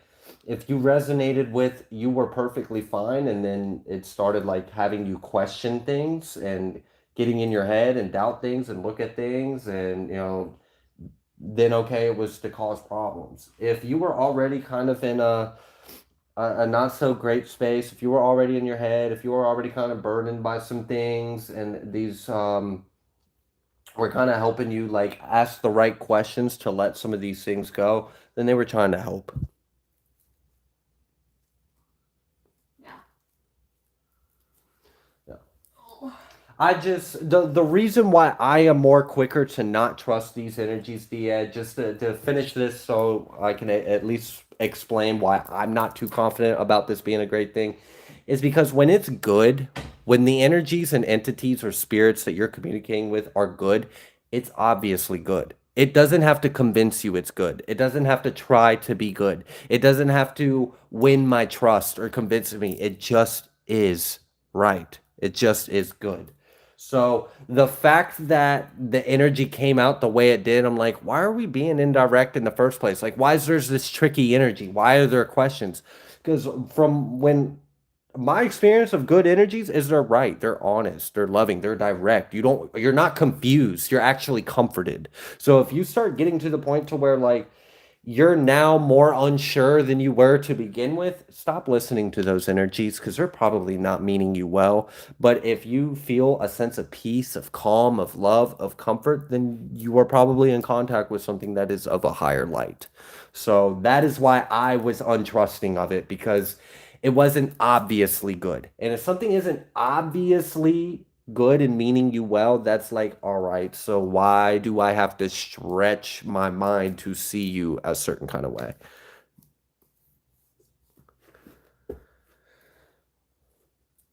Okay. All right. Hopefully that helped.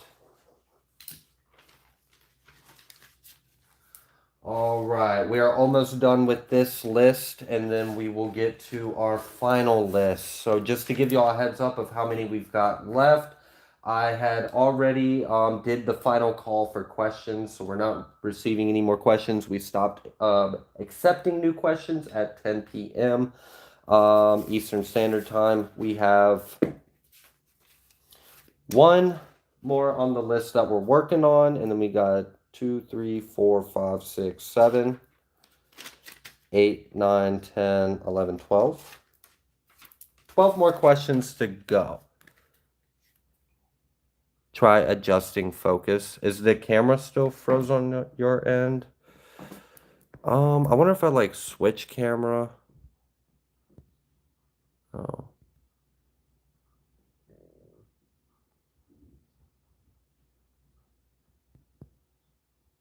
Huh. That's funny. It's not even letting me switch the camera. It might be your phone. It really might be. What do you want? Growth is okay. Yeah, I'm not sure what's going on with the live. I've never had this happen before. This is weird.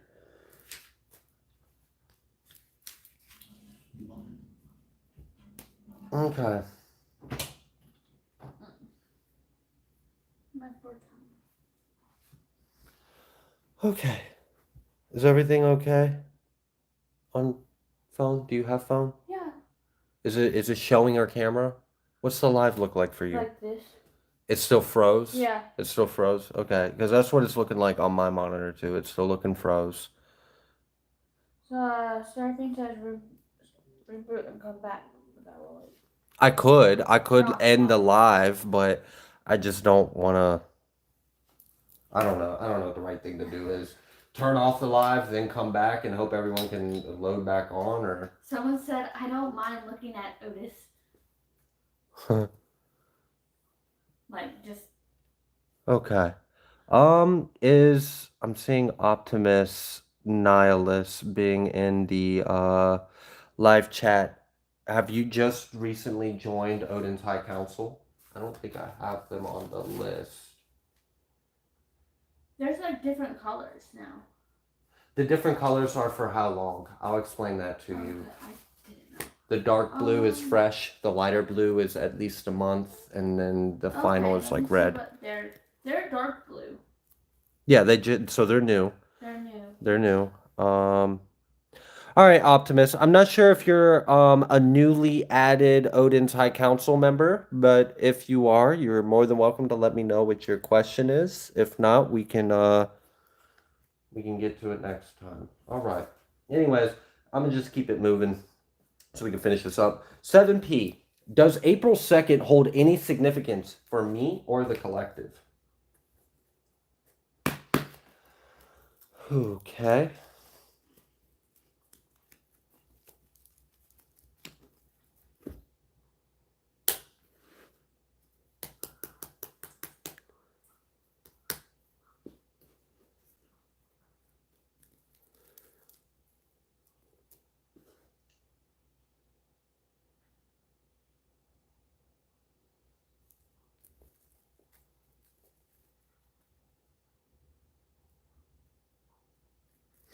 Okay. All right, does April 2nd hold any significance to 7P, the sun?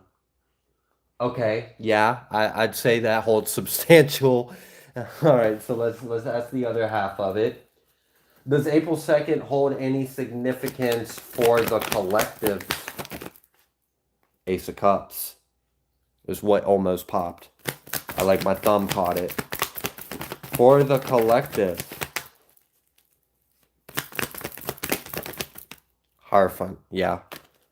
Okay, so we had the Hierophant, the Sun, and the Ace of Cups. So it's kind of setting the tone a little bit. My head just started, I almost kind of felt a pop in my head, and I almost heard a ring, and then it went away. So that was weird. Okay. Huh. What significance? Because I've already answered the questions you asked, but I'm a little curious. Can we find out a little more about this? April 2nd. What significance does April 2nd hold?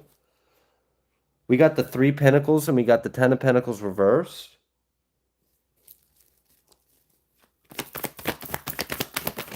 And we have Justice. Are we literally going to see the wealth of the wicked get stripped? Is this what's in the works? Is that what's going on? Like, is this a part of something big? Let's see.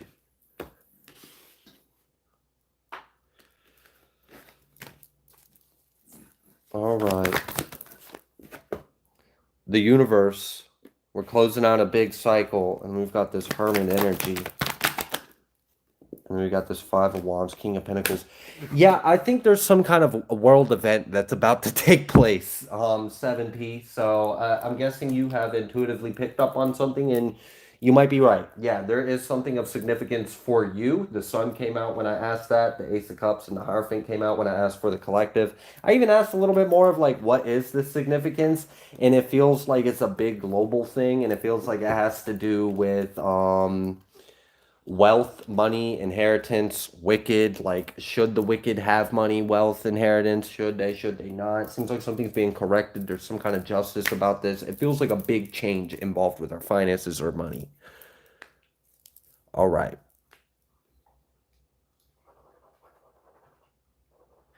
Perhaps we'll get more info on that on like collective reads, or we can discuss that on the Discord a little further on what our thoughts are on that one.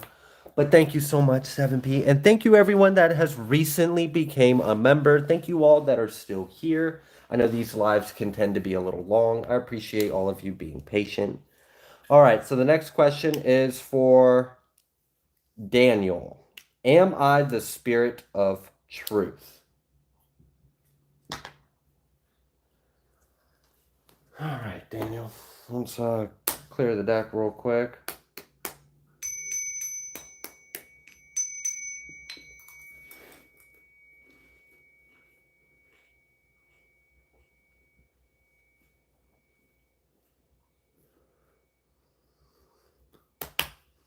All right. All right, Holy Spirit. Thank you. Thank you. Thank you. Thank you. Thank you. Thank you. We praise you and we thank you. I'm just so grateful. All right, yeah. Daniel wants to know, plain and simply, is he the spirit of truth?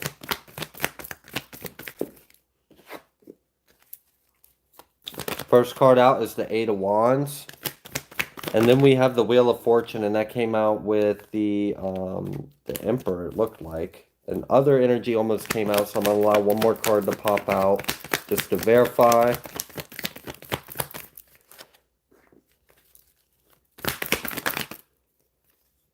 Got this Ace of Swords. So what this seems like, from what I can tell, is whatever truth you are and you bring to the world is changing our reality, or it's changing fate.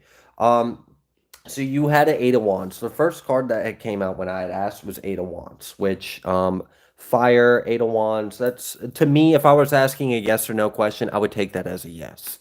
So as well, we had gotten the Wheel of Fortune, and we gotten this Ace of Wands and this Hierophant, and it kind of feels like whatever your truth is going to create change. Whatever your truth is going to change fate of reality. It definitely seems like it's bringing change. It's intense. It hits like fire. This is like having a sword of fire is the energy I'm getting. So yes, it is definitely a truth, and it is powerful, and it is going to create change.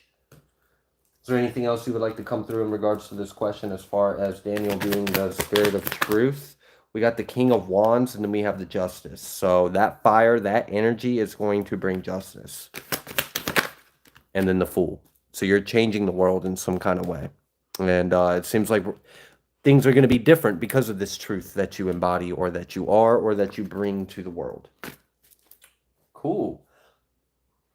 Okay.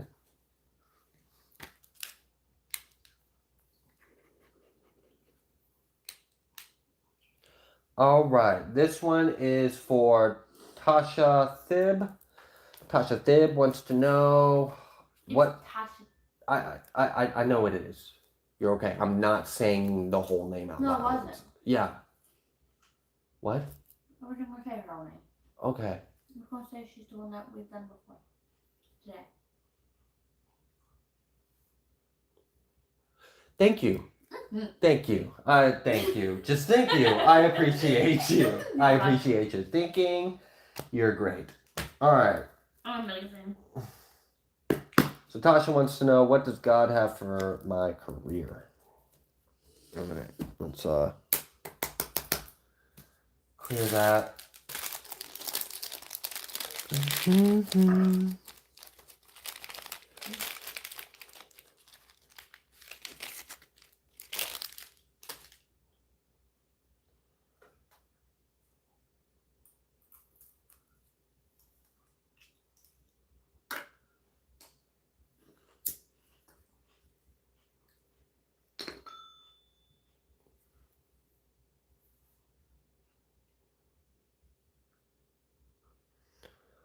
All right.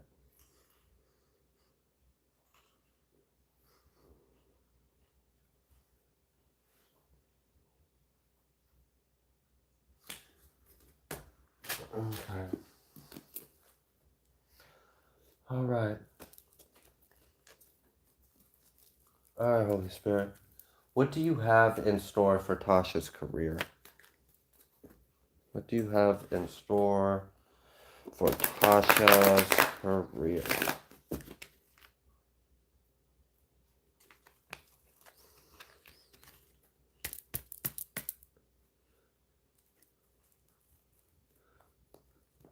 Both Tashas are me. Thank you so much. I didn't know that. That's kind of funny.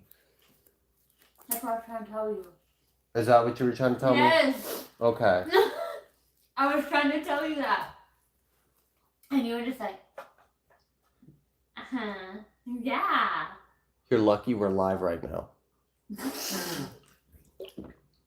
All right. I love you. I love you too. Yeah. Uh-huh. Mm-hmm. I do love you. Something about don't want to break community guidelines or something like that right now. All right. What does God have for my career? Or have for Tasha's career? Let's find out.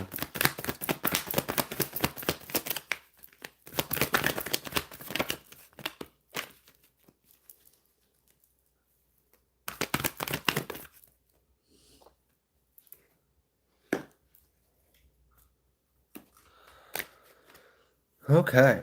We had this Eight of Cups come out reversed. And then we had this this Knight of Swords. What about this Knight of Swords?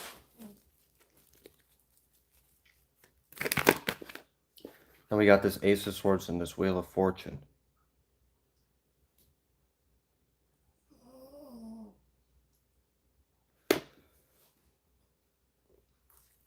Alright, now what about that Eight of Cups exactly?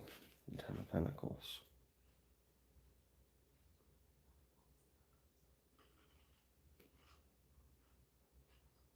Are you helping people overcome the lies that they tell themselves?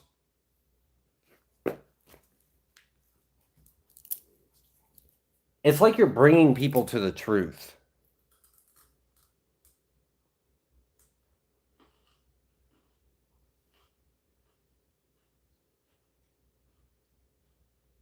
Okay. So, what is this, let me pick these up and get like a little summary of this real quick.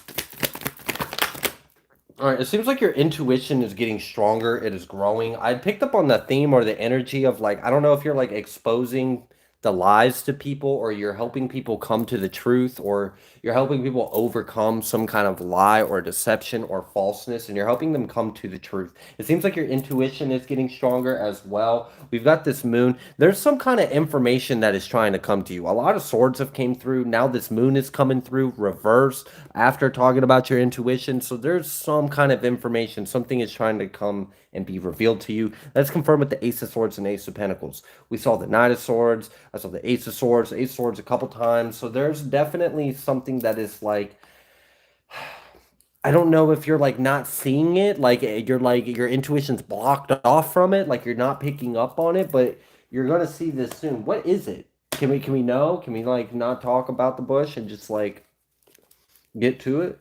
Like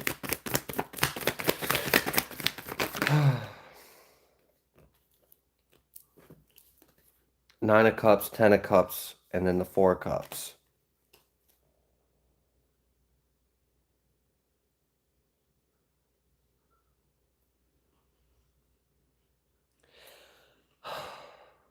All right.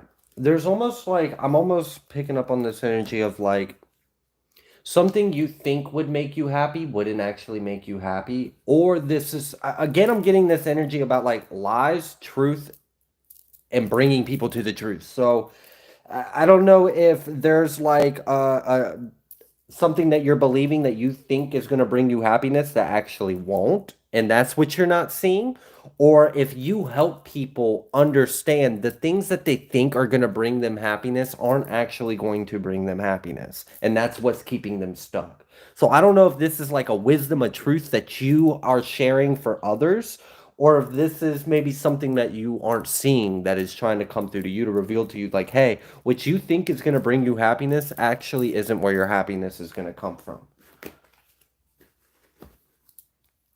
Okay. Let's pick all those up. What does God have in store for Tasha's career?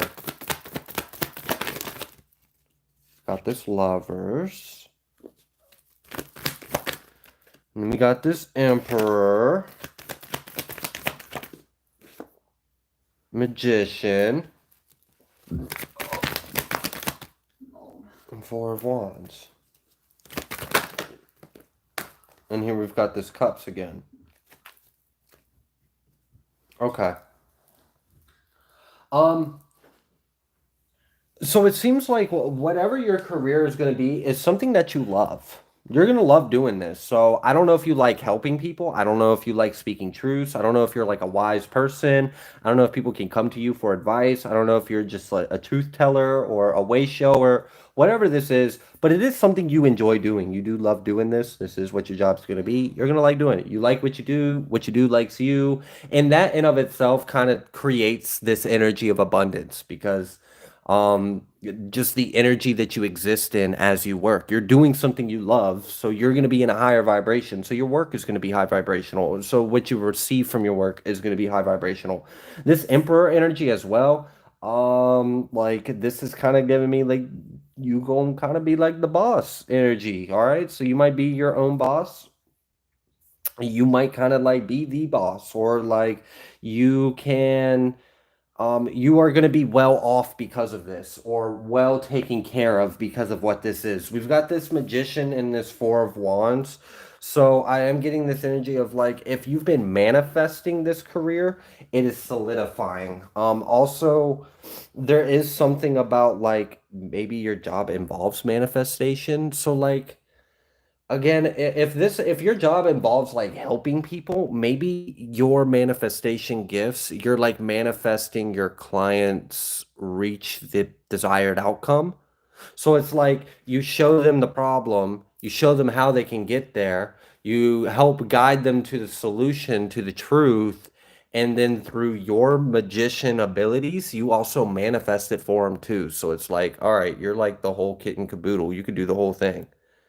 Um, there's also there's another energy in this, and I usually shy away from love, but this Lovers and Emperor, look, all right. Are you working like do you create with someone? Have you already met your counterpart? Because like the only way this would really make sense is if you've already met your counterpart and you are currently working with them. And I've been trying to like interpret this in any other kind of way, like this is just a solitary path, but I really do feel like you have met this person, you know this person, and you work with them. And whatever that is, it feels like it's very solid and it's stable. And can we get a pull on that? She has. Huh. She has. You like didn't even look at her message. She said, I met my kingdom spouse at work. I'm a case manager at the emergency room to understaffed, and I love my job. A case manager. Okay. And she met her kingdom spouse at her job. Well, that would explain that energy of like information, like getting to the truth or help people getting to the truth of something. Okay. So what about this? We've got this Two of Wands out here. The Hanged One reversed.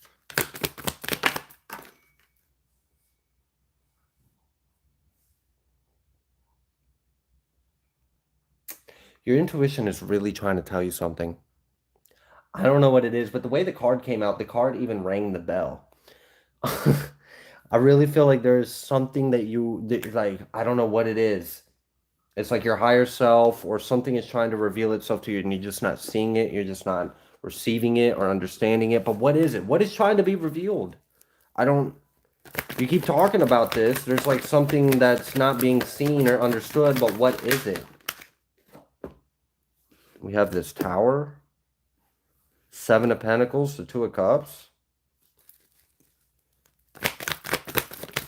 Ten of Cups. Is there something about your life, your future, your relationship that's trying to be revealed to you? What is it that you're like? Is something supposed to be taken to the next level? Is something supposed to be Is something really good and you're not seeing just how good this really is? Whatever this is that you're not seeing, it's not a bad thing. It's not that it's a threat.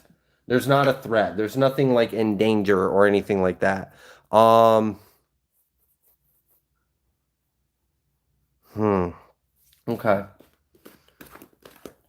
Or something about it's something about it's almost like as if something big is about the like some kind of shift or change in your life that's really powerful or happy, and maybe your higher self knows this is coming and is trying to let you know, but you're not seeing it because there's no evidence of this change about to take place. And this might involve something being taken to the next level. This seems like it's a happy upgrade or improvement or breakthrough or development of something. So what exactly is this? Now we've done turned this into a different reading besides just career, but that's okay. We've got this lovers, 10 of cups, and what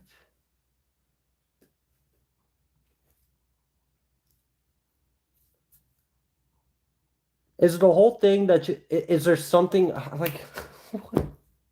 I don't get it because I think you already understand that. So what is it that you're not understanding? Because it seems like it's trying to reveal you something about your counterpart, that they are your counterpart, that this is your happily ever, or this is your future. Are you not seeing that? Are you doubting that? Is there like still like a questioning, or like why are you keep putting this energy of like this is what they need to see? But I feel like you kind of already see that in a way. So I don't understand why it's telling me it's like that there's a block in that, or that there's something trying to come through that you're not seeing. So maybe like you see that it's your counterpart, or you see that it's good or it's great, but you really don't fully understand how good or great this really is. I don't know. Can we?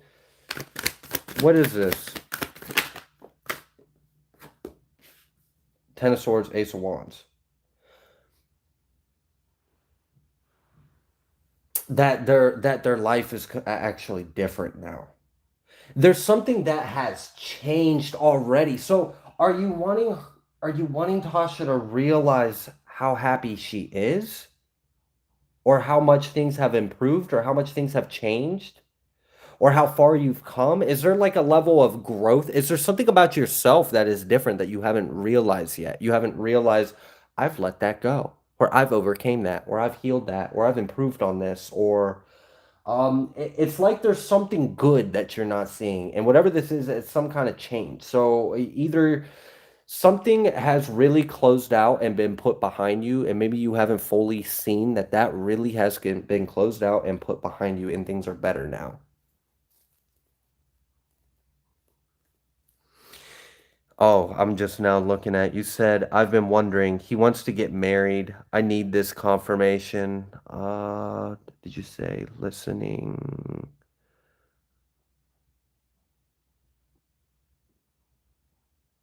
Okay. Okay.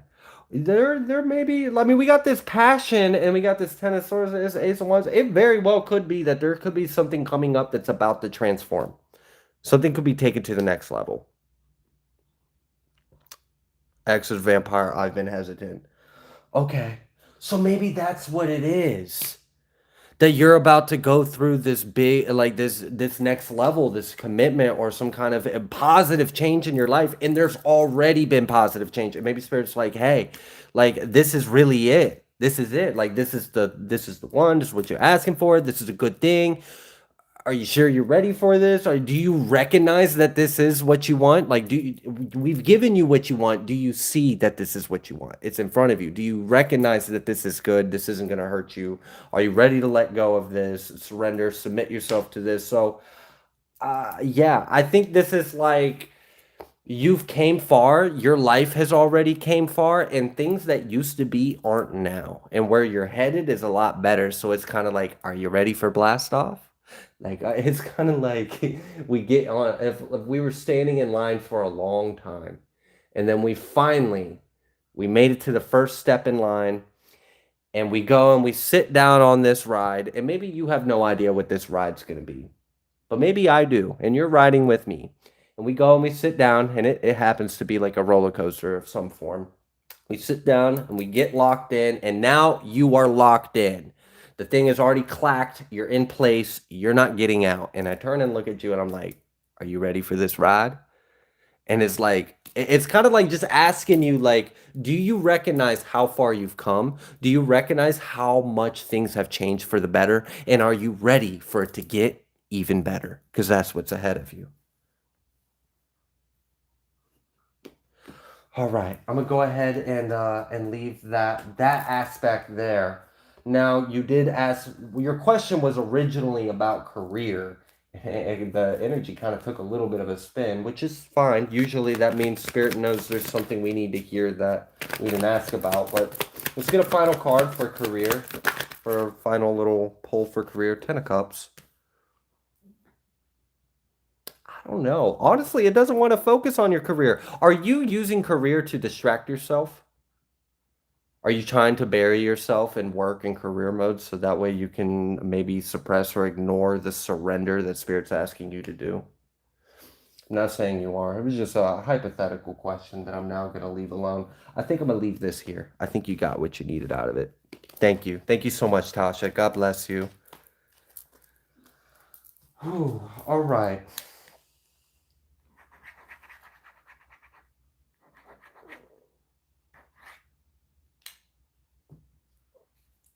Oh, the next question is for Ron. What great thing is coming up in April 2025? What a perfect time to ask that question, right before the eclipse.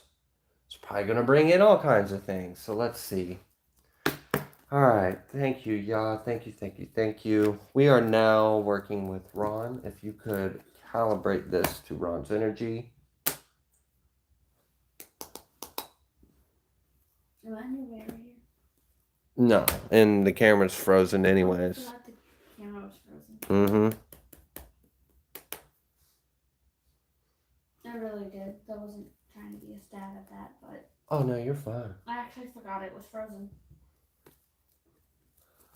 All right. All right, Holy Spirit, could you let us know what great things are coming through in the month of April for Ron?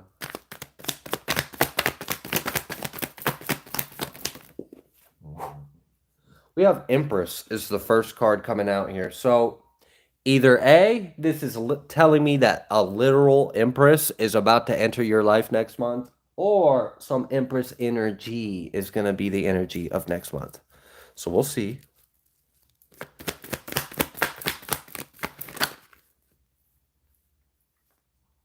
We got the Six of Swords and we got the Emperor. So, I mean, it wouldn't be unreasonable for me to say this could be saying that a literal Empress might be entering Ron's life next month. But, I mean, it could also be that you are balancing out your masculine and your feminine, and now you are in Empress Emperor energy, and this is going to cause a shift in your life.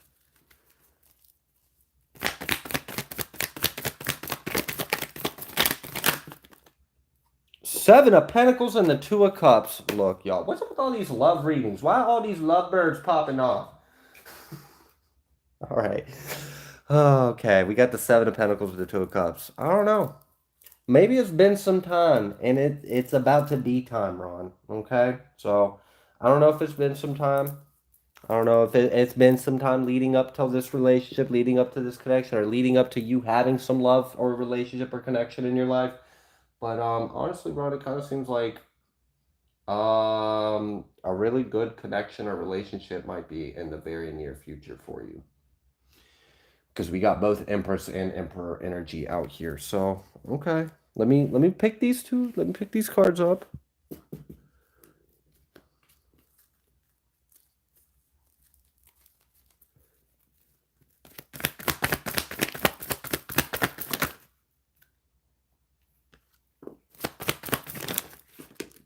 Mm-hmm.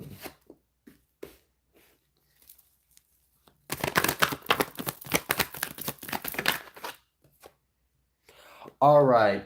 I'm gonna be honest with you, Ron. It kind of feels like intimacy, love, and connection is coming in next month. Oh, it also feels like something might be strengthening. So maybe a connection is getting stronger, is getting deeper. That may be what's going on here. Also, like if this is a relationship that's already existed, has already been in place, like this is someone you already know, this isn't a new thing, it's just getting deeper. If there was conflict, that's coming to an end. If there was like arguments or disagreements or, sour ideas or impressions of each other or whatever like that, that's getting cleared. Um, if this is new, there's none of that, period. There's something very strong about this relationship and connection. Also, they're showing up as smart and independent. That is how this other energy is showing up, Ron. They're showing up as a very a smart cookie and independent. So you gotta, if this is a woman, it's a strong woman in your life. Um, yeah, very intelligent. I think you'll appreciate that. Okay. You okay? Oh, did you sit on the plug? Don't do that. It became a. Shut up. Shut up. I know. Okay. All right. No one likes you right now. No one likes me. Oh. You're mean. All right. What else is coming through for Ron? We got judgment. All right. So like what? Is it just the lovebird season? Is that what's going on, Spirit? You're like it's just time for unions to take place? Like It's just after Valentine's Day, like it was last month. Judgment, 10 of Cups, 9 of Wands, the Sun, 6 of Pentacles. And it's spring now. So you've got really good energy. You've got good karma that is coming your way. So that you've got good karma that is coming your way. You've got happiness. It's literally the judgment for next month that's coming in, the new energy that's coming in your life, the divine judgment over your life is for you to be happy, for you to have safe boundaries. So no one's going to be crossing your boundaries. There's nothing like that. They're reinforced and they're pretty strong. Okay, so no one's going to be crossing any boundaries. You're going to be happy. You're going to be really happy with what you're receiving. So you're going to be receiving new things in your life and you're really going to enjoy it. And then that's just going to add to more abundance. I am so glad I'm receiving this. That happiness and glad that I am feeling is making me abundant to receive some more things. So I just see ultimately it kind of seems like I don't know, maybe there's love in the air. I don't know if you're open to love. I don't know if that's a possibility, but that's what came through. And it also came through with just like overall like happiness and good times in general. So I just see good vibes ahead of you. Let's see if there's anything else that wants to come through. His response was thanks, not looking for love, but open to it. You guys are amazing. Okay. Thank you. All right. Anything else you would like to say to Ron before we move forward? What great thing is coming up in April 2025? Wish fulfillment, 9 of Cups with the moon. There's some kind of hidden wish fulfillment. And what I think is what's coming through isn't what you're looking for or anticipating or expecting, but it's exactly what you maybe need or want. It might be the exact thing that your soul or your spirit really needs to be uplifted. So that's what's coming through is something that you might not realize is actually wish fulfillment. So yeah, I mean, God loves you and God knows what you want better than you actually do. So it seems like something that's actually wish fulfillment, whether you realize it or not now at this time, is what's coming through next month.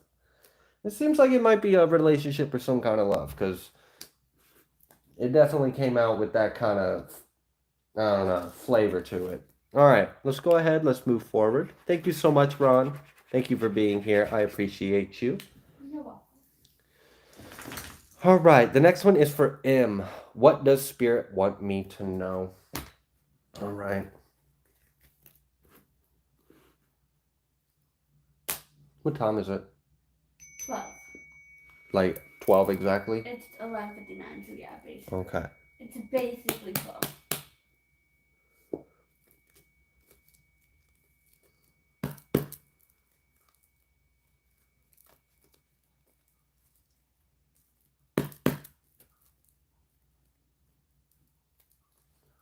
All right.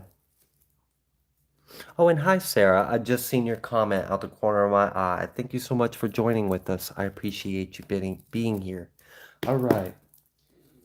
So for M, Spirit, what do you want M to know? What do you want M to know?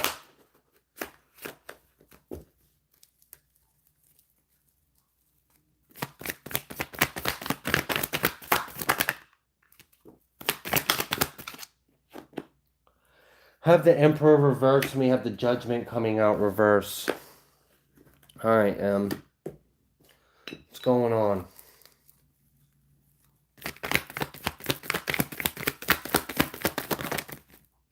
Hermit. Honestly, I'm getting the energy of Spirit might be wanting you to know that it might be best to keep to yourself right now, because there might be someone around you that's not using their best judgment and might not be having the best intentions. Well darn. Okay, what else?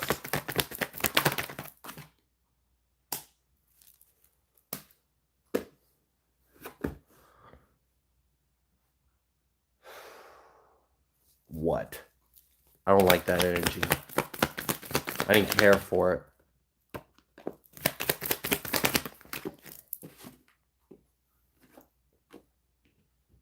All right. So the first card that came out here was the Emperor, and it came out reversed. So I don't know who this Emperor is. It doesn't have to be a masculine at all. Could be a feminine. But they don't seem to be that great right now. And you're being asked to kind of like keep to yourself. Don't have anything to do with this individual. I don't know if this person has a family member that they're talking to or working with, or they're talking to, like, I'm not sure exactly what's going on. There is a layer of a family member. I'm not necessarily sure that this is necessarily stating that it's your family member. It could be, but there is some kind of family member that's involved in this, and it's like they're in each other's ear, and there's not that great of a gossip going on amongst them. I don't like that energy. It's like someone is gossiping to a family member, or they're gossiping to a close friend, or they're gossiping to something, they're talking about something. I don't really care for that energy. I don't like the idea of like other people being involved in this when we've already addressed that the first person involved in this doesn't have the greatest intentions, and the thing that came through was for you to try to like keep to yourself. So there might be more than one person involved in this kind of energy, and they might not be investing the greatest of things towards you. So let's see if we can find out a little bit more. What does Spirit want him to know? Got this Two of Swords. They really want you to cut someone out your energy. All right, M. I don't know who this individual is, but there's someone in your life that is talking to someone else in some kind of way. They don't have good intentions of you. They don't have the best judgment. They're not your friend. They don't like you. They don't have good intentions towards you. You're being asked to cut this person out of your life and out of your energy because of that.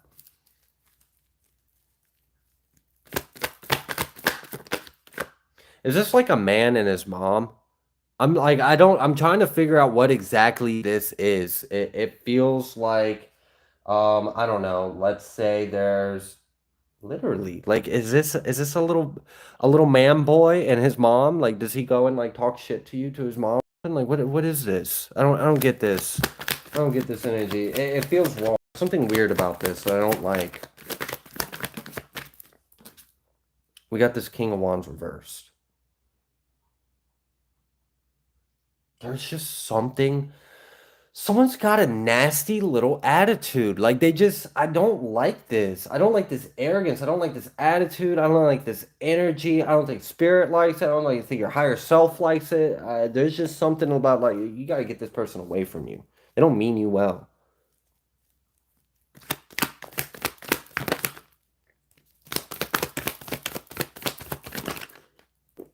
All right, we've got this Knight of Wands. What is this Knight of Wands? We've got this Nine of Pentacles. And there's two. I'm literally going that they're going, whatever this individual is, I feel like they might be trying to attack your ability to be independent, your ability to be financially independent, your ability to take care of yourself and provide for yourself. It's like they want to attack that. Why? I don't know. I don't trust it. I don't like it. I'm already getting irritated. I'd rather just, yeah, I don't like these kind of energies, because it feels sick. It feels like there's some kind of weird codependence in this. Like, I don't know who all's involved and what's going on in this. I don't know if this is like some sick little mama's boy that's got an unhealthy relationship with his mother, and like he's trying to attack your sense of like stability and happiness or whatever this is. He's attacking your ability to provide for yourself. He doesn't have he has ill will to you. And I don't know if he's like gaslighting you, like, oh yeah, you should come stay with me, everything's fine, but really he's like trying to get you dependent or hooked on him. Like, there's something fucking weird about this, and I don't like it. I don't know who that energy is, but it's like they have something wrong going on psychologically, and it's not healthy. And there's another individual that feels like a family member, and honestly, I feel like it's a man and a mother. I feel like that's what this dynamic is, but I could be wrong. But it doesn't feel great. This doesn't feel right. And it feels sick. It feels like there's a sick energy. And I really just feel like something is asking you to get the fuck away from these people. Because there's something not right about it. Why are they taking action to get like, there's just nothing's right about this. There's something arrogant about this. I mean, for all I know, this could be like your brother and your mother, for all I know. But I'm not thinking that is what it is. But I don't know. It could be. All right. What else would you like him to know?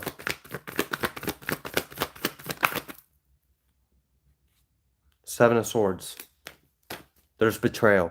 There is false, sneaky deception, betrayal. There's lies. There's some kind of harm. There's ill intent, and that's what they're trying to warn you about. There's someone that doesn't mean you well. They may be talking with someone else, planning this. I don't know. All right. What else do you want him to know? So clearly there's an enemy. Clearly they're not great. I think we understand that now. Six of Swords. Walk away. You need to get away from this person.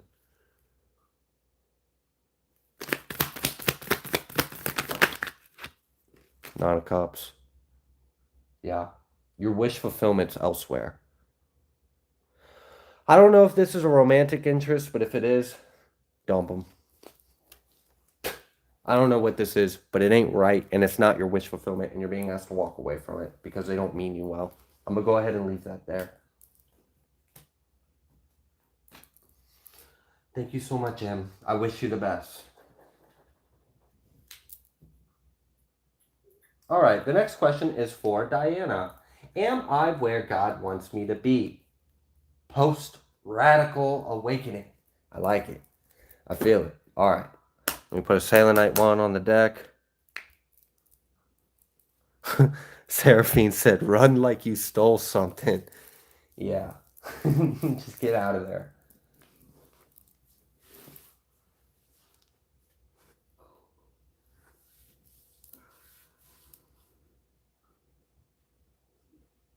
That literally felt like the energy of a man that lives with his mom or has like some kind of like unhealthy codependent relationship with his mom, and then like is trying to do weird things to the other person's finances or ability to be independent, so that way you could be dependent on them, and then y'all could just have this big house of dysfunction. Like, it didn't feel right.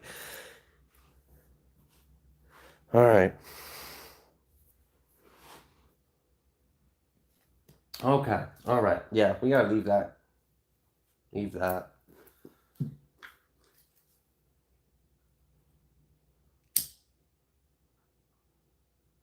All right. We are almost there, guys. We are almost there. Let's just do a quick count how much we got left. 2, 3, 4, 5, 6, 7. 7. All right, we are getting through it, y'all. We are getting through it.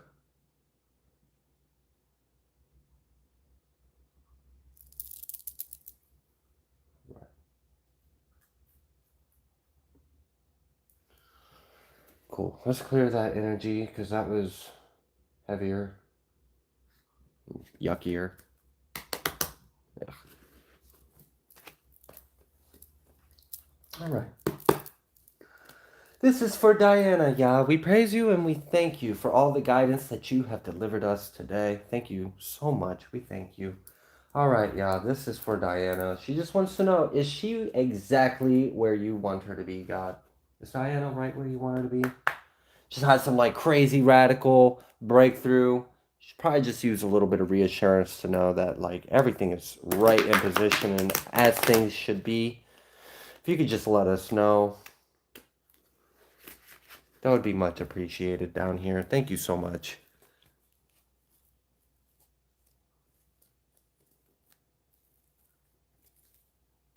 All right. Is Diana, is it Leanna? No, I don't think it's written down as Diana R. I don't know if someone was Leanna T is am I the chosen one that I have been hearing? We got a few more till we get to you, Leanna. It's just a couple more. Right now I'm doing Diana. Okay, I thought No, you're okay. I got mixed up. You're My okay. dyslexia kicked in and I put a wrong letter. No, you're okay. All right. Is Diana exactly where God wants her to be? We got Five of Wands reversed, which is great. We got this Devil. Oh, dang. Yeah, you're right where you need to be. Right in position.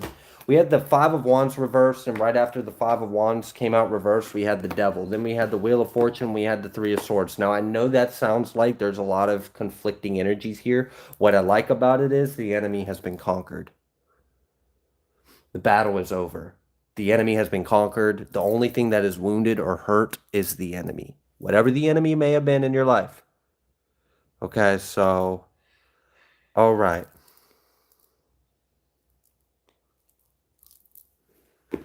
Okay.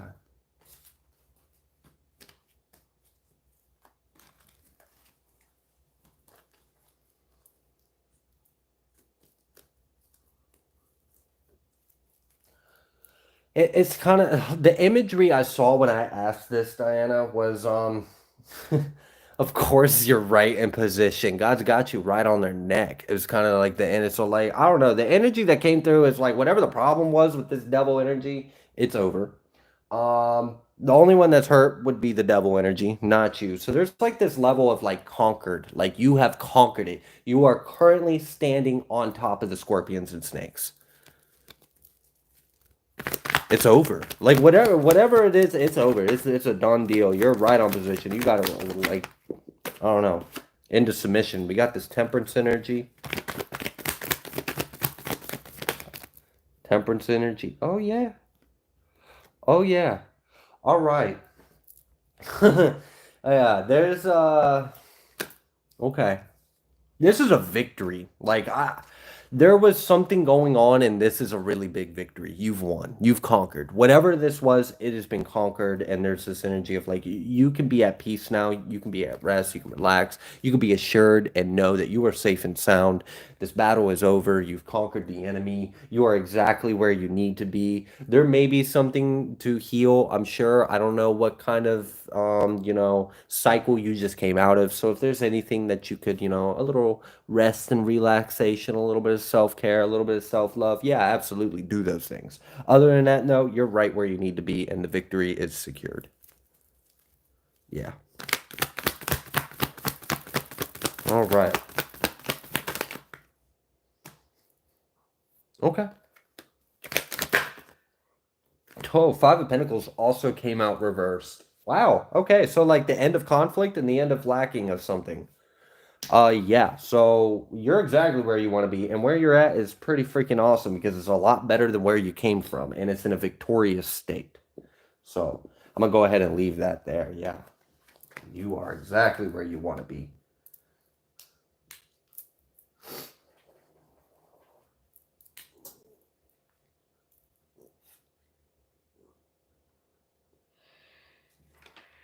Okay. So the next question is for Chris. Chris wants to know, can you give insight on the intentions of family trying to contact us this week? Sure thing. Let me just put a little selenite one on the deck of cards real quick. Thank you all for being patient with us, even though we experienced minor technical difficulty halfway through the show. I apologize you guys can't see the camera or the cards, but thank you for still being here. It's Deanna, but not Diana. Okay. Sorry for mispronouncing your name. But thank you. Thank you for participating and thank you for being here, Deanna. Hopefully I'm saying that right now. No, you didn't. I'm pronouncing it wrong. I was pronouncing it Diana, and I think she was saying it's Deanna. Oh. Yeah. So it was me. You don't need to be corrected. I was just pronouncing it wrong. All right. So this one is for Chris. Heavenly Father, Holy Spirit, if you could allow me to connect with Chris's situation just so that I can be a messenger of truth. Thank you. All praise, all glory goes to our Most High Yah. What are the intentions of the family that has been trying to contact him at this time? The moon, the star. The first card out here is the star. The second card that came out here was the moon. Both are upright so far, so we'll keep going.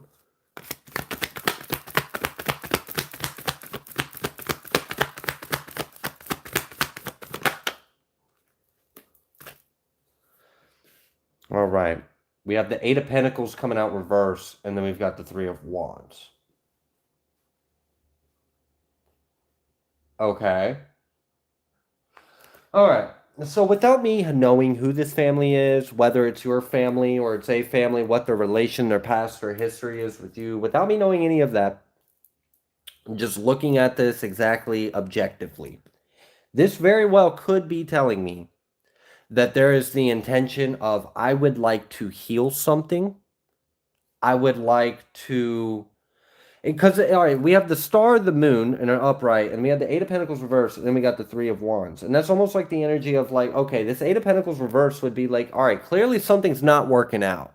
Clearly something's not that great, and it's not the best. It's not what it could be, not what it should be, not what it's supposed to be. Maybe we can change that.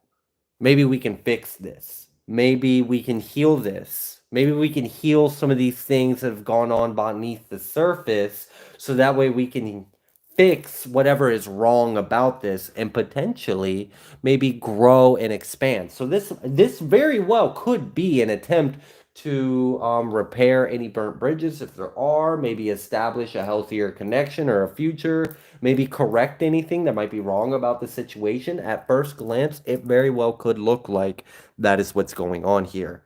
I'm not going to make any claims yet. I'd like to look a little further into this.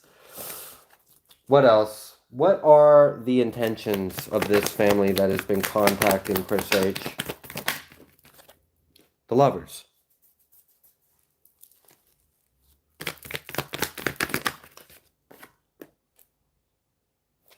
Okay.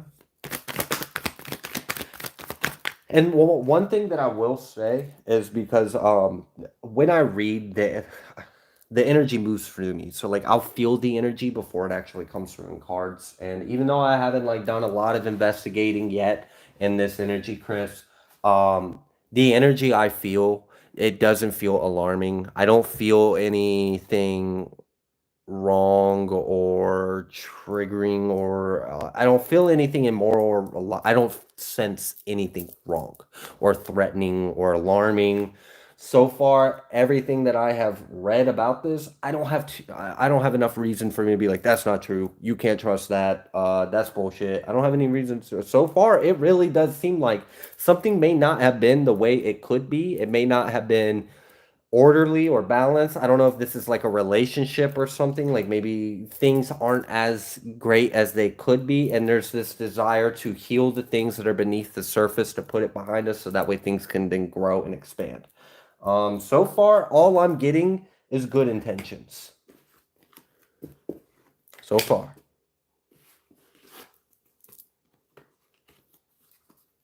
All right, Chris, let's see if we can figure out a little bit more. Looks good, sounds good. I'll believe it when I see it. We'll see. All right. What are their true intentions? What is this family's true intentions? Is there anything else we need to know about their intentions?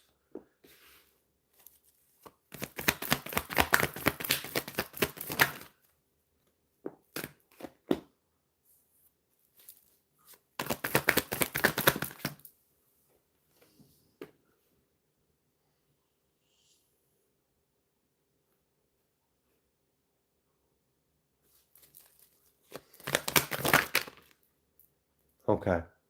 I'm really honestly the main thing that keeps coming through is a desire to improve something, a desire to correct something, a desire to expand on something that is improved and better. There's something that's not right.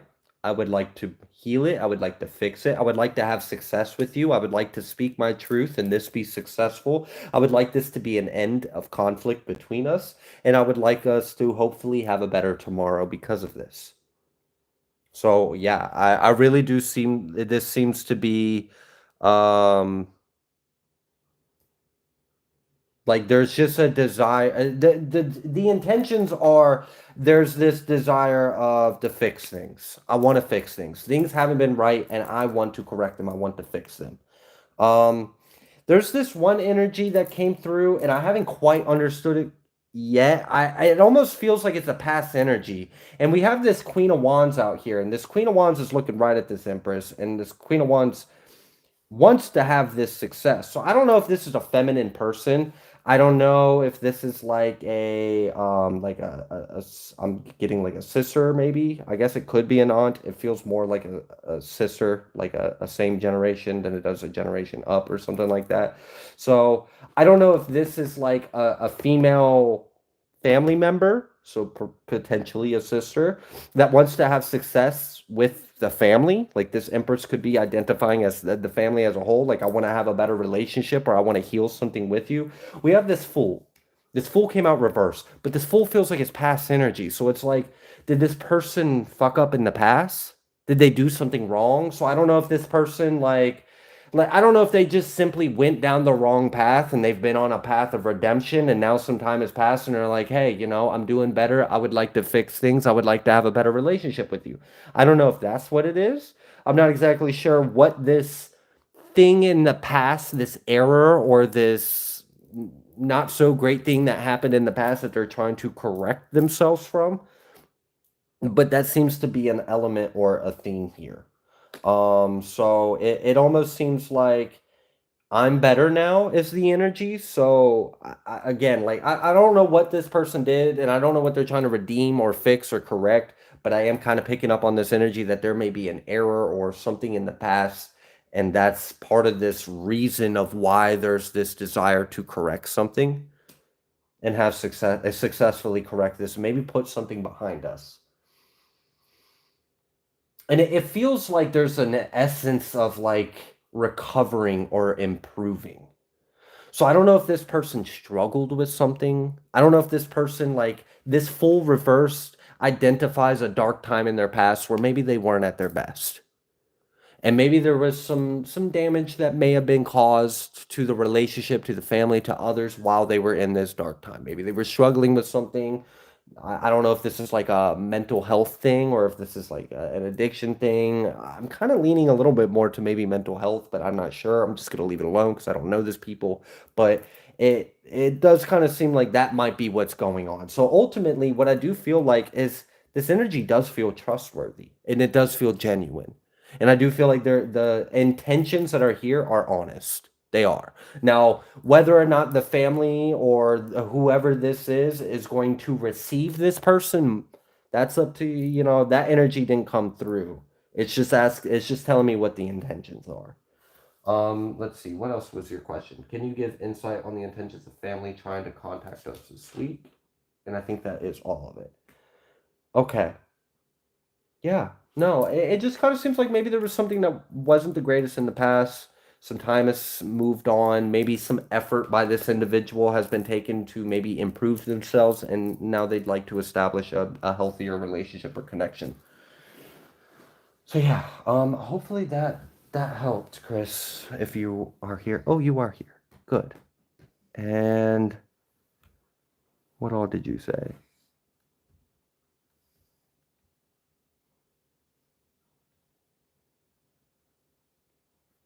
Oh, sister-in-law contacting my husband, even though she was asked to wait until he was done with therapy. That makes sense. She has poor boundaries. Okay. All right. Is there anything else that needs to come through on this one? Anything else you would like Chris to know?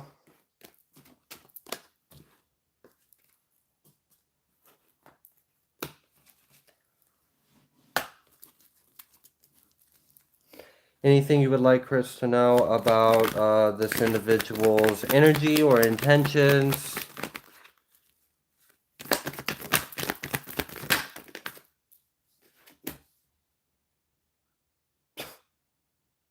Wow, that took a turn. So I sat here and told you about how there was these genuine desires for an improved connection or an improved relationship, and that those were genuine. There was this, I mean, it was an honest, trust, like truthful, I want things to be better. Things weren't great before, I'd like things to be better. That was kind of the theme I was picking up on. But now we've got all these not so great swords coming out. We've got the Queen of Swords coming out reverse. Then we've got the Two of Swords coming out reverse. Then we've got the Seven of Swords. So I'm like, okay, so you might genuinely want things to be better, but are you necessarily going about it the right way? Why do we have all these reversals all of fucking sudden? You know, I felt a lingering energy in this reading, and that's why like I hadn't closed it up yet. That's why I haven't wrapped it up. I was like, there's something here still that we haven't gotten to. All right, let's find out. All these swords reverse, Queen of Swords reverse, Two of Swords reverse. The only ones that's not reverse, it's the one you want in reverse, the Seven of Swords. So great. What is this? What are their true intentions? What else do you want Chris to know?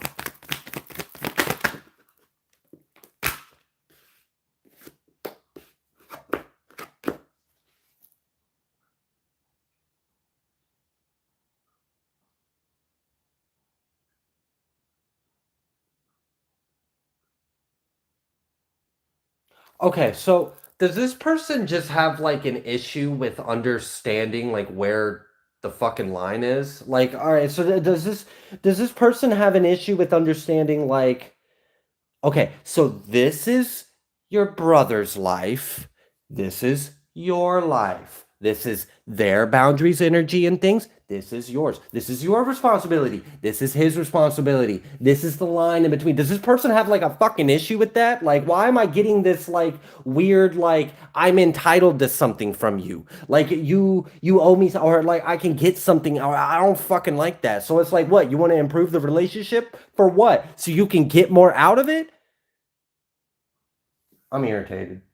I'm sorry. I'm sorry if I sound irritated, but I am. I am starting to get irritated with this energy because like I was really trying to like vouch for this energy. Like it felt genuine, this desire for things to be better. This desire, like I know things were wrong in the past. I want things to be better, but like your reasoning and your approach to doing it is still wrong. So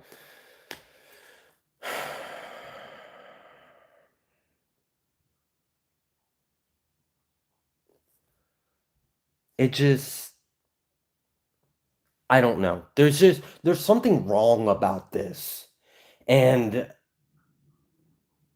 I think the reason why this feels so wrong is because it's like your family. So why do you even have this kind of energy?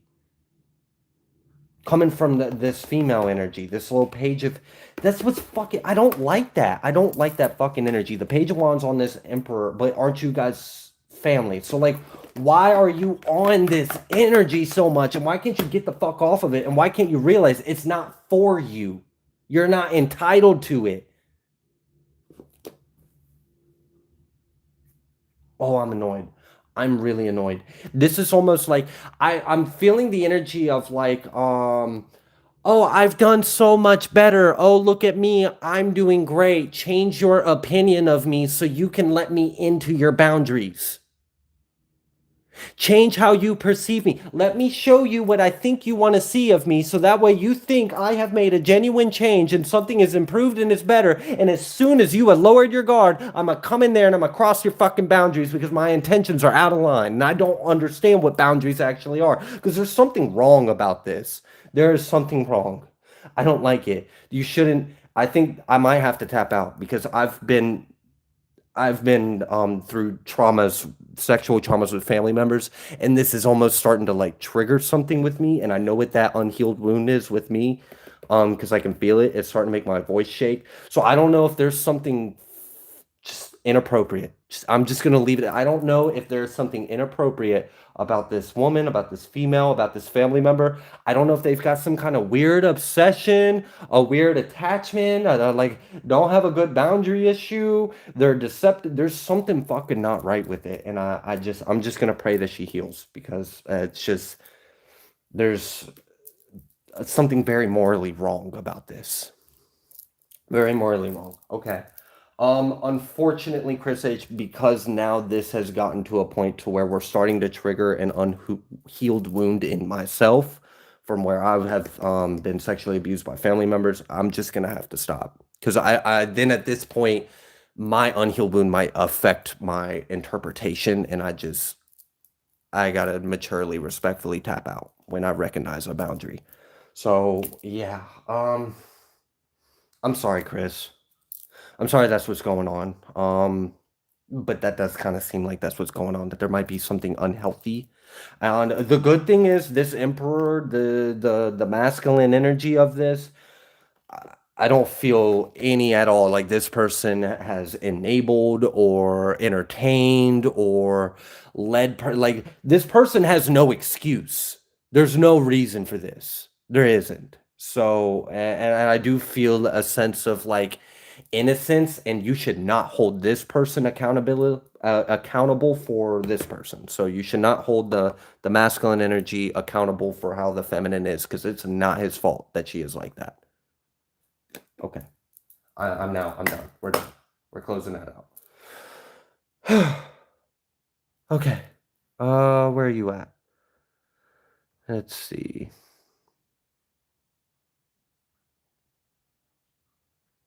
She has poor boundaries. She has had a feeling, done a lot to interfere in the relationship. Oh, your birthday's tomorrow. Well, that's good. Happy birthday. Pretty sure she's trying to cause problems between us for my birthday. That's shitty. But you're going to have a great birthday regardless, because you're awesome and God loves you, and it is spoken and it is so. So congratulations on your amazing birthday in advance. All right. Borderline okay. Honestly, Chris, I'm sorry that this is what's going on. I'm relieved that you said that comment, because doing this kind of work can be hard sometimes, because I don't know the full story, but sometimes like I will feel shit that's triggering and upsetting, and it's like, I don't want to say that, but that is the energy I'm picking up on. So yeah, that makes sense. The borderline incestual about him, like she is competition. Oh, oh wow. Entitled to everything. Oh, okay. All right. God bless you, Chris. God bless your home, your family, your relationship, your life, your future, your tomorrow. May anything immoral and wrong be brought to light and be healed. That was, yeah. Okay. Gosh, yeah. The moment like I felt that energy of like, why does this feel like a family member having sexualized energy towards a family member like that? I mean, I almost started going into my trauma space because of that shit. So there's definitely something wrong about it. All right. The next one is for 7P Playton. What is next for me? Let's find out, 7P. Just give me a second to clear that energy, because that one's going to need some Palo Santo.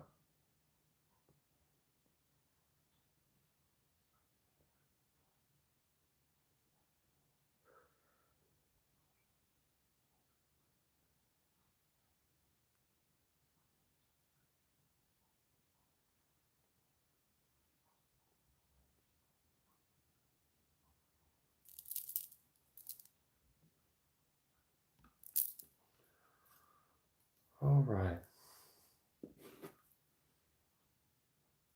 We're almost there, guys. We're almost there. Thank you all. Yeah, we're on the final page. 1, 2, 3, 4, 5. Okay. All right. Holy Spirit, what is next for 7P Playton? What is next for 7P Playton?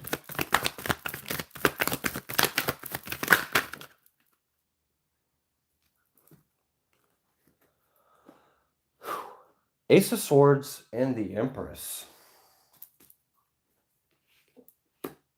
Six of Wands. Damn. Well, you gonna be happy? I mean, there's something like you successfully accomplished something. Like I don't know if this is like a milestone.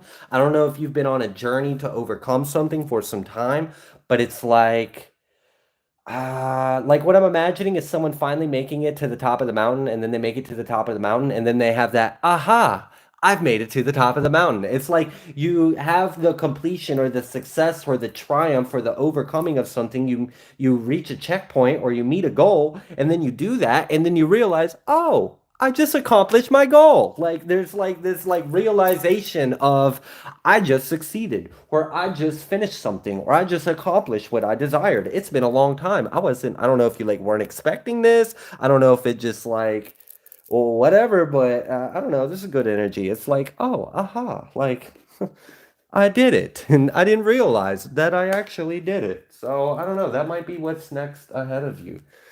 Can we get some more information as far as what is next ahead of 7P Playpen? King of Pentacles?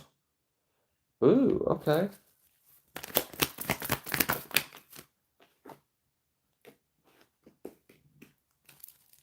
All right. So now we've got, what is this exactly? Because this doesn't feel like what's next. I feel like this is like what you're bringing to the surface to release because of this. All right. So you may actually find that you have accomplished a goal or just succeeded or overcome something. Now, when there's going to be a moment where you actually recognize and realize like, oh, I did it, or I made it, or I accomplished this, or I put this behind me, or I've overcome this. Whatever this is, you're going to realize there was some kind of successful completion of something. When that happens, this may bring arise a wound in regards to something. Now, whatever this is, this could be a wound of failure. This could be a wound of inadequacy, a wound of self-value, like maybe I'm not enough, or maybe I'm not good enough, or maybe I'm not doing enough, or maybe I will fail, or maybe my work's not good enough. Like whatever that is, there could be wounds of that come to the surface. So like, let's say you just accomplished something, or you just overcame or put something behind you that maybe in the past there was a version of you that wouldn't have thought you could, and you did, and then you have the aha of like, oh, I just did this, and then in that moment of realizing, now that shadow gets brought up to the surface, but it's like, but wait a minute, I thought at one point in time you believed this about yourself. How could that be possible if you're actually this? So there's like that moment of like, okay, you're stepping into the light, and that light is going to bring something unsuppressed, unhealed, unaddressed back to the surface. You just accomplished something. It's a big, it's a big win. There's justice in this, and then there's like a level of like healing. So you're going to accomplish something. You're going to realize, oh, I just accomplished something. And then in that moment, in that realization, you're then going to have to address an aspect of yourself. This feels like shadow or wound related. And then when you address that, you're going to realize you just brought yourself justice. So it's like you came full circle in something. You've came full circle around. You've came back, you revisited, and you completed it, and now you're leaving it behind you. So there's growth. Growth completion in this. Okay. Anything else you would like 7P Playton to know?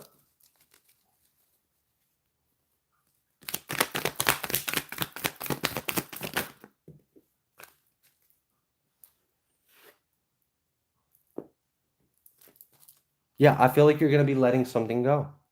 You're completing something. You're completing a soul lesson, actually. Like this is more than just like completing something. Like you're completing a pretty substantial lesson that your soul, like a chapter in your soul's development. Like you really put this behind you. You really mastered, you really integrated, you really healed this, you overcame it, and now you're moving forward. And you're gonna let something go. There's something that you're just gonna let go because you've healed it, or you're releasing it. You no longer need it. So you're going to feel better. You're going to feel accomplished. You're going to feel lighter. And there's just like this sense of accomplishment and growth. All right, what time is it? Oh, wow. Okay. We are almost at 1. All right. The next question we have is for Leanna, I think. I might be spelling that. It's because I'm not recognizing the handwriting. I'm pretty sure I was just talking. Okay, it is Leanna. I couldn't tell if these were two N's or an R and an M or an M. Okay, anyways, but yeah, Leanna, you're next. Am I the chosen one that I have been hearing? Am I receiving second chance abundance is around the corner? All right, let's find out. Let's find out. Thank you, praise ya, thank you. All right.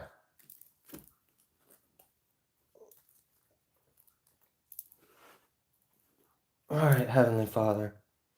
Sometimes here in Earth Realm, we hear great things, and supposedly it's about us, and sometimes we just want to know, are we just self-deluding ourselves, or is this really what we are? So, with that being said, Heavenly Father, Leanna just simply wants to know, is she actually the chosen one that she keeps hearing about? And she's really receiving a second chance? And is there abundance around the corner? Is this all true? Let's find out.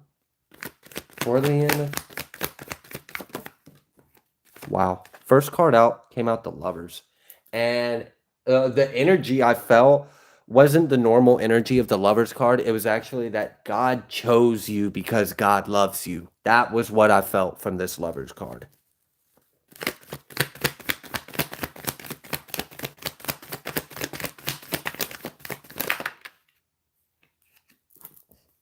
Oh, wow. Yeah. With the, you got two knights. You got the Knight of Swords and the Knight of Wands going towards the star. Mm-hmm. Yeah.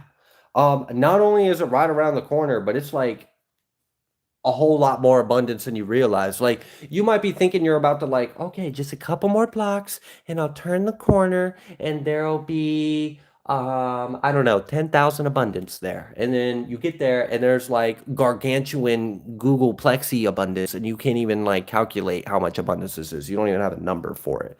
Consciousness can't even like retain the knowledge of how much abundance this is. There's something really big about this coming through. We've got this 10 of cups. Also, by the way, you did kind of ask a yes or no question. The first card that came out, I'm taking as a yes. Some people say Lovers can sometimes be maybes because it's like a choice or something like that.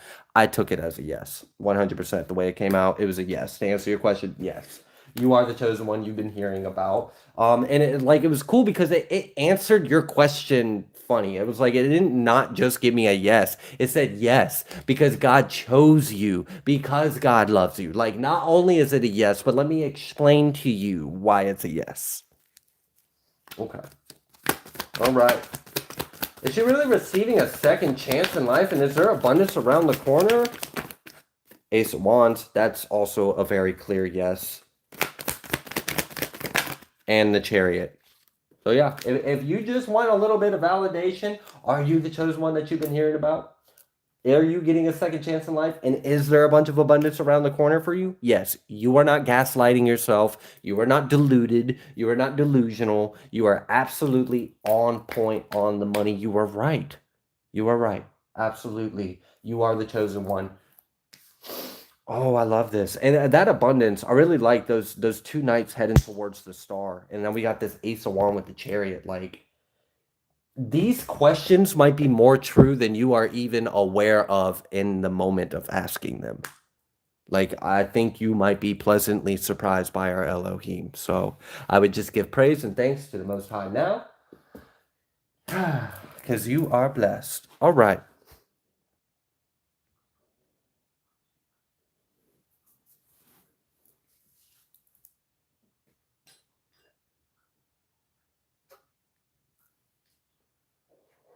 All right. The next question is for Paint by Saphira.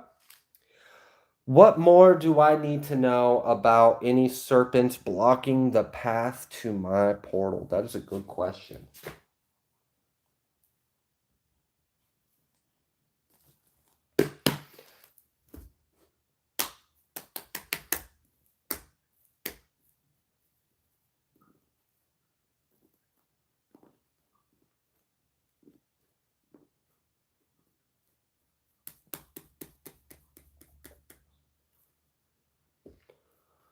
All right.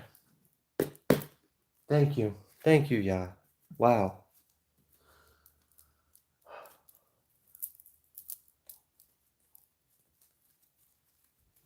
All right. This is for Paint by Saphira, Yah. Thank you so much. I just want to thank you and praise you. This wouldn't be possible without you, God. I'm so grateful for you blessing us with your Holy Spirit. Every day I'm amazed by your love and your greatness. Please continue to reveal yourself to me every day, God. I am grateful for your love. All right. What more does Saphira need to know about the serpents blocking the path to her portal? All right.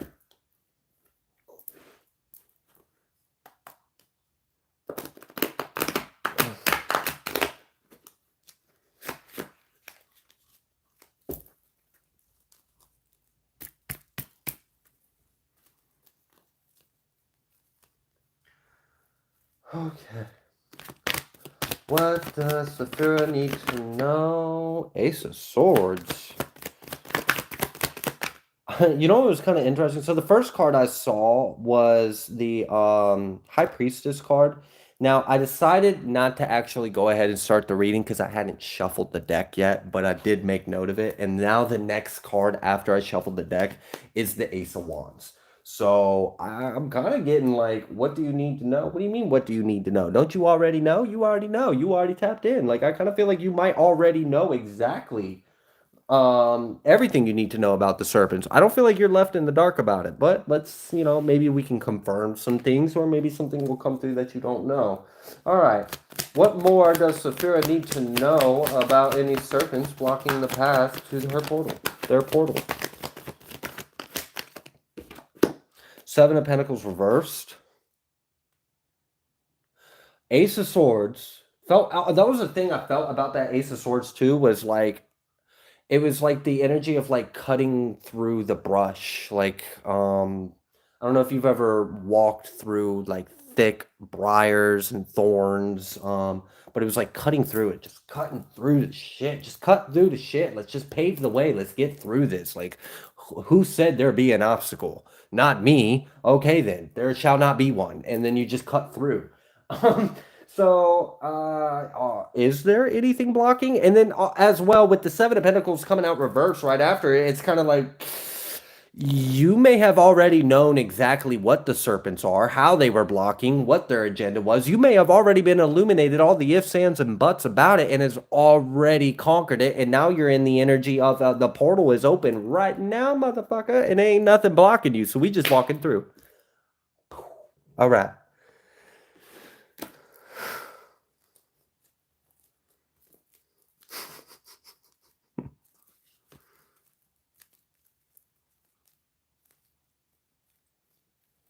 All right. Is there anything? Ace of Pentacles. I'm really getting no. I'm not getting there's anything else you need to know. I'm not getting there's any other blockages. There's no hidden enemies. There's nothing hiding underneath the corner or something. You got it all. The Holy Spirit illuminated it to you. You received it clear. You knew what you needed to do. You already healed. You already cut cords. You already released. You already did whatever the hell you had to do. If there's some extra things involved in that, and it's none of my business, that's Saphira's business. But you did what you had to do, and everything got cleared out the way. And the portal's like right here. I think it's kind of funny. Like, you're asking, what about the other serpents that are blocking my portal? And the Spirit's like, are you serious? We're literally in the middle of the portal right now. Like, we are max in the situation. You're asking what's blocking? Like, I'm just imagining you standing in the portal with Spirit, and the Spirit's like high intensity energy going on. Like, it's literally breaking the space time. You're just like, so what else do I need to know before? And the Spirit's like, are you serious right now? We're like right in the middle of it. There is no more prep. There is no more anticipation leading up. You are in the moment of slingshot breakthrough right now. You are in the portal. Awesome. I'm going to go ahead and leave that there. You got this. That was cool. I really like that energy. That was like you've already paved the way. You've already paved the way. It's already paved. Cool. I like that one. That was positive. All right. The next question is for Robin. Robin said, will the people that have slandered me for over 30 years and, in my opinion, are Israel's unaliver, will they ever be stopped? Okay. Oh.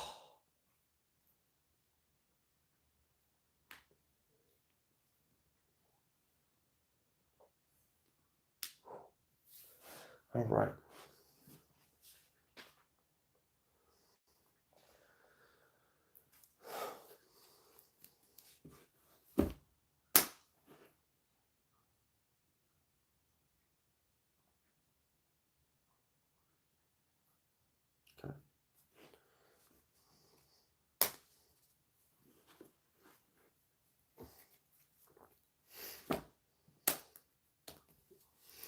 All right, yeah. So Robin has experienced individuals that unfortunately have used the mouth you have gave them to curse and defile Robin's name in life. Heavenly Father, Robin just wants to know, are the wicked, slanderous evildoers in their life ever going to be stopped? Is this going to come to an end? These people have slandered for over 30 years, God. I mean, can you imagine? I'm sure you know, but just if you could have some mercy on us and shed some light on what may be going on or what's going to happen about this. 30 years is a long time. It's a long time. Can you let us know? Thank you. Thank you, God, for inclining your ear to us and hearing us at this time.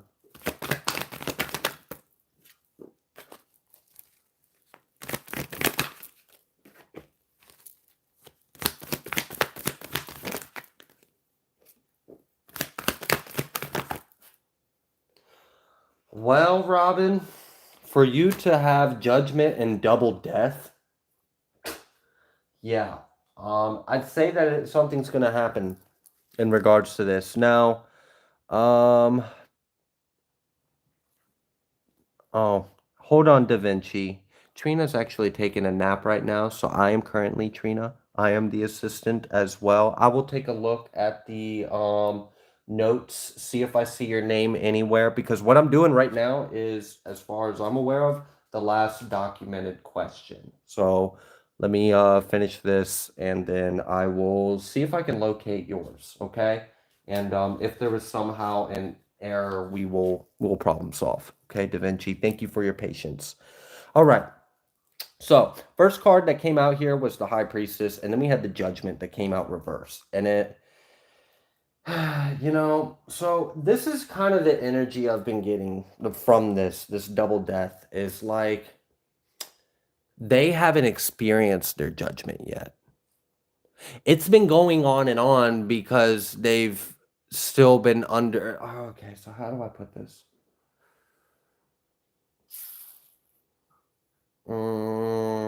Let's just put it this way. They have not received their judgment yet, but when they get it, they will get it in full, and they will get it very thoroughly. It'll be in full, and it'll be very thorough, okay? Now, this double death is like, I mean, just have you read the Bible, like the things that we are told about God's will and what happens with the wicked, what happens with the righteous, what happens in Judgment Day, how all these things get corrected? Because literally what I'm getting in your answer is biblical energy. That's what came through. It was reminding me of God's will. It was reminding me of the judgment, the justice, the things that are like, there's a time and season for everything. And if there was a time or season where the wicked just seemingly did whatever they want without judgment, that is going to come to an end. If you have felt like these individuals have not been getting their judgment, have not been going to the sword, have not been receiving the word, that is coming to an end. We are entering the season of the Mashiach. The Mashiach is reigning every day, every day, every day, every day, every day. And we are in that season. We are in that reign. We are under that rule of the kingdom. So basically what I saw was like, imagine a group of individuals who served a different king.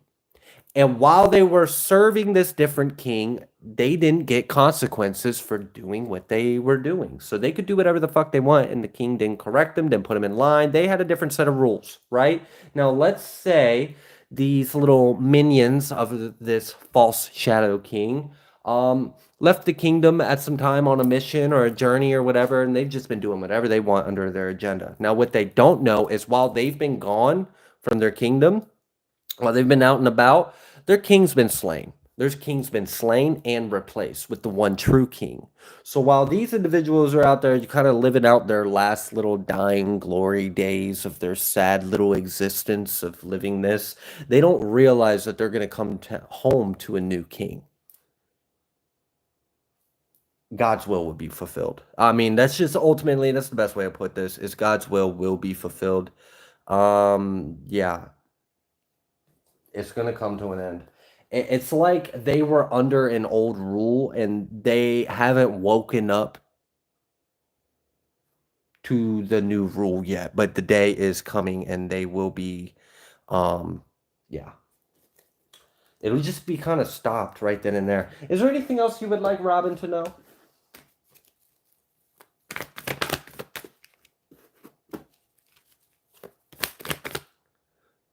Robin? Two of Pentacles came out reversed. And the thing that I saw in my head was I saw one person standing at the millstone or the grindstone and one person leaving. And that's what I saw when I saw this Two of Pentacles come out reverse. And it was like almost like this energy of like, it's not going to matter. It's not going to matter because everything is going to be made right. We are under God's rule. We are under God's judgment. We are under this perfect will that is love, that is just, that is thorough. And yes, there was a time and season where we experienced some things and it was to help us learn and grow. And we are in this new reign. And in this new reign, things are going to be brought to light. Things are going to be brought to order. Things are going to be made right. And the things in your life are going to be made so right that it's not going to matter that there was ever a time where things were wrong. It's not going to matter anymore. So like, this is temporary. This is extremely temporary, and it's nothing compared to the everlasting joy you have in God's kingdom. So I'm almost kind of getting this reminder of like, know what God's will and law and word is over our lives and understand that that is law. It just is. It's going to be what it's going to be. And you can trust that. And in that trust, you can kind of let go. You can let go of this desire or the closure or whatever it may be, the attachment of the outcome. And you can just be in this space of I'm very grateful for what I have in God because I know that's better. Here very soon, it's like your life, your world, your reality is going to be so good. It's going to be so rich, so right, so holy, so godly. I mean, look, when God said, I will wipe the misery and suffering away, like literally meant it. Like in every way that you could mean those words were meant and will be coming into fruition and will be true. So it's just like you're going to be so blessed, so prosperous. Everything in your life is going to be so righteously balanced. It's not going to matter that there was a time where things weren't because the time is now. And the time is now is going to be made right. So yes, they will be put to a stop. It's almost like this energy of like, maybe just let it go if you can. Find a way to kind of let it go and just understand what God's will is over your life. And know that things will be so good here soon. It's not going to matter about the little bit that was wrong or bad in the past. It's going to be made right. It's going to be fixed. It's going to be corrected. It's going to wipe the off of it. It's just clean slate. So God loves you. And yeah, double death. So judgment with double death. They're definitely going to get what's theirs. All right. Thank you so much, Robin. All right. So let me get back. Robin said, "Are they still stalking me?"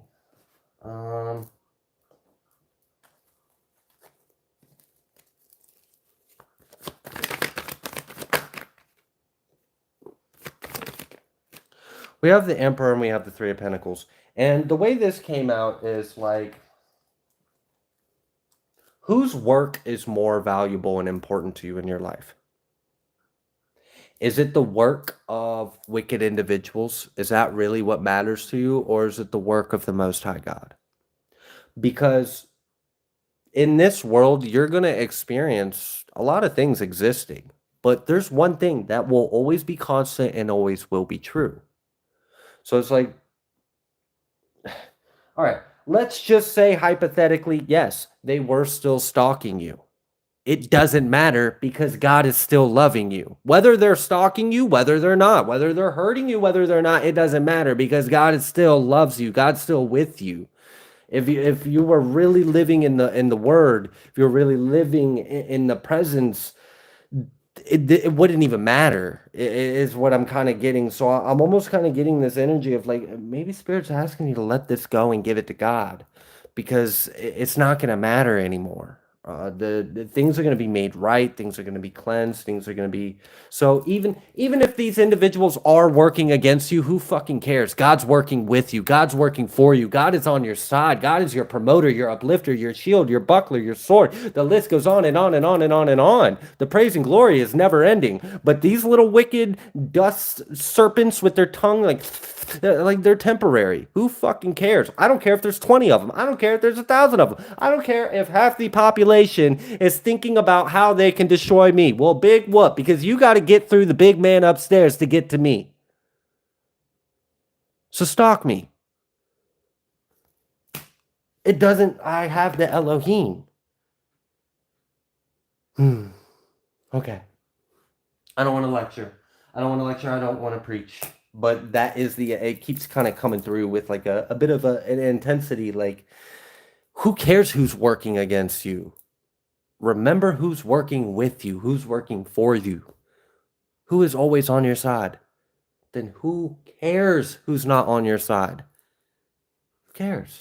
Who cares what they're thinking? Who cares what they're doing? Like, it's just, you're good. Have faith.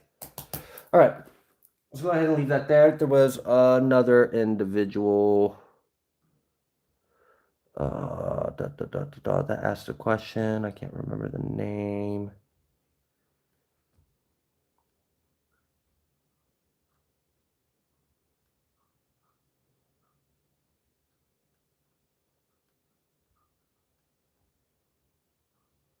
No, I don't see you.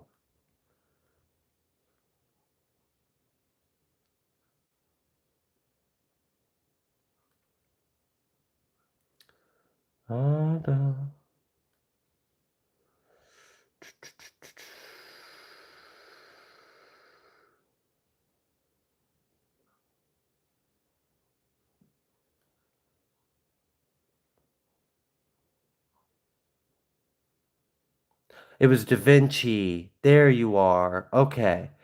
Did I miss my question? Am I out? All right, Da Vinci. Are you still here in the chat, Da Vinci? It was, oh, someone even put it in the chat. Thank you. I'm just now seeing that. Okay.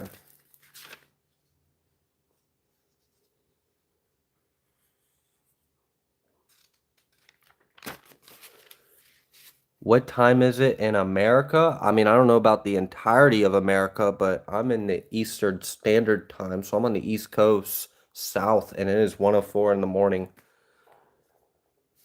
All right. Okay, Da Vinci. That's not a Da Vinci. That's not a Da Vinci.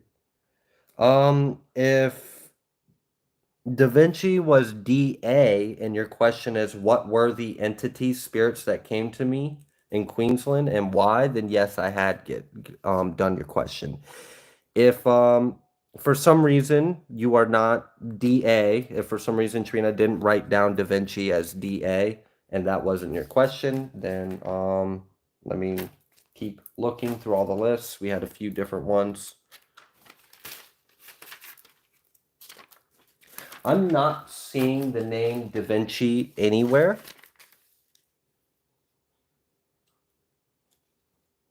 So unless that question was the one I just read, yours isn't documented, Da Vinci. I'm not sure where you submitted your question.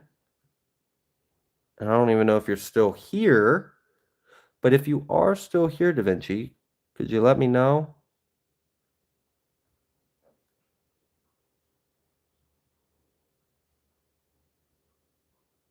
All right. Well, while I'm waiting on Da Vinci, I would just like to thank you all for being here. God bless you, and I wish you a wonderful night. And yeah, just Godspeed and God be with you. All right, there you are, Da Vinci. I'm here, and thank you for that. All right, Da Vinci.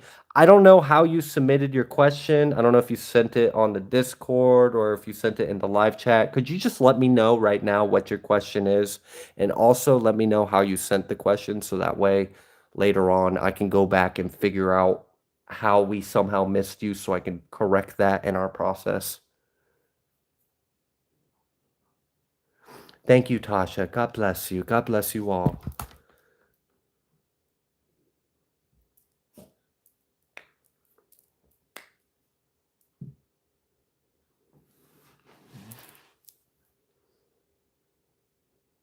That was the question? Okay, good. Oh, it is. That's why she wrote DA. She's so funny. She thought that your first name was Duh and your last name was Vinci, so she just wrote Duh. She's funny. All right. Looks like I just got everyone. So Da Vinci has gotten your payment as you've gotten your question. So God bless all of you. Oh, Tasha, you're so sweet. God bless you. All right, I'm gonna let you all go. Bye. I hope you all have a great day and enjoy the eclipse season. Thank you for participating. I'm gonna let you all go.